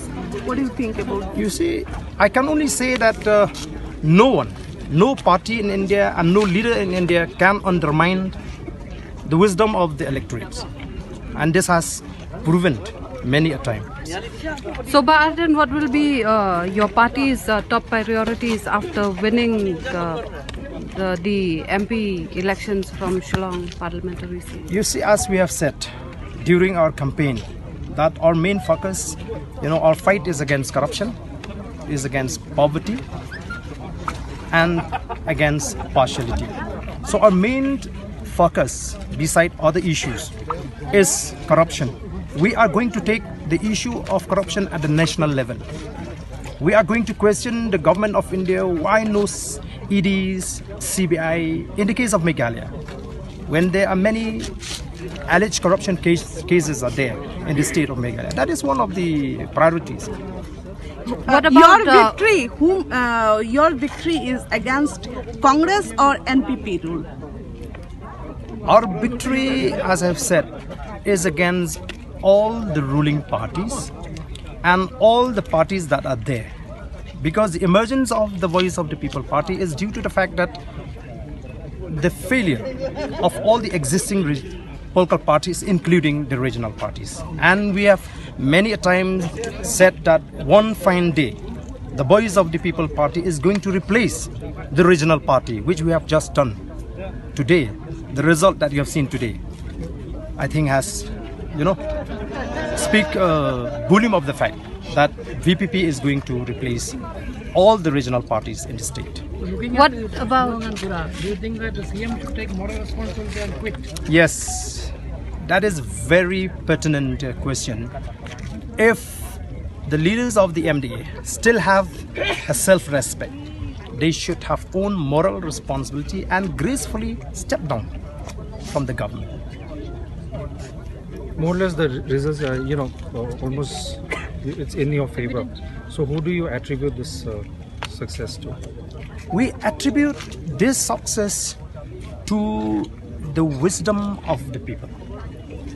You know, this election, the result of this election, you know, is an indicative that no one can take the peoples for a ride. As there is an old saying which says that you can fool some people sometime, but you cannot fool all the people all the time. It is a referendum. So that was Ardent Pillar Basamoit, the president of Voice of the People Party, speaking to the media, and he attributed the victory of VPP to the wisdom of the people of Meghalaya, and he said that this is not just the victory for VPP but also the people of Meghalaya, and clear indication that the people are looking for change. So I think it is likely that the VPP will make bigger inroads in the next assembly elections. I think that will be the party to look out for. Yeah, but at the same time, see, whenever a government realizes it is in trouble, it is more than happy to appropriate struggles of other people, right? So now NPP knows that the issues that are being raised by VPP are striking a chord with the electorate. VPP can also be left irrelevant if NPP decides to really start acting on the issues that VPP has been raising. NPP is in power right now. For the next 2 years, if it does, like that's what in the last state elections. Remember, we were always thinking that the arrival of Mukul Sangma with the rejuvenation of TMC, not rejuvenation, but he came rejuvenated under a new banner with the without the hangover of Congress and under TMC. But eventually Conrad Sangma managed to strike a chord in a way that TMC refused to be a factor. So VPP has to realize that it has no base in Garo Hills. I don't think it has much of a base in Jaintia also. Khasi Hills and the supremacy, not supremacy, but this, if you keep getting Khasi Hills vote, that also means you are unlikely to get votes in other regions. It's like Tripura Motha, right? Tripura Motha can very well win 20 out of 20 in the tribal areas, but it still not be able to form a government, right? It will need, for Tripura Motha, if they ever want to form a government, they will need Bengali faces too, which are recognizable, which can win seats. The challenge for VPP is now you have captured people's imagination. Exactly. What do you do next? How do you spread your base? How do you make inroads into the heartland of Sangmas? Because let's be honest, it's not just. But then again, they have 4 more years to establish themselves. Yeah, but that's the thing. Make some base.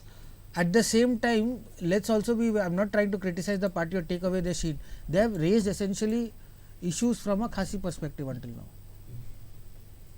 Sure, it sounds good that we'll tackle corruption and everything, which will technically help the entire state. But they are still seen as a Khasi party.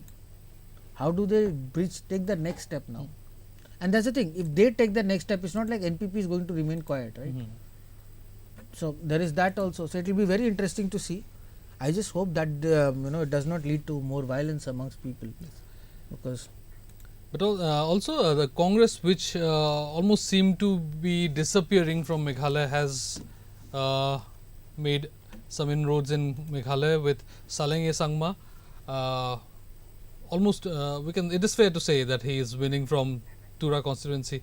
Salenge Sangma is now leading by 1,55,241 votes. So I don't think there's a comeback. There's coming back from that. Where? In Tura. No.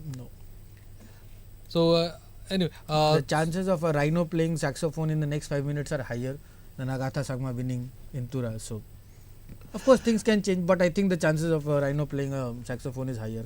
Okay, to give us live update from the ground, we are being joined by Princess Girirashir, our correspondent from Meghalaya. Princess, if you can hear me, celebrations have already begun in Shillong especially.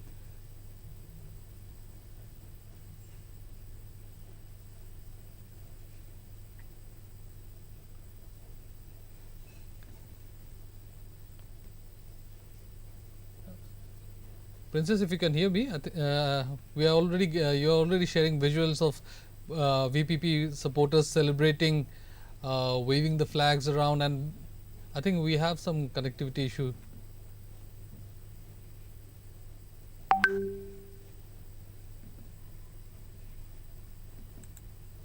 Anyway, we'll come back to Princess when if we are able to establish connection. So, just to walk our audience through the current trends across the nation.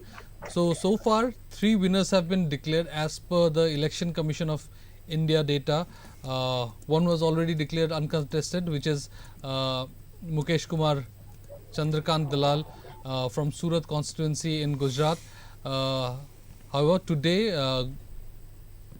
Govind Mathappa Karjol has been declared as the first winner from BJP from Chitra Durga constituency in Karnataka, and another winner has been declared as Manju Sharma from Jaipur, Rajasthan of the BJP. So these are the 3 winners of the BJP so far. Meanwhile, Congress's Charanjit Singh Channi, former Chief Minister of Punjab, has won in Jalandhar constituency of Punjab. So Charanjit Singh Channi, former Chief Minister Punjab, is among the first winners, is actually the first winner from officially declared winner from Punjab or of Congress. At least, is it surprising to see Channi back? In fact, the way Congress lost in the assembly elections. Exactly. See, the thing is, again, it's unfair to compare state elections and Lok Sabha elections. And despite the drubbing that Aam Aadmi Party gave to the Congress, Congress always had a presence in the state, right? I mean, from the times of Captain Amarjit Singh, and although Captain Amarjit Singh is no longer part of the party, but the Congress always had a base in Punjab, right? And I think this is one place where BJP, in fact, I was just checking Haryana numbers right now, and Haryana too is an even split of 5-5 in between Congress and BJP. So it's the I would not be wrong if I said that the farmer agitation has come back and hurt the BJP in some ways or the other, compared to what they would have expected. And I think these the performances in the lack of a good performance in Punjab or Haryana is also compounded by the fact that they are nowhere close to what they expected in UP. In fact, the reason why BJP is in pole position right now is because of its exceptional performance in Madhya Pradesh, Chhattisgarh and Gujarat, where they have combined, I think, lost 2 seats in total.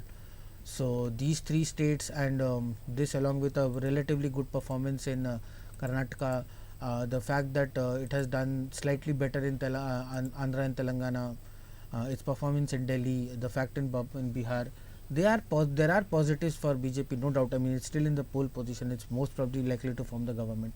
So it's not as if they have lost. It's just that one ab ki bar 400 par sounded stupid then, and it sounds laughable now. And in fact, again, to go back to the idea that exit polls were giving it 300, 350, everybody, and now they will say, oh, we were talking about a range. But that's why, I mean, that's one good thing was that we stopped exit polls before the results started coming out, because exit polls were impacting how people were voting. And thankfully, exit polls have proven once again that they cannot possibly catch the pulse, because let's be honest, there was not a single exit poll that put UP in this position.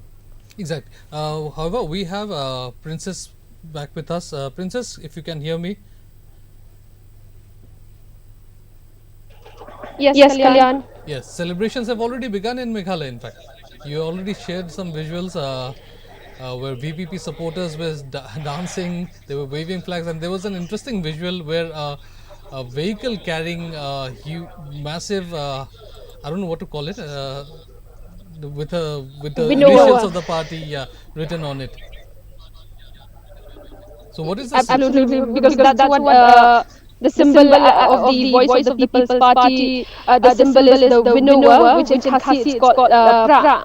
PRAH, and in fact their song was also one of the major attraction that we witnessed not only in this election but also from the general elections.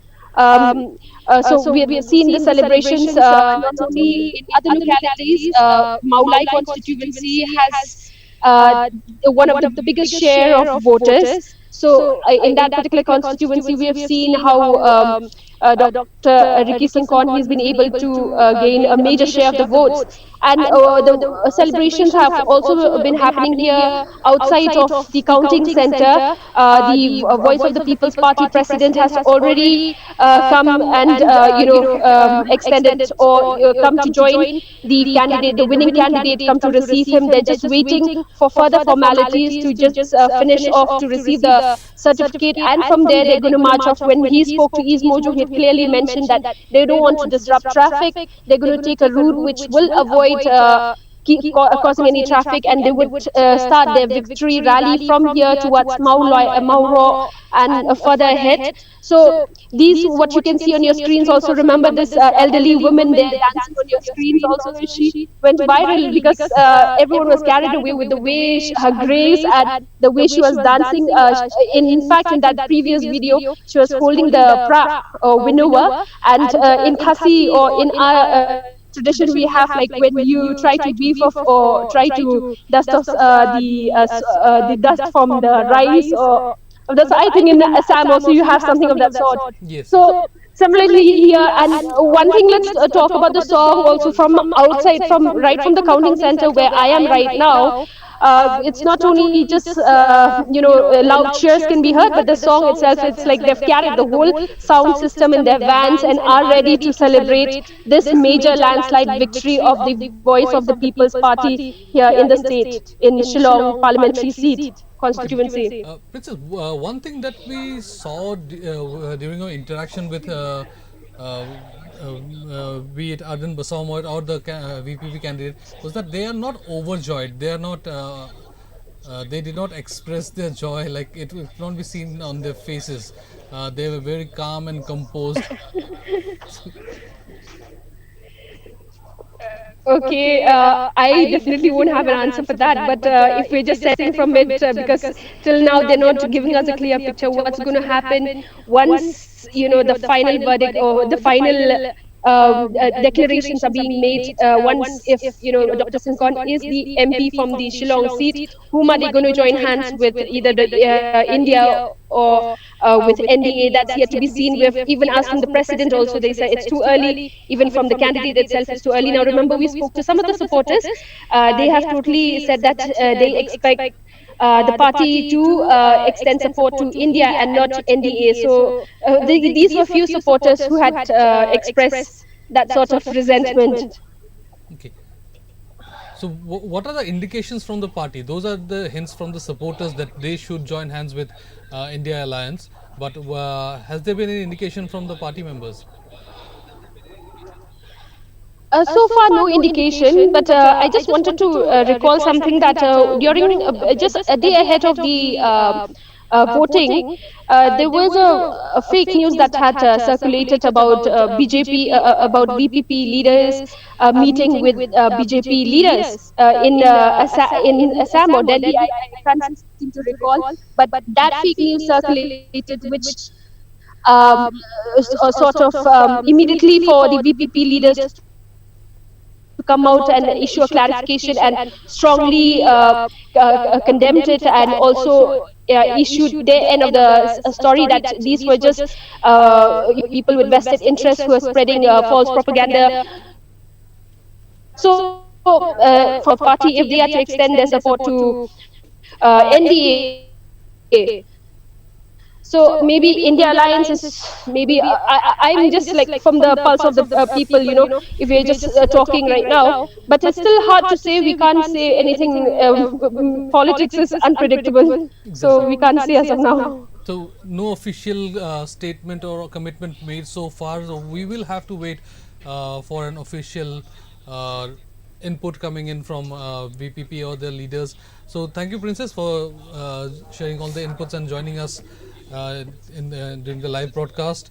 And you can see the visuals of celebrations on screen by VPP members, and especially an elderly woman who dancing and celebrating the victory of the VPP candidate, Mr. Singhong.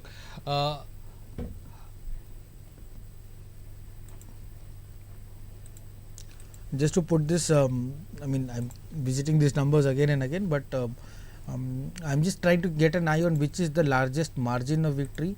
Okay. And I never thought I would say this, but I think Ricky Singhon's numbers are nothing compared to what Rakibul Hussain has received.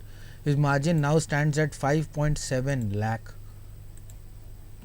Okay. He has received a total of 8,36,284 votes, which if he had been So for example, the state of Sikkim has voted for. No. Sikkim's out of the picture. Basically, if all of Arunachal had voted for a candidate, they would have probably the same number of votes as Rakibul Hussain. Rakibul Hussain has received 8,36,000 votes, and his margin is 5,69,000, which gives you a context of how the other two candidates combined have barely received 5 lakh votes. These are insane numbers, but let's be honest. I mean, these are numbers. At least the reason I'm keep going to Rakibul Hussain Dhubri, will have the highest margin if we are to look at the Northeast data. at these numbers, he is contesting for the highest margin in the country, amongst the highest. I would be really interested in knowing which state has more than 5.7 lakh. Where has the margin been larger than this? I'm not trying to set up one state against the other. I just wish to know which one would be the state where the numbers would be equally high. I think, and I am also interested is because EastMojo and in partnership with News Laundry, we have done a documentary in this place, right? And there is this image that we have created, especially amongst Assamese news channels over here, that it's full of illegal immigrants, and Dhubri is the place, and this.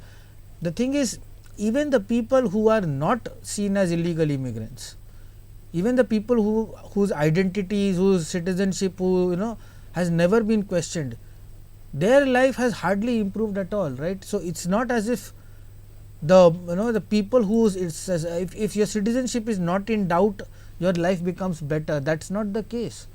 And this was I think, and Dhubri, I know a lot of people think of it, it's seen as an afterthought for many people, especially in Assamese politics, because we tend to look at, for a lot of Assamese media, Assam starts in Guwahati and continues up to Dhemaji, but not much happens in Lower Assam. But it's a Dhubri, a calm, peaceful and ecologically conscious Dhubri is extremely important for Assam's development. We can never have true all-round development unless Lower Assam, parts of Lower Assam are also taken, the issues there are given equal amount of importance. I hope the new MP focuses on the absolute amount of land erosion that is happening in these places, which is absolutely killing the people over there. It's stopping them from growing farming is stopping them from building homes. And how can you ever have a government scheme function properly when land does not exist? What is the point of setting up JJM projects, Jal Jeevan Mission, if the village gets washed away the next year? Exactly. And these are the issues. Dhubri has a lot of issues. People who mentioned that they are losing. They have to shift from one place to exactly. another. And I think with Ajmal, it was a case of just taking your who else will you vote for? Exactly. So I think this is like Rakibul Hussein's victory. I think we can not just call it big among the big wins, but it is the biggest win in the Northeast. Absolutely, there is no comparison right now. Because even if I have to look at the BJP's margins, for example, the biggest BJP margin is 2,55,000. And see, again, BJP has a lot of people who have done very well. So, as I said, right now in fact, what was initially a close competition in Diffu is also no longer that. Amar Singh Tiso is now leading comfortably by over 95,000 votes. Amit, before moving on to other constituencies, let me just read out the numbers from Dhubri. So Rakibul Hussain has got 8 lakh 58,089 votes and has won. We can say win. I think so. He has won by a margin of so far 5,84,668 votes. So that is the number as of now. However, it is yet to be officially announced whether his victory is yet to be officially announced. So these are the numbers as of 3:10 p.m. From Dhubri. Also, just to add, sure, right now Congress is leading on 3, I mean 4, depending on Karimganj. When do you click on Karimganj at what time? But the interesting thing is that apart from Rakibul Hussain, both Pradit Bordolo and Gaurav Gogoi, two senior leaders who were expected to win their seats, to be honest, they have also registered comfortable victory. So the Assamese electorate has been very clear. In the cases where BJP has won, there has been no competition. BJP has won very clearly. In the 3 seats that the Congress has won, they have won very clearly. So this, and I think this also shows that other parties have not been able to make the dent that they thought, that by putting some independent candidate or putting an AGP candidate will upset the cart or something like that. That has not happened. If anything, that has happened. The loss for AIUDF has been Congress's gain. So it's not really translated into. And in the case of, for example, in the case of Kokrajhar also, UPPL has been leading for quite some time, and right now the lead is at 44,000. And in the case of Assam Gana Parishad, they have been leading Borpeta, and it's an absolute. Now it's a walk in the park for Pani Bhushan Chaudhary because his margin is over 1,69,000. So Assam, the mandates have been very interesting. Just to recap, just to give you an idea, Dilip Saikia from Darang, almost 2 lakh margin, 1,99,000. Bijuli Medhi, 2,07,000, very impressive for Guwahati. Amar Singh Tiso, 94,000. Parimal Sukrabaidya, 1,83,000. Kamakhya Prasad Tasa from Kaziranga, 1,51,000. Then Ranjit Datta, 2,47,000. And Pradhan Barua, 1,78,000. And Sarban Sonwal, 2,61,000 from Dibrugarh. So it's, I mean, if you look at it that way, then Sarbananda Sonwal is probably, arguably, not even arguably, he is the most respected BJP leader in this list. In fact, I would have no qualms in saying that he is respected as much by opposition as he is respected by his own people. And his popularity has shown. He has received 6,49,000 votes and he is won by a margin of over 2,60,000 votes. So he's done fantastic, and that's what I am very interested by the fact that the margins have. In fact, Kalyan, if you look at it, Assam the margins are very clear, barring Karimganj for now. Meghalaya the margins are historic. Mizoram the margins were very clear from the beginning. Nagaland, initially we thought that NDPP might be winning, but that did not turn out to be the case, and now Congress is marching ahead. Manipur, the margins were a little, it was not sure in the beginning, but now over the past 2 hours the margins have remained consistent in favor of the Congress. So, and again in Tripura and Arunachal there was no competition. Exactly. So there also the voting was very clear, the margins were very clear, and the electoral was very clear who they wanted. So just to look into Arunachal, it became clear on 2nd of June itself. But the thing is, Arunachal and Tripura, honestly, even before 2nd of June, as I said time and again, in Tripura it was a matter of, not even a matter of if. The moment Tripura Motha and BJP came, the reason why this was such an important alliance for the BJP is because it effectively guaranteed them that there was no way in hell they were going to lose. And if you have to look at it, the performance of Biplab, they show that even if Tripura had not been with them, they would have had that seat anyways.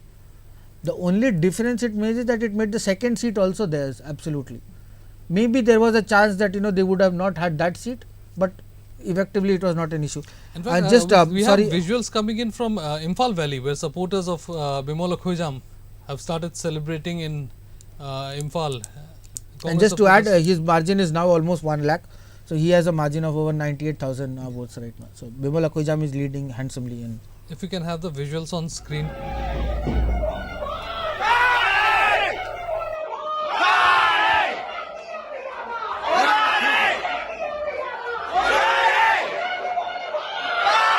Celebrating his victory.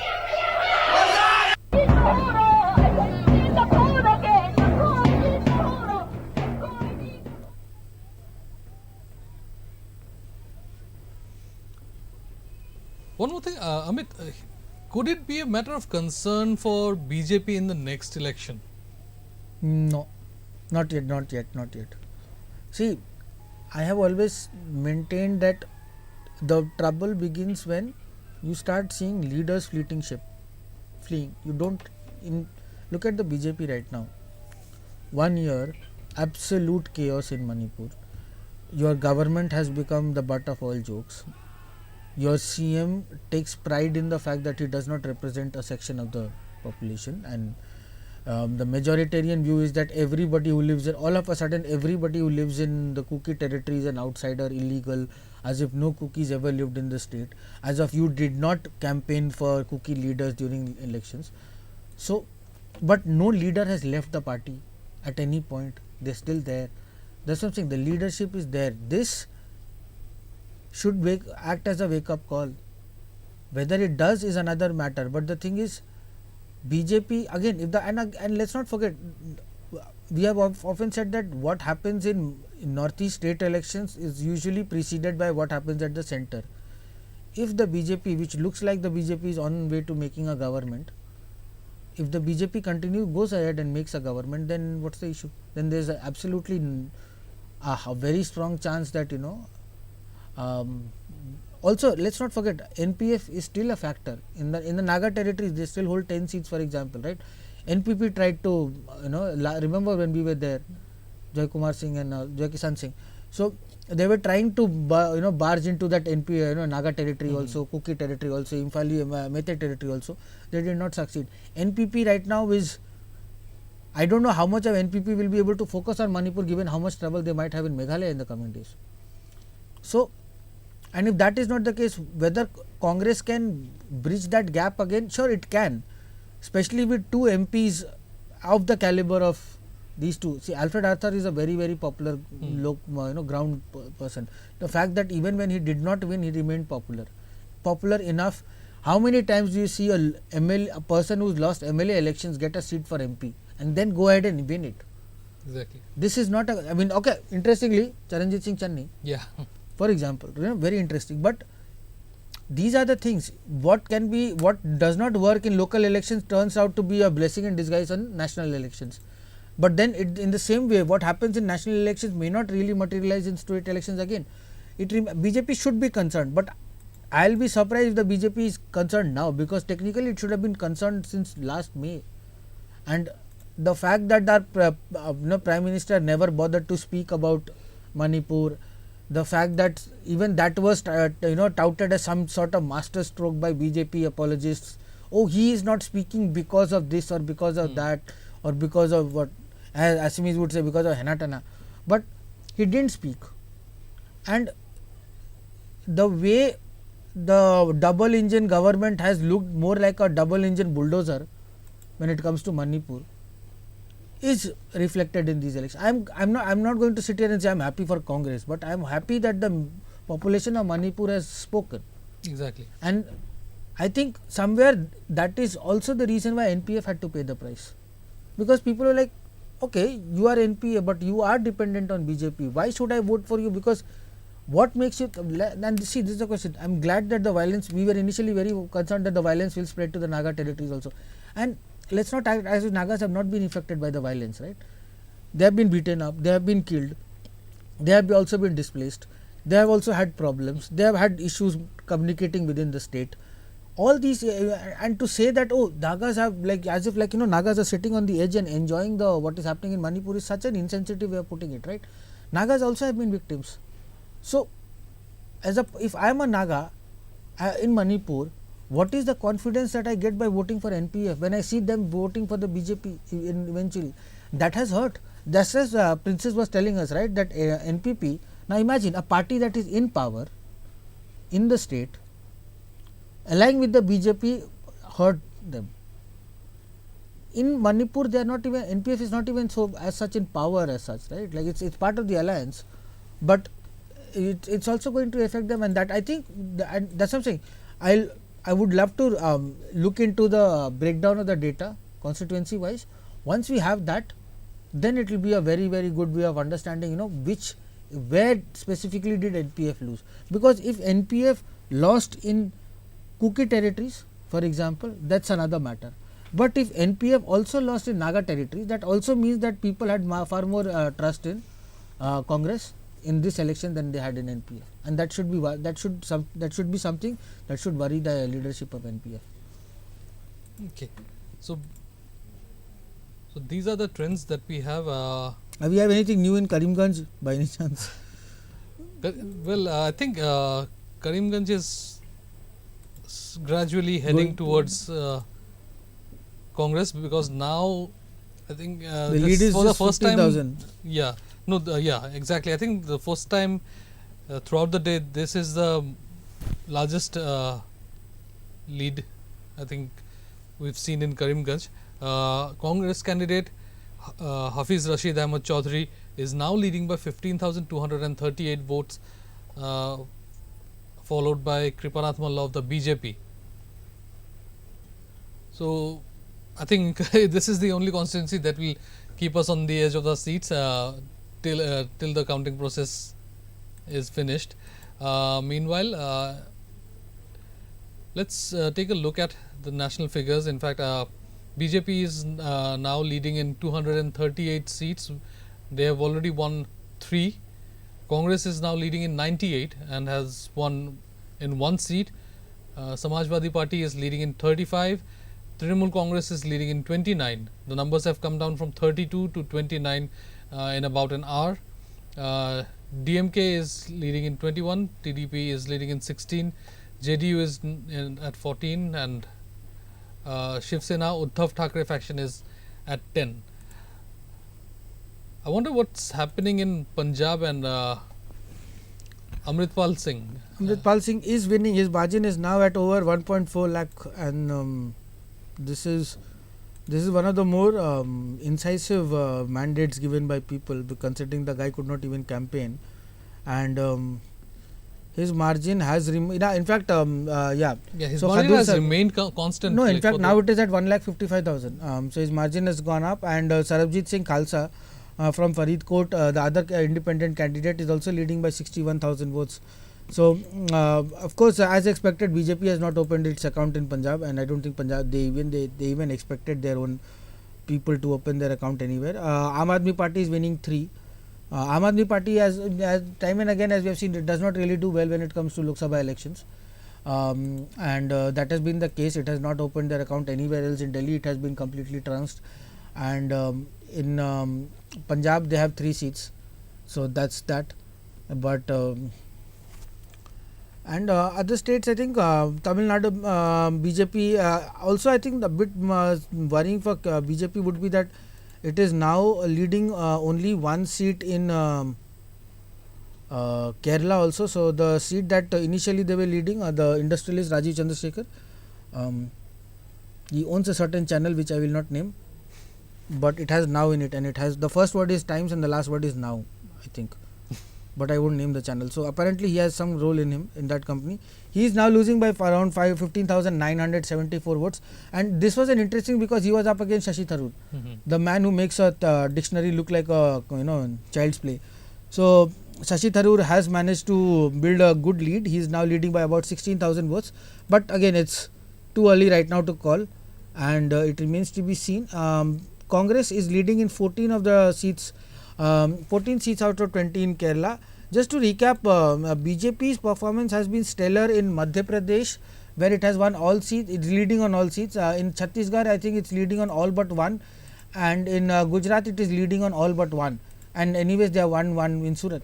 So in Rajasthan also their performance has been quite good. In Bihar, the BJP and JDU have come together to do relatively well. In Gujarat, BJP is leading in 1 seat now.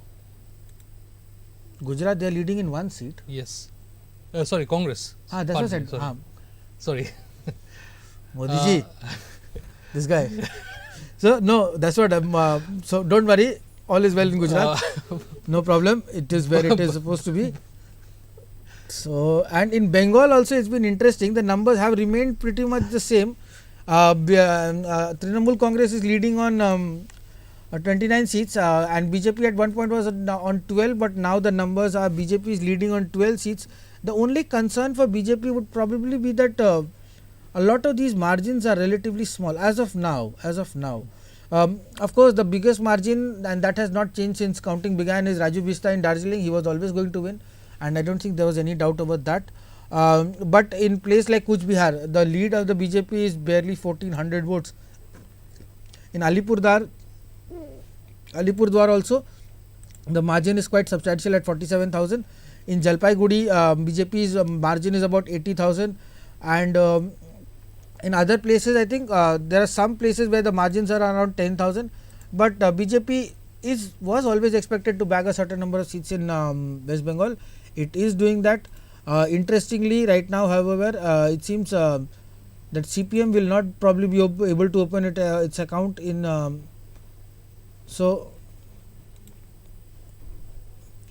that is something that needs to be done. Now, I am getting troll images from people from my office who are saying voting rukwa do papa. So, but please let's not do that. Also, great shout out to our YouTube commenters who are fighting over whether Rahul Gandhi is Lotha or whether he is Ao. As far as I know, he is neither. So, I think elections are taking an interesting turn right now, but for now, I think at least in the northeast, the results have been very clear from quite some time now, and we'll keep you updated on Karimganj because it's a constituency that has changed hands several times. Right now, towards the later end, half of the day, it seems Congress might just be able to get that seat. But as we've said time and again, BJP was poised to win about 8 to 10 seats, and as of right now, even if they do not win the Karimganj seat, the NDA, which is in Assam, would be BJP, UPPL, and AGP combined have won 10 seats out of 14. So that is something that has been the case. Yeah, sure. The one thing that we said earlier also and time and again is that the margin in Dhubri is probably the biggest in northeast, and I would be very interested in knowing if it is the biggest in the country, because it stands at close to 5.8 lakh right now. In fact, I just came across one of the constituencies in Gujarat where the margin is around 7 lakh. So where? In Gujarat, yeah. So I think it definitely is one of the bigger ones, but then I think it's also huge considering that we do not, at least in the northeast, we don't have the constituencies the size of like what you see in UP or Madhya Pradesh or Gujarat also. But anyways, this is really interesting. C.R. Patil from Navsari constituency, he's leading by a margin of 7,16,007 votes. So I think that's the highest margin as of now. And so I mean, as I said, time and again we have been. I think one shock for BJP, I was just checking, and I've been keeping an eye on this result. One shock for the BJP would be what has happened in Tamil Nadu. The fact that they went solo and did not go in an alliance with AIADMK surely hurt them. The BJP president, K. Annamalai, who is often, he's very visible on social media, and he's one of the more well-known faces of the BJP, certainly in Tamil Nadu. He is trailing by 34,000 votes to Ganapati Rajkumar R from Dravid Munnetra Kadagam. However, it is interesting that at third number with almost 75,000 votes is AIADMK. So if BJP and AIADMK had sort of somehow built an alliance or fought elections together, K. Annamalai would have definitely been winning in Coimbatore. But it seems while DMK's vote base has not diverged much, because the reason I am saying is because Ganapati Rajkumar from DMK has 1,75,000 votes, K. Annamalai has 1,41,000 votes, and Singai C. Ramachandran has 74,000 votes. However, after this, the next person is only with 25,000 votes. So if BJP and AIADMK had built some kind of alliance, maybe K. Annamalai would not have been trailing right now, but let's see how this shapes up. Meanwhile, in Amethi, Uttar Pradesh, Smriti Irani is trailing by 1,18,471 votes against Congress's Kishori Lal. So Kishori Lal is a veteran in Congress and has been with the party since I think Indira Gandhi's tenure as the Prime Minister. So that's another surprise coming in, but I think it would be early to come to any conclusion. In fact, if for any constituency outside of Northeast, Watch some other channel. If you want to know more about the elections outside Northeast, I don't think we are the ones. We're just reading stuff of Election Commission. But yeah. But at least we are bringing authentic data. Yeah, and come on, we didn't do any exit polls. Not that we could afford to do exit polls, but we still. I think so. All in all, I think Northeast has given NDA what it needed, and at the same time, it has also given a very clear message. The message for NDA is as strong as the voter as the electoral support for NDA has been. Meghalaya, Manipur, Mizoram, these have made it very clear that the BJP, the way BJP is working right now, will not help the party grow. The fact that they did not even contest in Nagaland and they depended on NDPP to win, and NDPP is now losing to a party that had not won in 10 years, also shows that NDPP needs to rethink its ties with BJP, because whether they like it or not, maybe this is the reason that is stopping them from, their alliance with the BJP is certainly helping them remain in power in the state, but it is not helping them fight elections at a national level. And if the issues like the way FMR was removed or abrogated without any consultancy with local people, the anger amongst people over FNT, Frontier Nagaland territory, the way local issues have remained local, and the indifference shown to what has happened in Manipur, the absolute failure of a double engine government, these are all signs for the BJP and the NDA to learn. Parties like NPP, NDPP, if they wish to remain in NDA, if they wish to work with the BJP, have to let the central command know that a lot more needs to be done. Merely coming here every once in a while and saying how much people love us, and how much we love the Northeast, oh that we have built roads, oh that we have built, you also built roads, but whenever there is a landslide you are nowhere to be seen. The fact that just before, after voting took place in Mizoram, our PM found it easier to tweet about Papua New Guinea's landslides before talking about Mizoram, and then just releasing a tweet saying, oh my thoughts and prayers with Assam, Meghalaya, Mizoram, everybody to club together, as if the same problem happened everywhere. Manipur was flooded, Mizoram was not flooded. There is a difference. We have to have a little more, and especially Meghalaya's Meghalaya electorate has in mass rejected the BJP, so much so that they have even rejected NPP because of their alliance with the BJP. So this is something that BJP and the NDA leadership, provided they form the government, which I still think it looks like they are the ones who are forming the government. So with that, let's take a look at some of the big wins from Northeast. First up, of course, we have Dhubri, where Rakibul Hussain registered a massive lead.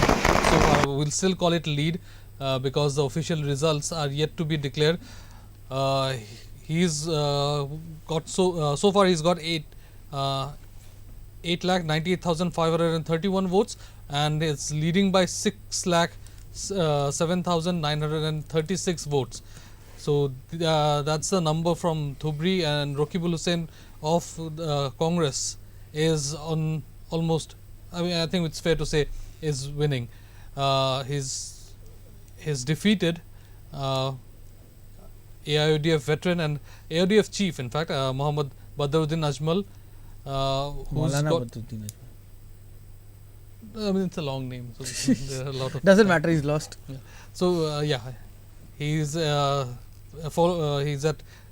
2,90,595 votes.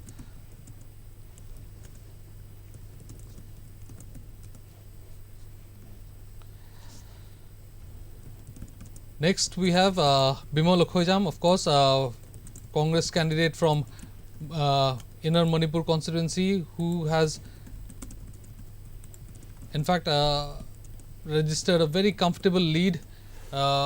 He's got as of now he's got 3,53,841 votes and is leading by 1,03,345 votes, followed by BJP's Basanta Kumar Singh, who's got 2,50,496 votes and is trailing and is followed by, in third position is Maheshwar Thanojam of Republican Party of India Athavle faction, who's got 1,26,835 votes. Next we have Alfred Kangam S. Arthur from Outer Manipur constituency, who's got 3,32,977 votes and is leading by 66,580 votes, followed by NPF's Kachui Timothy Zimic with 2,66,395 votes. Zimic is followed by independent candidates Esko John, who has 76,196 He also pulled a substantial votes. number of votes. Yes, indeed. Yes, in fact.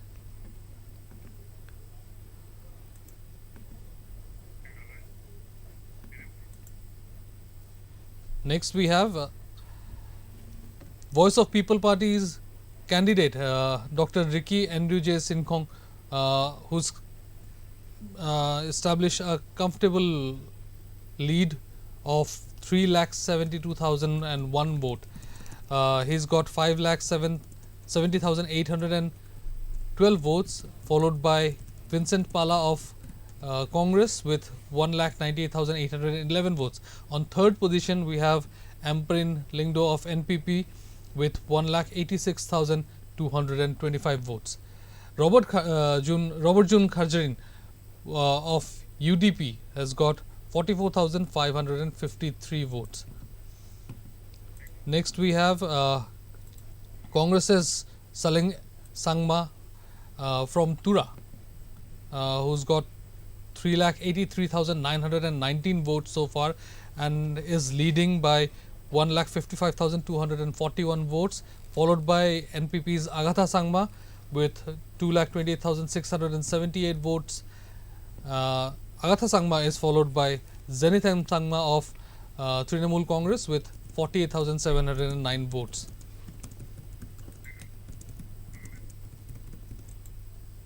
Up next we have Supongmeren Jamir of Congress from Nagaland, who's got 3,98,863 votes and is leading by 48,839 votes. He is followed by NDPP's Dr. Chumben Murray with 3,50,024 votes. Chumben Murray is followed by Haithung Tongo Lotha with 6,043 votes.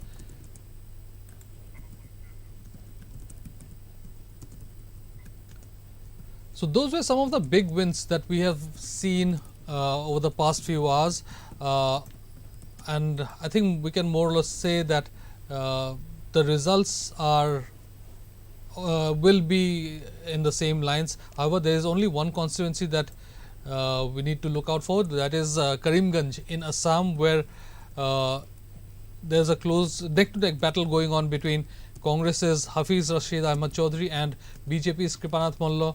The numbers keep on changing, and that happens within a fraction of minutes, in fact. So right now Congress candidate has got 2,22,997 votes and is leading by 10,522 votes. But let me mention that this is the largest margin that we have seen since counting began today at 8 a.m. So, but we will, I think we will, for this particular constituency, we will have to wait till the last vote is counted. So that is all we have for now, but we will keep bringing you updates from across the region, and we will wait until the final results are with us, and also what's the trend across the country. So don't go anywhere and keep watching EastMojo, and if you have not yet, do like, share and subscribe to EastMojo and share our videos with your family members and friends. Don't go anywhere, keep watching. Thank you.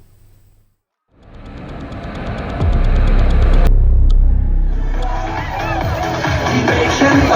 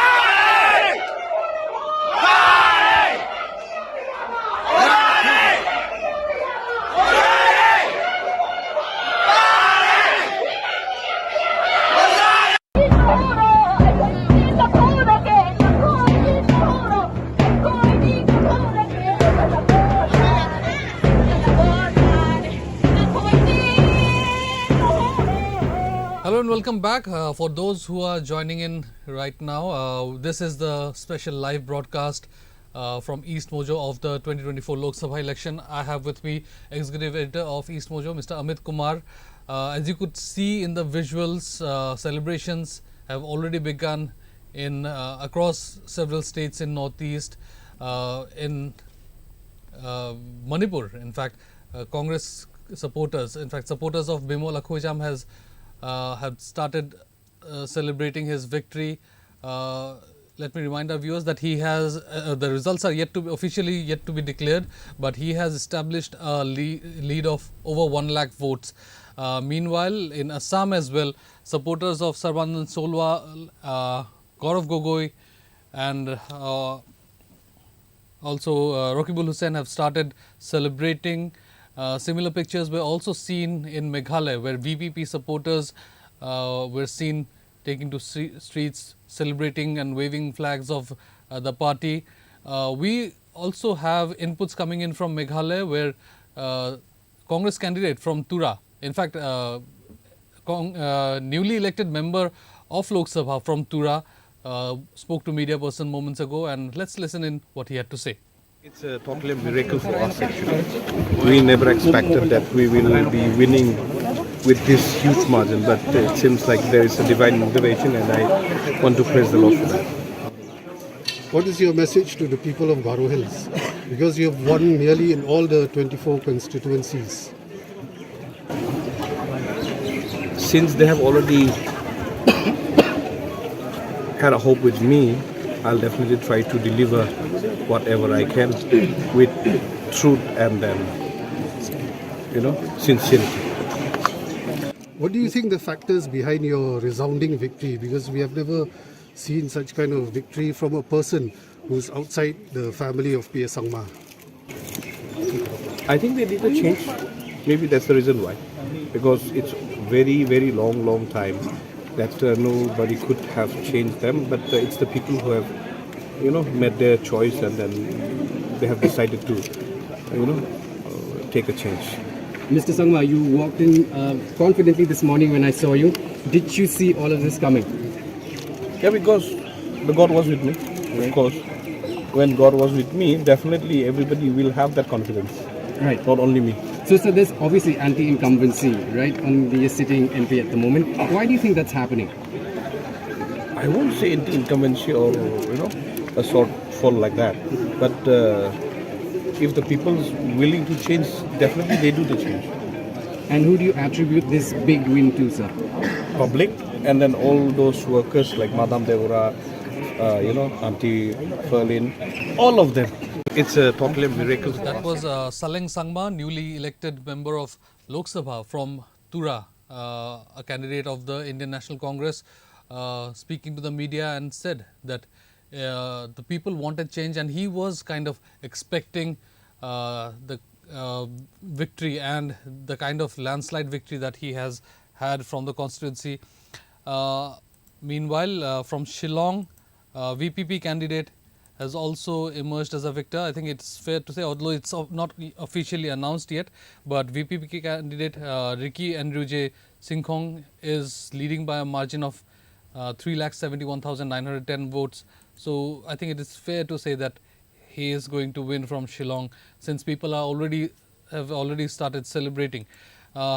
Speaking of Assam, the numbers in Karimganj are still updating. It has been changing continuously. Before we went on break, the Congress candidate Hafiz Rashid Ahmed Chaudhary was leading by 10,000 votes, but the trends have changed as of now, where BJP candidate Kripanath Molla is leading by 11,360 votes. I think, like we mentioned earlier, I think we'll have to wait till the last vote is counted in Karimganj in Assam. Otherwise, apart from that, the BJP is leading, including Karimganj, the BJP is leading in 9 seats, the Congress is leading in 3 seats, UPPL is leading in 1, and AGP is leading in 1. And apart from Assam, we have a clear picture from all the other 7 northeast states. Meanwhile, to walk you through the national figures, so far 24 BJP candidates have been declared winners across the country. The party is leading in 219 seats. 7 Congress candidates have been declared winners, and 91 of their candidates are leading. Two candidates of JDU have been declared winners. One of Shiv Sena Uddhav Thackeray faction has been declared winners, and 9 of them are leading. Charanjit Singh Channi has been declared winner, candidate of Aam Aadmi Party, and 2 other candidates are leading. It will take a couple of hours more for us to get a clearer picture who is going to form a government. But as per the latest trends, NDA is leading in 297 seats, India Alliance is leading in 231, and others are leading in 15 seats as of now. I have with me Amit Kumar, Executive Editor of EastMojo. So Amit, apart from Karimganj, I think we have the results from Northeast. Yes, and as we said time and again, the results are I think, as I said, BJP hopefully learns its lessons. It has into places where they have done well, they have been rewarded accordingly. But worryingly, I think more than the central leadership, it's the local leadership of the BJP that should be worried. In Manipur, in Meghalaya, the fact that it made absolutely no presence felt in Meghalaya, the fact that it performed so badly in Manipur, it contested on 1 seat, it lost that, and I think we see with Mizoram there were no expectations. In Sikkim, they have always acted like they have a lot of base and they are a popular party, that they have to be a factor. But if you have learnt anything in the last 3 days, including today, day before yesterday and today, is that BJP again did a very good job of making itself sound like it was far more important in these states than they actually are. In Meghalaya, we saw it in the state elections also that they were not really powerful. So one could say that for Congress there are definite positives to take. As I said, the numbers might change from 3 to 4 in Assam probably, although I don't think that makes much of a difference. But I think it is important for them to look at how they have performed in Meghalaya, how they performed in Nagaland. The fact that despite all the resources of the NDPP and the BJP combined, a party that had not made a presence felt in a decade managed to beat them, and beat them so convincingly. Let's not beat around the bush. In this case, it was a very clear, convincing win. It's not a margin of 5,000 votes or 6,000 votes. In places in Assam where they have, it's unfair to say that they have lost in Jorhat, because not many people expected them to beat Gaurav Gogoi. The same thing with Nagaon, not many people expected Pradit Bordole to lose. And in case of the other seat for Congress has been positive in Dhubri, but then BJP never had a chance, depended on AGP to act as a vote cutter, and AGP has done that well actually. In fact, this is it's something that is very important to note, that AGP has done well, at least in the places where it contested. It has done well, it has a seat to itself, and it's an important seat because, and I think that's where we also have to see that the redrawing of the boundaries. Exactly, the delimitation process really helped AGP or the NDA alliance in Assam. In fact, one place it helped the Congress is Dhubri, where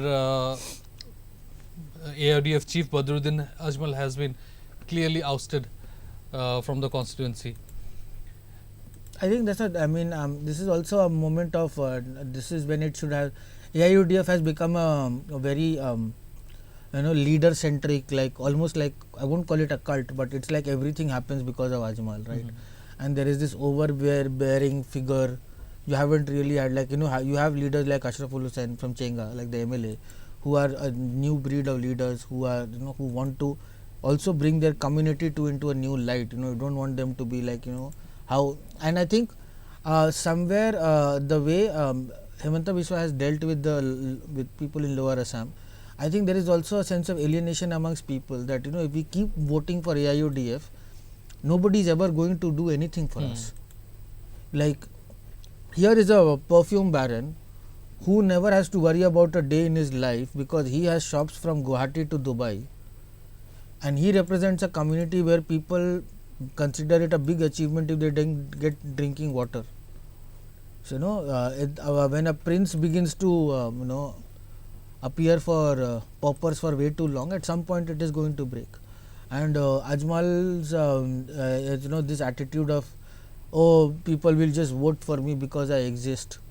Like as long as I give speeches, I wear my tupi, and they are Muslims, so they will vote for us. Muslims have voted, but they have also said that you are not our, you are not, in Hindi the term Mai Baap, you are not our Mai Baap. We created you, but we can also live without you. And this is a very important moment for Rakibul Hussain, because it's not often that you get such clear mandates. Rakibul Hussain has not fought many times from this region, so he also is relatively new in this region. But the absolute confidence that people have shown in him, exactly. It's not, as I said again, if it had been a matter of 20,000 votes, you can say that the candidate who came third took away vote, but this is a landslide. This is land erosion, Dhubri style, where entire villages have been chopped off. So entire areas have been taken away from Badruddin Ajmal's base, and the fact that for the first time in quite some time there is not going to be a single MLA from MP from AIUDF is showing that people of Lower Assam do not want to be seen as some kind of pariahs, like oh, we will only vote for AIUDF no matter what happens. No, we will vote for parties that at least act like they care about us. And let's be honest, in honesty, it makes sense for places like Dhubri and Borpeta to vote Congress, BJP, because at least they can stake a claim to some kind of if AIUDF comes to power, AIUDF benefits by you remaining poor, because that helps them get vote. That is also the reason why we have been seeing these regions have barely seen any development. I hope Rakibul Hussain understands the value of what has been bestowed upon him. I hope in Hindi they say aapka faisla sar aankhon par, like we keep your wishes on our heads. So I hope he pays attention to a region that desperately needs it. And for Congress, I'm sure Congress would have felt that they could have done better in a few more seats. But let us be honest, the Congress party is also woken up only in the last 5-6 months. They were in deep slumber for most of the time in this, in the last 5 years.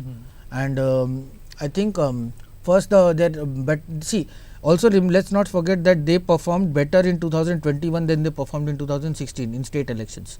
So they improved their performance there also. This time with all the redrawing of the boundaries and all, Gaurav Gogoi starting from a new constituency, Pradut Bordula also having a restructured Nagaon, Rakibul Hussain contesting from Dhubri, all that really could have gone against them. Congress could have, none of us would have been surprised if two of these three had also lost, for example, because they were new constituencies. Exactly. But they have not lost. It's upon Congress to not lose this advantage, as they have done time and again in several other states. And for me, as we were discussing, this is a very, very important moment for regional parties, especially for two of them, NDPP and NPP. How long will you take support from BJP? Exactly.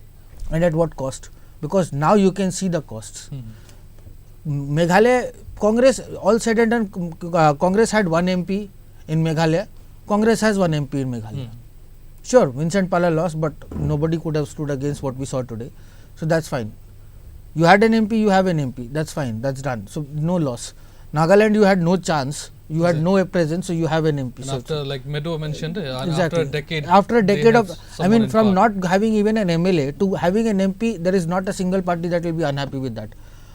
In Mizoram, BJP never had a chance. ZPM has been on its own, and ZPM's entire claim is that we are not MNF, we are not Congress, and we are definitely not BJP. So, for NDF, for NPF, for NDPP, for NPP, all these parties, your alliance with BJP has cost you this time, whether you like it or not. The fact that these three parties combined could not get a single seat shows that BJP benefited where BJP had a power, had the base and the power and the might, But in places where BJP does not have that, the allies could not depend on BJP to get through. It's not a surprise, it's not a coincidence that between NDPP, a main ally in Nagaland, NPP, an ally at MDA and NDA, and NPF, three of them have not managed to win a seat. That's not good news at all. And clearly, this is a clear indication that people in Manipur especially have voted for peace. The message is very strong and very clear that they want some solution to the violence that's been going on for over a year now, and hundreds of people have lost lives. Thousands of people have been displaced. Economy has gone out of the window. Students are suffering. Everyone, in fact, all factions of people from different various walks of life are suffering, and this is a clear indication that they want a solution at the earliest. So I think now the responsibility is on the representatives and on the shoulders of the Congress candidates that have been elected from Manipur. So in fact, I think we'll have to keep a close watch on both of them. And given that how Bimol Khoijam has been vocal about the entire issue right from the beginning, I think there'll be a lot of expectations riding on him. In fact, I'll just say that see, what sets Dr. Professor Khoijam apart was not just that he's been vocal. Of course, many people have been vocal in Manipur, but he has not descended to a level of hatred. Exactly. And he has never made it about he has made it very clear that the problem here stems from lack of governance. It was never us versus them. Yeah, he is remember the narrative. speech that we shared online, which went for almost 2 lakh people have watched it on EastMojo channel, and people, it's remarkable how and calmly he was speaking to students in Punjab. Exactly, and imagine a JNU professor speaking in Punjab. So, and of course, he is going to speak eloquently. He is a professor and he is an expert in his subject.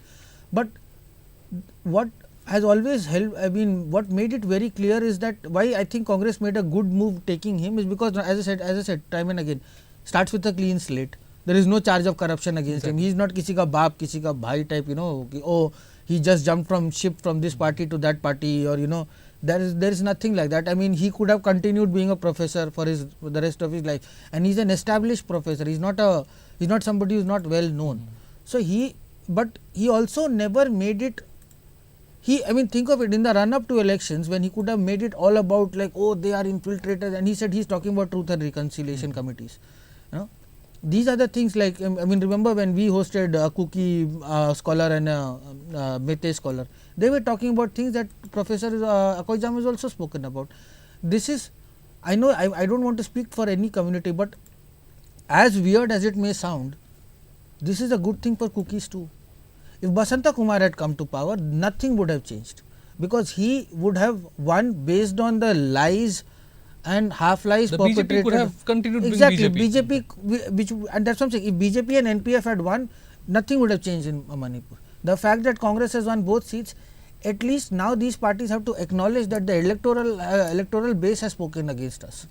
If Basanta Kumar, what has Basanta Kumar said about the violence that would have changed if he had won?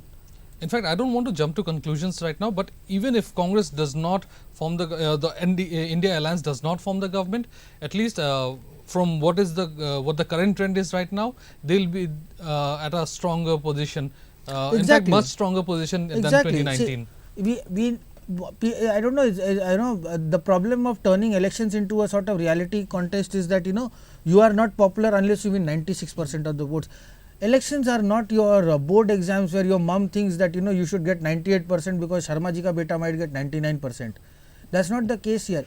You want a government that can be challenged, that must be challenged at every level. We have said it again, the strength of a democracy lies in the way you can question it, not by the idea that there is nobody to question anything. That's not democracy, that's majoritarian rule. We don't want a majoritarian rule in our country. There is this idea that the whole narrative of ab ki baar 400 par, ab ki baar 300 par, ab ki baar 350 par, as if there is nobody else who can and clubbing everybody. Oh, Congress, Communist, SP, everybody is the same, everybody, all of us are against us, Narendra Modi is fighting alone. these narratives have helped them in places where it has helped them, which is why they still are in a pole position, and they, as I said, they'll probably still form the government. But this idea that we can rule effectively only if we are the only ones in power and in charge, that narrative has been shattered. This election has shown that the people do not want BJP to remain in power without question forever. That has become very clear. So I hope the BJP takes its lesson. I hope BJP learns. Look at Assam.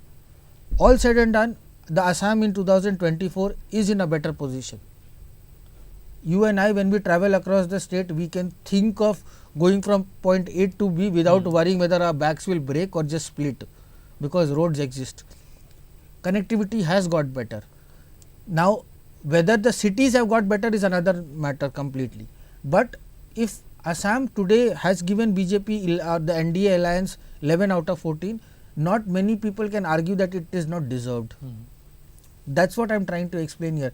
In Arunachal, the work is visible. Our editor-in-chief said that it may have been a foregone conclusion, but that doesn't mean that he has not achieved what he set out to achieve. In Tripura, you handled opposition well. You brought them into the government fold. You gave them the right clues, whatever it is. We are not privy to what goes on between Mr. Manikde Saha and Pradyot. That's between them. But you showed political acumen by going through a tough period and coming out with victories. You realized that Biplab Dev can be a loose cannon at times. You did not want him to be at the center of all this, so you took him out of the picture very quietly. You turned him into a leader from from Tripura, who is like a representative at the center. You brought Dr. Manik Saha, who initially people like, who is this dud guy, doesn't speak well, doesn't do much, but he learned, he got the lesson. He turned out to be a gentleman. Exactly, and he let's not forget, he did what the BJP. A good leader is not only somebody who listens to his people, but he also is somebody who listens to his party, right? He heard his party. He understood that the people wanted a low-key government which is trying to do the work, and not somebody who's constantly shouting and making random claims like there was internet during the time of Mahabharat and stuff like that. Biplab Dev was dropping gems, right? Like he was dropping bars like some cheap West Coast rapper, but that was not the case with Manik Saha. So BJP learnt its lesson. It understood that IPFT may not be a force as it is. So it initially fought against Tripura Motha. When it saw the might of Tripura Motha, it realized, okay, what is it that they want? They want this, they want this, they want. What amongst this can be addressed? Okay, how about this? We are extending this to you. We are offering you the olive branch. Come join us. The moment that happened, BJP knew that it is going to win in Tripura, which is why somebody who's barely been in Tripura can come and win with 3 lakh votes. This is not, I am not trying to belittle your achievement, the achievement of Kirti Singh, but she is not a Tripura leader. So, she was nowhere in the picture. Exactly, that's what I said. We earlier also said just Pradyut Debarma received that phone call. Put her name in Google search and change the filters to anything before February of this year. That's all I am asking. Check. But anyway, people have given their mandate. Exactly. They have elected. So now the pressure is on Tripura Motha. Exactly. Because this is exactly what happened with IPFT, and look where IPFT they have made some tall promises. Exactly. And in Arunachal again, you performed well. You did well in state government. You did well at Lok Sabha elections. In Sikkim, I don't know what SKM is going to do, but I think SKM has no reason to leave the NDA alliance for right now. I mean, they might go to India, but again, let's be honest, it's just one seat. So I hope Indra Hangsuba's performance in this term is slightly better though. I had a lot of expectations from him, but from whatever I spoke with people, he flattered to deceive. His performance, he was not really visible in Delhi. He would often go missing during sessions.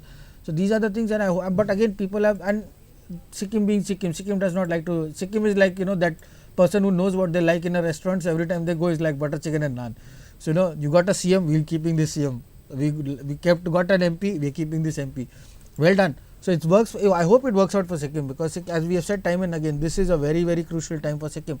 Sikkim is at the cusp of a lot of things, and in the next 5 years, the way Sikkim is governed can either become an example of how to govern small states in India, or it can be an absolute case study of how you can absolutely destroy one of the most peaceful and by far the most prosperous state in Northeast with bad governance. So the onus is on both PS Tawang, and on the center. Now depends on who he goes with in the Meanwhile, center. people in Nagaland have also started celebrating. As we speak, Subong Meren Jamir has crossed the 50,000 mark in lead. So far, he has gained 4 lakh 1,951 votes, with followed by Dr. Chumben Murray with 3,50,967 votes, and Subong Meren Jamir has a lead of 50,984 votes. So people have started gathering outside the Congress Bhavan, and in fact supporters of Congress have started gathering in outside the Congress Bhavan, and in fact they are waiting for the leaders to arrive there so that they can glimpse of the party. And officially, since the announcement, official announcement is yet to be made, so in fact we are also waiting for the official declaration of victory. On your screen are the visuals from Kohima, Nagaland, where supporters of Nagaland Congress and Subong Meren Jamir had gathered at the party's office.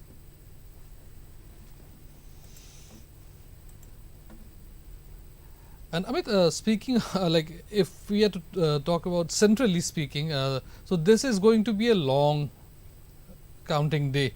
It has already been a long counting day. We've been sitting. I'm sure a lot of our viewers are also getting memes, and they like the ones that you receive from a person I can't name.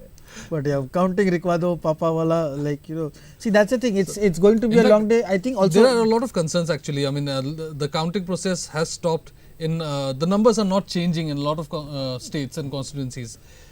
So and I mean, you want conspiracy theories, you go to Twitter right now. It's absolutely bursting on its seams. And again, I am just depending on the numbers, because we have said from the beginning that we are focusing on the Northeast. We do not have the bandwidth, we do not have the resources. Also, probably we don't even have the interest in covering the rest of the country, because we cannot. So in the Northeast, the results have been the results have not really changed from what, 12 o'clock onwards. Yeah. So to speak, I mean, initially by 2, I think we had a very I think by the time we went for our first break, we knew we saw the pattern in Meghalaya very clearly. VPP and Congress went on the they were ahead in Shillong and Tura respectively, and that did not change at any point. In Manipur, it changed with both seats. The Kachi Zimik was in lead. In fact, in the beginning we were talking about him being in the lead for the first couple of hours, 3 hours, almost 4 hours. Then once Alfred went into the lead, he is not shown any signs of slowing down, and now of course it's a formality. The same thing in Inner Manipur. Initially we were seeing a tussle between Basanta Kumar and Professor Koijam. There was a time when Basanta Kumar was leading, but once then again we saw Professor Koijam lead, and after that there has been no going back. He's been leading and the lead has continued. In Tripura and Arunachal, from the very beginning it was clear, and again there was no change at any point in these two states. These 4 seats were confirmed for the BJP even before the seats were confirmed in Assam. In Assam, BJP has been leading in at least 6 of the 9 seats since the beginning with no changes.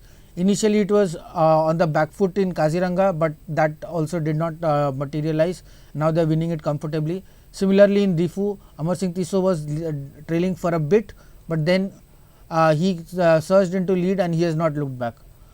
So the results in the Northeast have been pretty indicative, and barring the only outlier to this has been Karimganj, which has changed hands subsequent, like multiple times, at least 6 or 7 times, if not more. And as of now it seems like BJP is in the home run, because the numbers have come down now. It was around 15,000. The BJP was leading by around 15,000 votes. Now it has come down to 4,000. I hope they don't get a heart attack. Also, like I can only imagine the condition of the two leaders. Okay, anyway, so these are the visuals from Kohima. Subong Meren Jamir has reached the party's office. If we can have the ambience as well.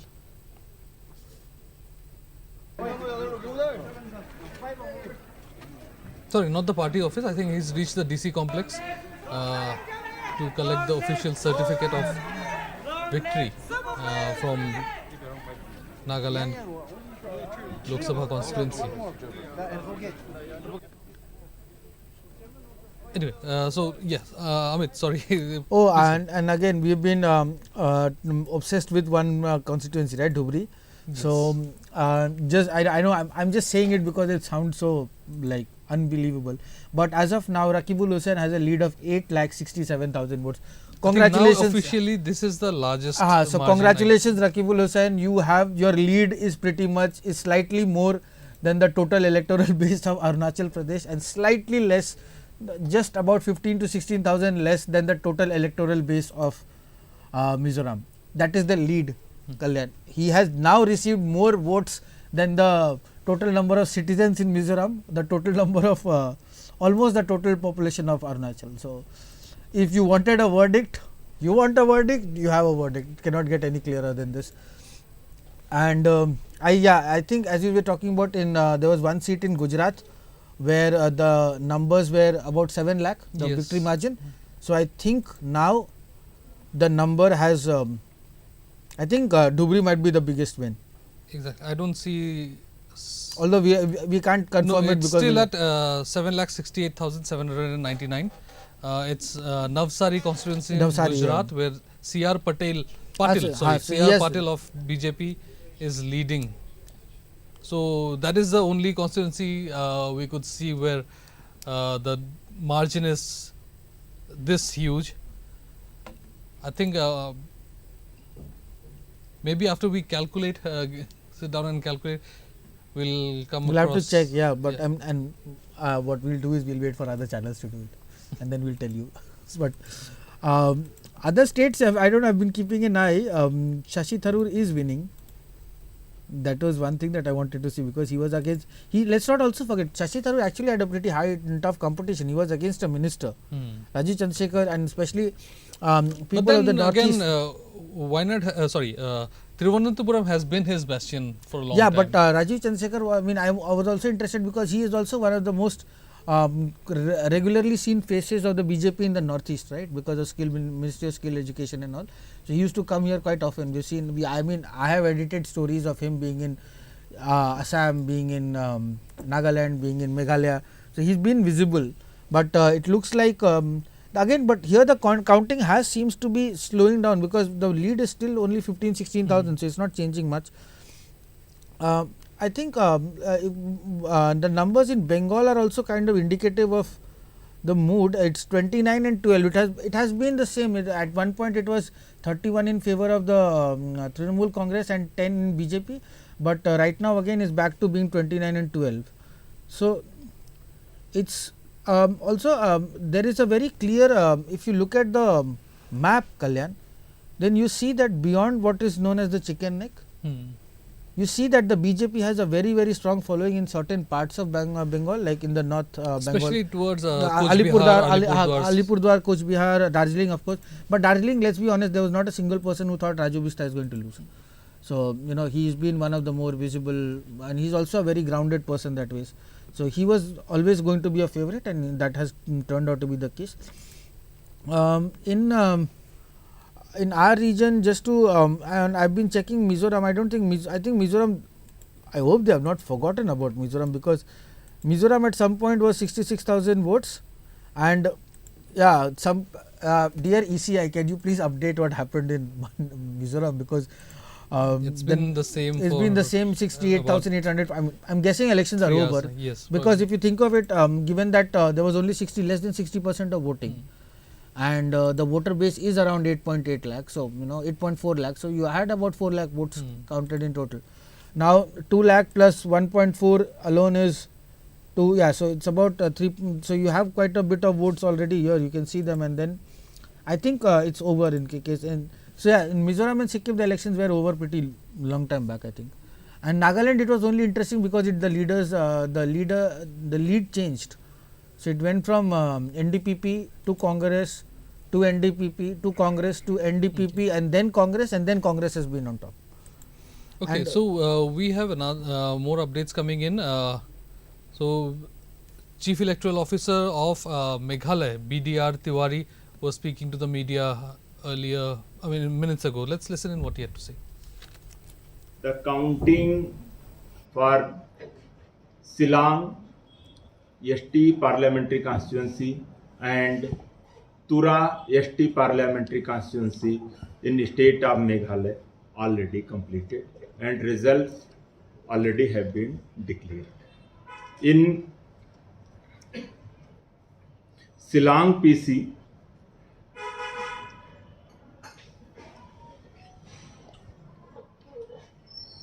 Dr. Ricky Andrew J. Sinkan, candidate of Voice of People Party, has secured 5,71,078 votes, and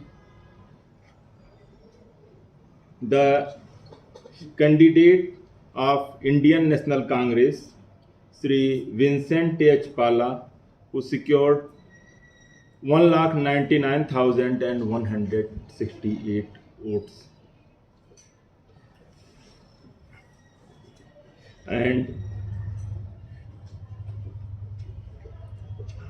Dr. Ricky Andrew J. Sinkan has won the Shillong parliamentary constituency with a margin of 3,71,910 votes. Other candidates, Dr. M. Ampreen Lingdo from National People's Party has secured 1,86,488 votes. Sri Robert June Kharjana from United Democratic Party has secured 44,563 votes. Professor Lakhan Kama, independent candidate, who secured 18,582 votes, and Sri Peter Salam, independent, he secured 7,024 votes. Altogether, there are 11,008 votes has gone for the none of the above or nota. Total rejected votes are 646. So, certificate has already been given by the returning officer Shillong to the winning candidate. Similarly, in Tura parliamentary constituency, Sri Saleng A. Sangma from Indian National Congress has secured 3,83,919 votes. Srimati Agatha K. Sangma from National People's Party has secured 2,28,678 votes. Sri Jenithiam Sangma, All India Trinamool Congress candidate, he secured 48,709 votes, and Sri Laben C.H. Marak, independent, has secured 6,910 votes. Total 5,840 votes has gone for none of the above, and total 603 votes are rejected. So, in the Tura parliamentary constituency, the candidate of Indian National Congress, Sri Saleng A. Sangma, has defeated the National People's Party's candidate, Srimati Agatha K. Sangma, by a margin of 1,55,241 votes. Entire voting process. Chief Electoral Officer of Manipur, Meghalaya, BDR Tiwari, speaking to the media after the counting of votes in the state. We also have inputs coming in from Dr. Ricky Andrew Sinkhong, who spoke to the media moments ago. Well, as you all are aware, the vision of our party is to revive, restore and transform Meghalaya. So that is the vision of the party, and we will follow that vision. Okay, and now VPP, of course, when it goes to the parliament, it is an individual party. It's not with any other party. So how will you? What will be your issues that you will be highlighting in the parliament? What are the key issues that you want to highlight immediately in the parliament? Well, first of all, let's remind you all that when we went for the election, we had a 24-point manifesto. Well, each of those points are important in the eyes of our party, but then as a party we would be sitting together and we will work out, on a priority basis. So, which of those issues would be taken up, that we will let you all know once as a party we sit and take a decision. How do you see now you will, of course in Meghalaya there is not a presence of BJP, but in the center BJP, they have done really good and they are forming a government. So how do you see BJP? You said BJP is doing good, but actually they are not doing... but they are forming government. Whatever, okay. Yes. Well, we have our own stand and we will stick to our principle, right, as a party. So when will you have meeting to decide about the which party? Very soon. Yeah. Well, so that was the newly elected member from Shillong, Ricky Andrew J. Singhong, VPP candidate from Meghalaya Shillong, speaking to the media, and he clearly mentioned that the party has their own principles and they are yet to decide whether they are going to side with anyone, whether they are going to join the India alliance or not, and although he did not mention much about their future plan of action. So we are getting visuals of celebrations from across the regions where winning candidates from all the parties have started celebrating. In Assam though, we are still waiting for the final numbers. To be specific, Karimganj, where now the lead of BJP candidate Kripanath Mullah has gone up to 8,596 votes. So that is one constituency that we will have to wait till the final vote is counted. I think Amit, it is going to be a long counting day. I mean, it's still. I mean, it already is. I was about to say, what made you think that the first 10 hours were not long enough? But no, I think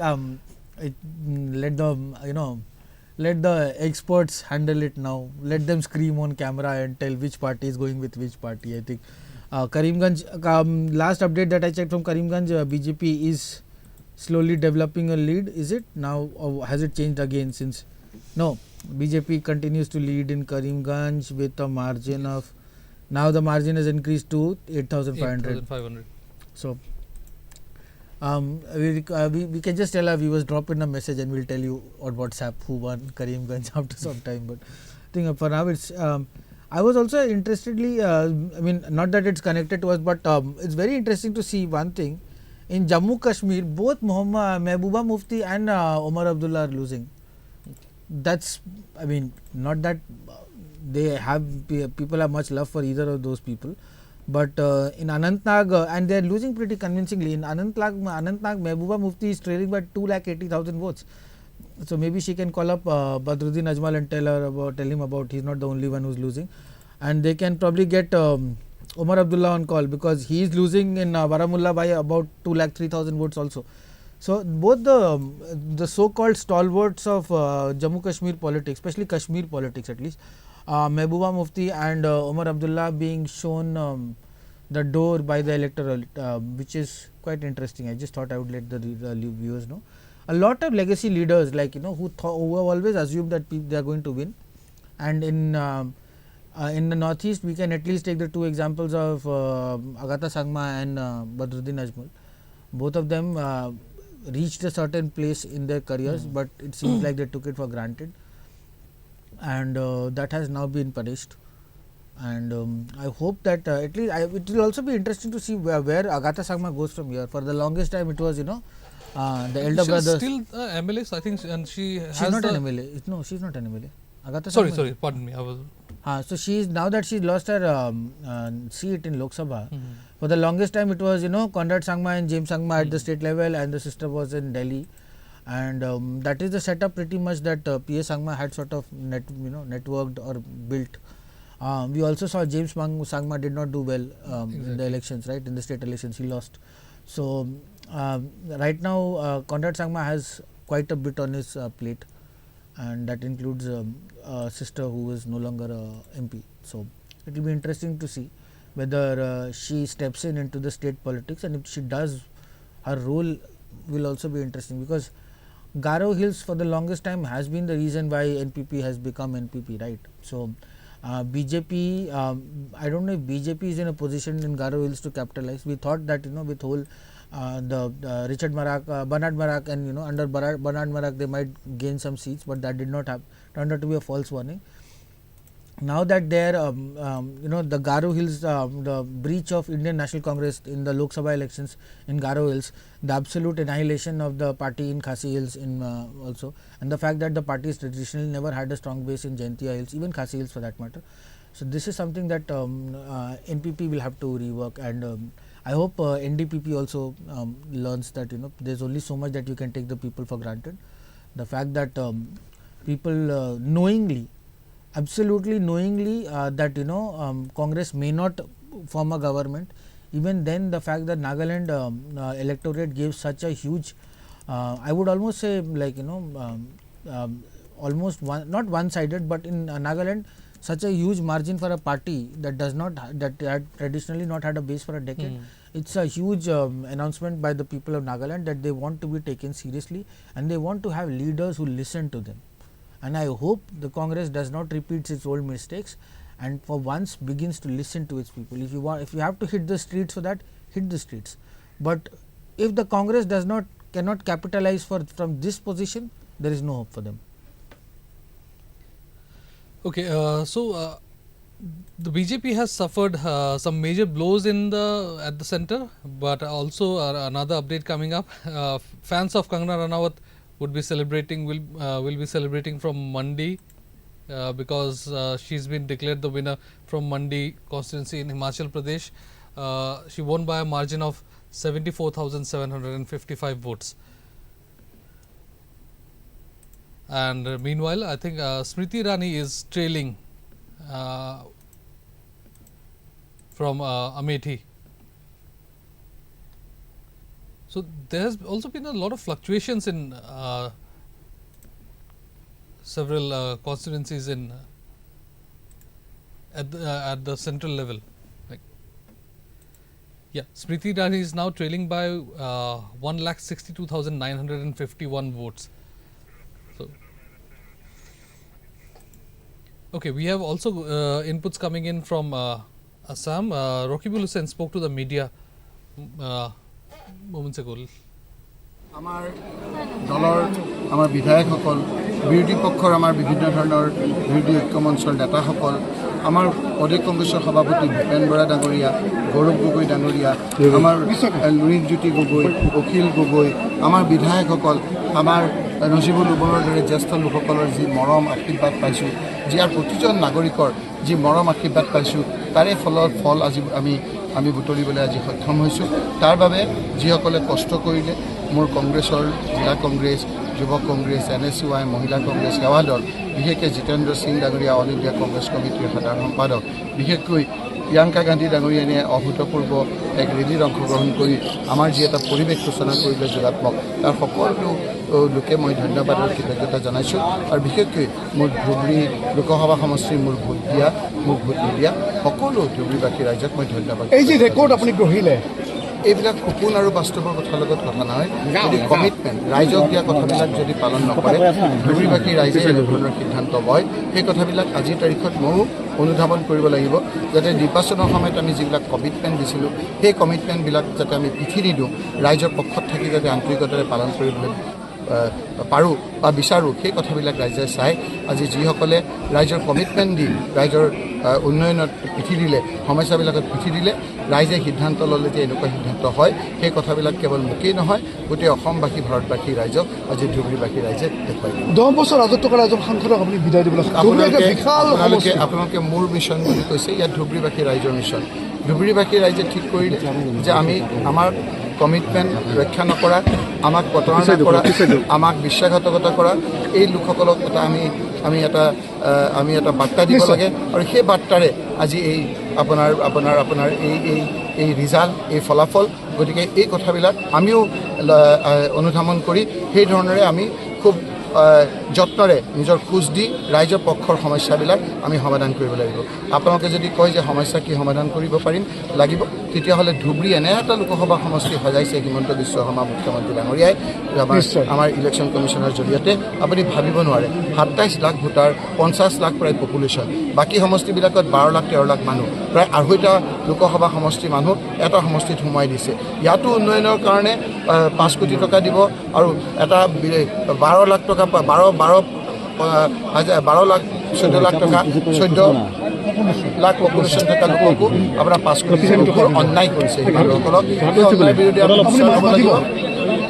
নিশ্চয়কৈ হুঁচিয়াৰ হ'ব লাগিব এইটোৱেইতো মাত মাতা আপোনাৰ মঞ্চ আপোনালোকে যদি এই মঞ্চখন আপোনালোকে উপযুক্তভাৱে আমাৰ কথাবিলাক দেখুৱায় তেতিয়া ধুবুৰীবাসীয়ে ন্যায় পাব আৰু যদি নহয় তেতিয়াহ'লে আমি যুঁজিব লাগিব যুঁজি পেলাই আমি নিজৰ প্ৰাপ্য আদায় কৰিব লাগিব বিধানসভা সমষ্টিসমূহত কংগ্ৰেছ 26ৰ নিৰ্বাচনত আৰু এটা যোৰহাটত আমাৰ গৌৰৱ গগৈ ডাঙৰীয়া জিকিলে নগাঁৱত প্ৰদ্যুৎ বৰদলৈ ডাঙৰীয়া জিকিলে আপোনাৰ কৰিমগঞ্জত আমাৰ প্ৰায় জিকু অৱস্থা হাফিজ ৰছিদ চৌধুৰী ডাঙৰীয়া গতিকে এই সমীকৰণে আপোনাক কয় 2026ত কংগ্ৰেছৰ চৰকাৰ যে হ'ব সেই কথাটো স্পষ্ট হৈ গৈছে এতিয়া যিসকল মানুহে মুখ ক'বলৈ সাহস কৰা নাছিলে আমাৰ বিভিন্ন কাৰণত ভয় কৰি সেইসকলে সাহস পাব আপুনি চাব সঁচা হাঁহি দুখীয়া লোকসকলে মাৰিবৰ কাৰণে এতিয়া এটা বাতাবৰণ পাব So that was a Congress candidate, in fact a newly elected member of parliament from Dhubri constituency in Assam, Rakibul Hussain, speaking to the media and talking about his priorities, what are his priorities going to be in the upcoming days, especially related to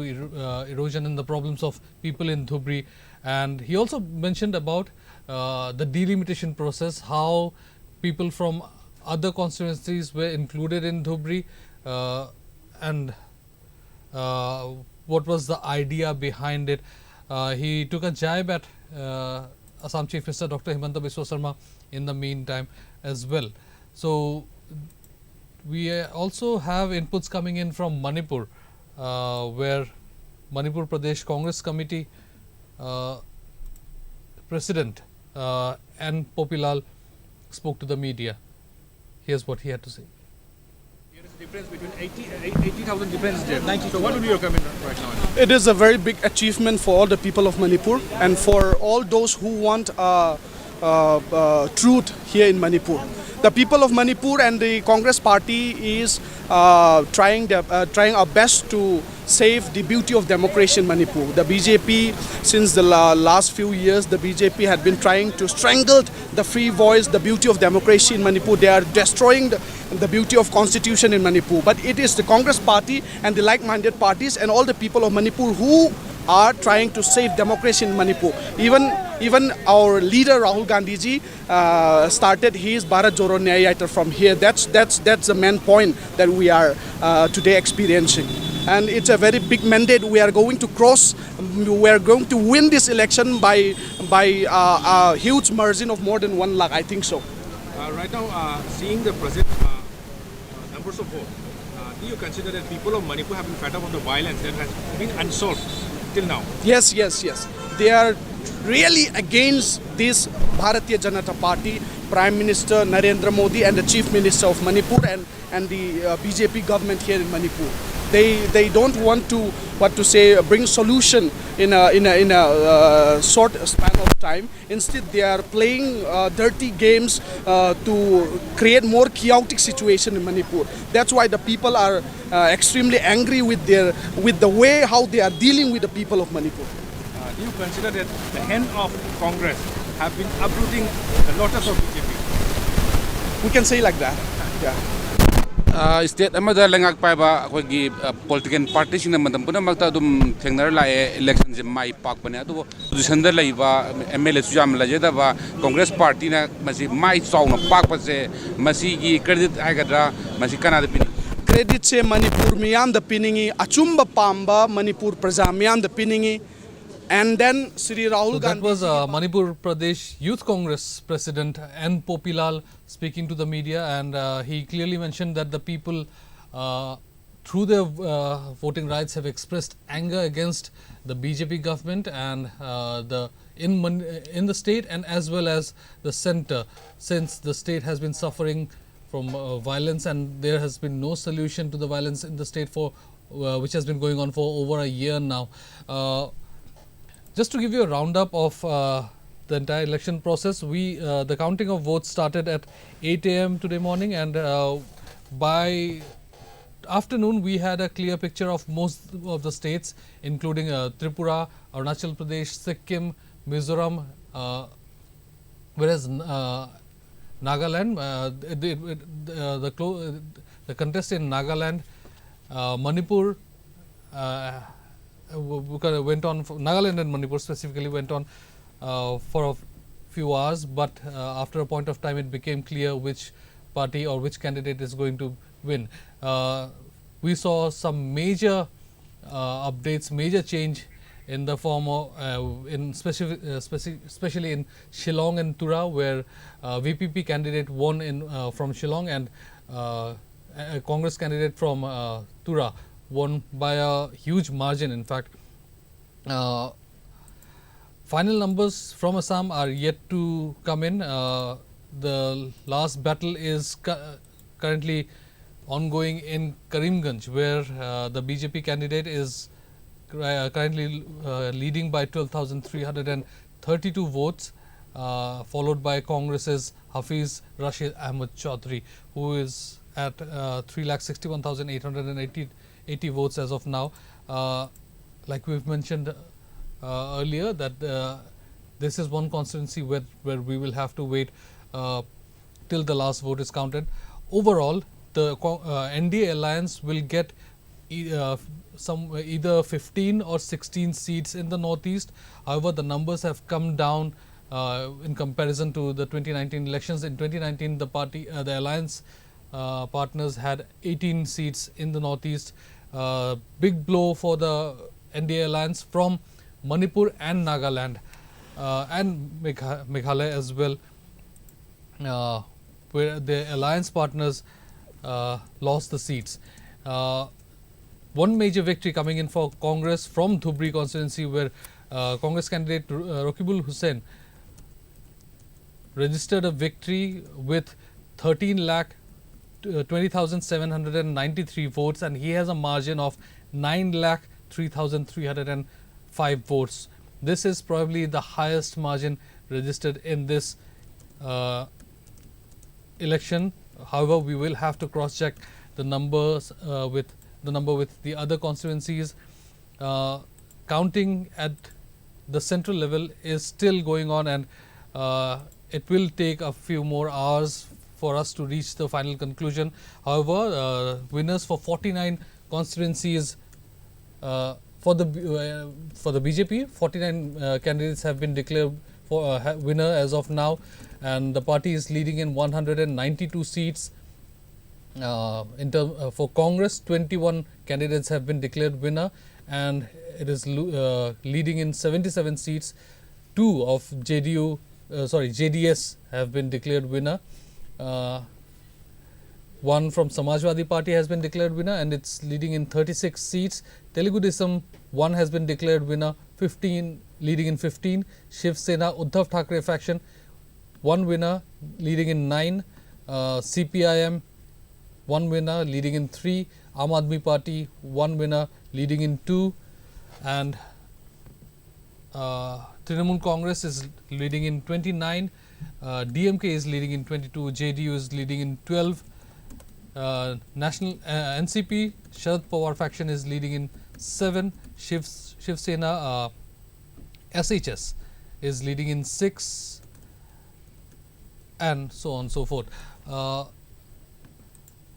Also, just results. I was just checking other states, and Shashi Tharoor has won his seat in Thiruvananthapuram, beating Rajiv Chandrasekhar from the BJP, and Rahul Gandhi, of course, has won from Wayanad by a margin of over 3,64,000 votes. And Kangana Ranawat from Mandi constituency in Himachal Pradesh Kalyan's has won. favorite candidate.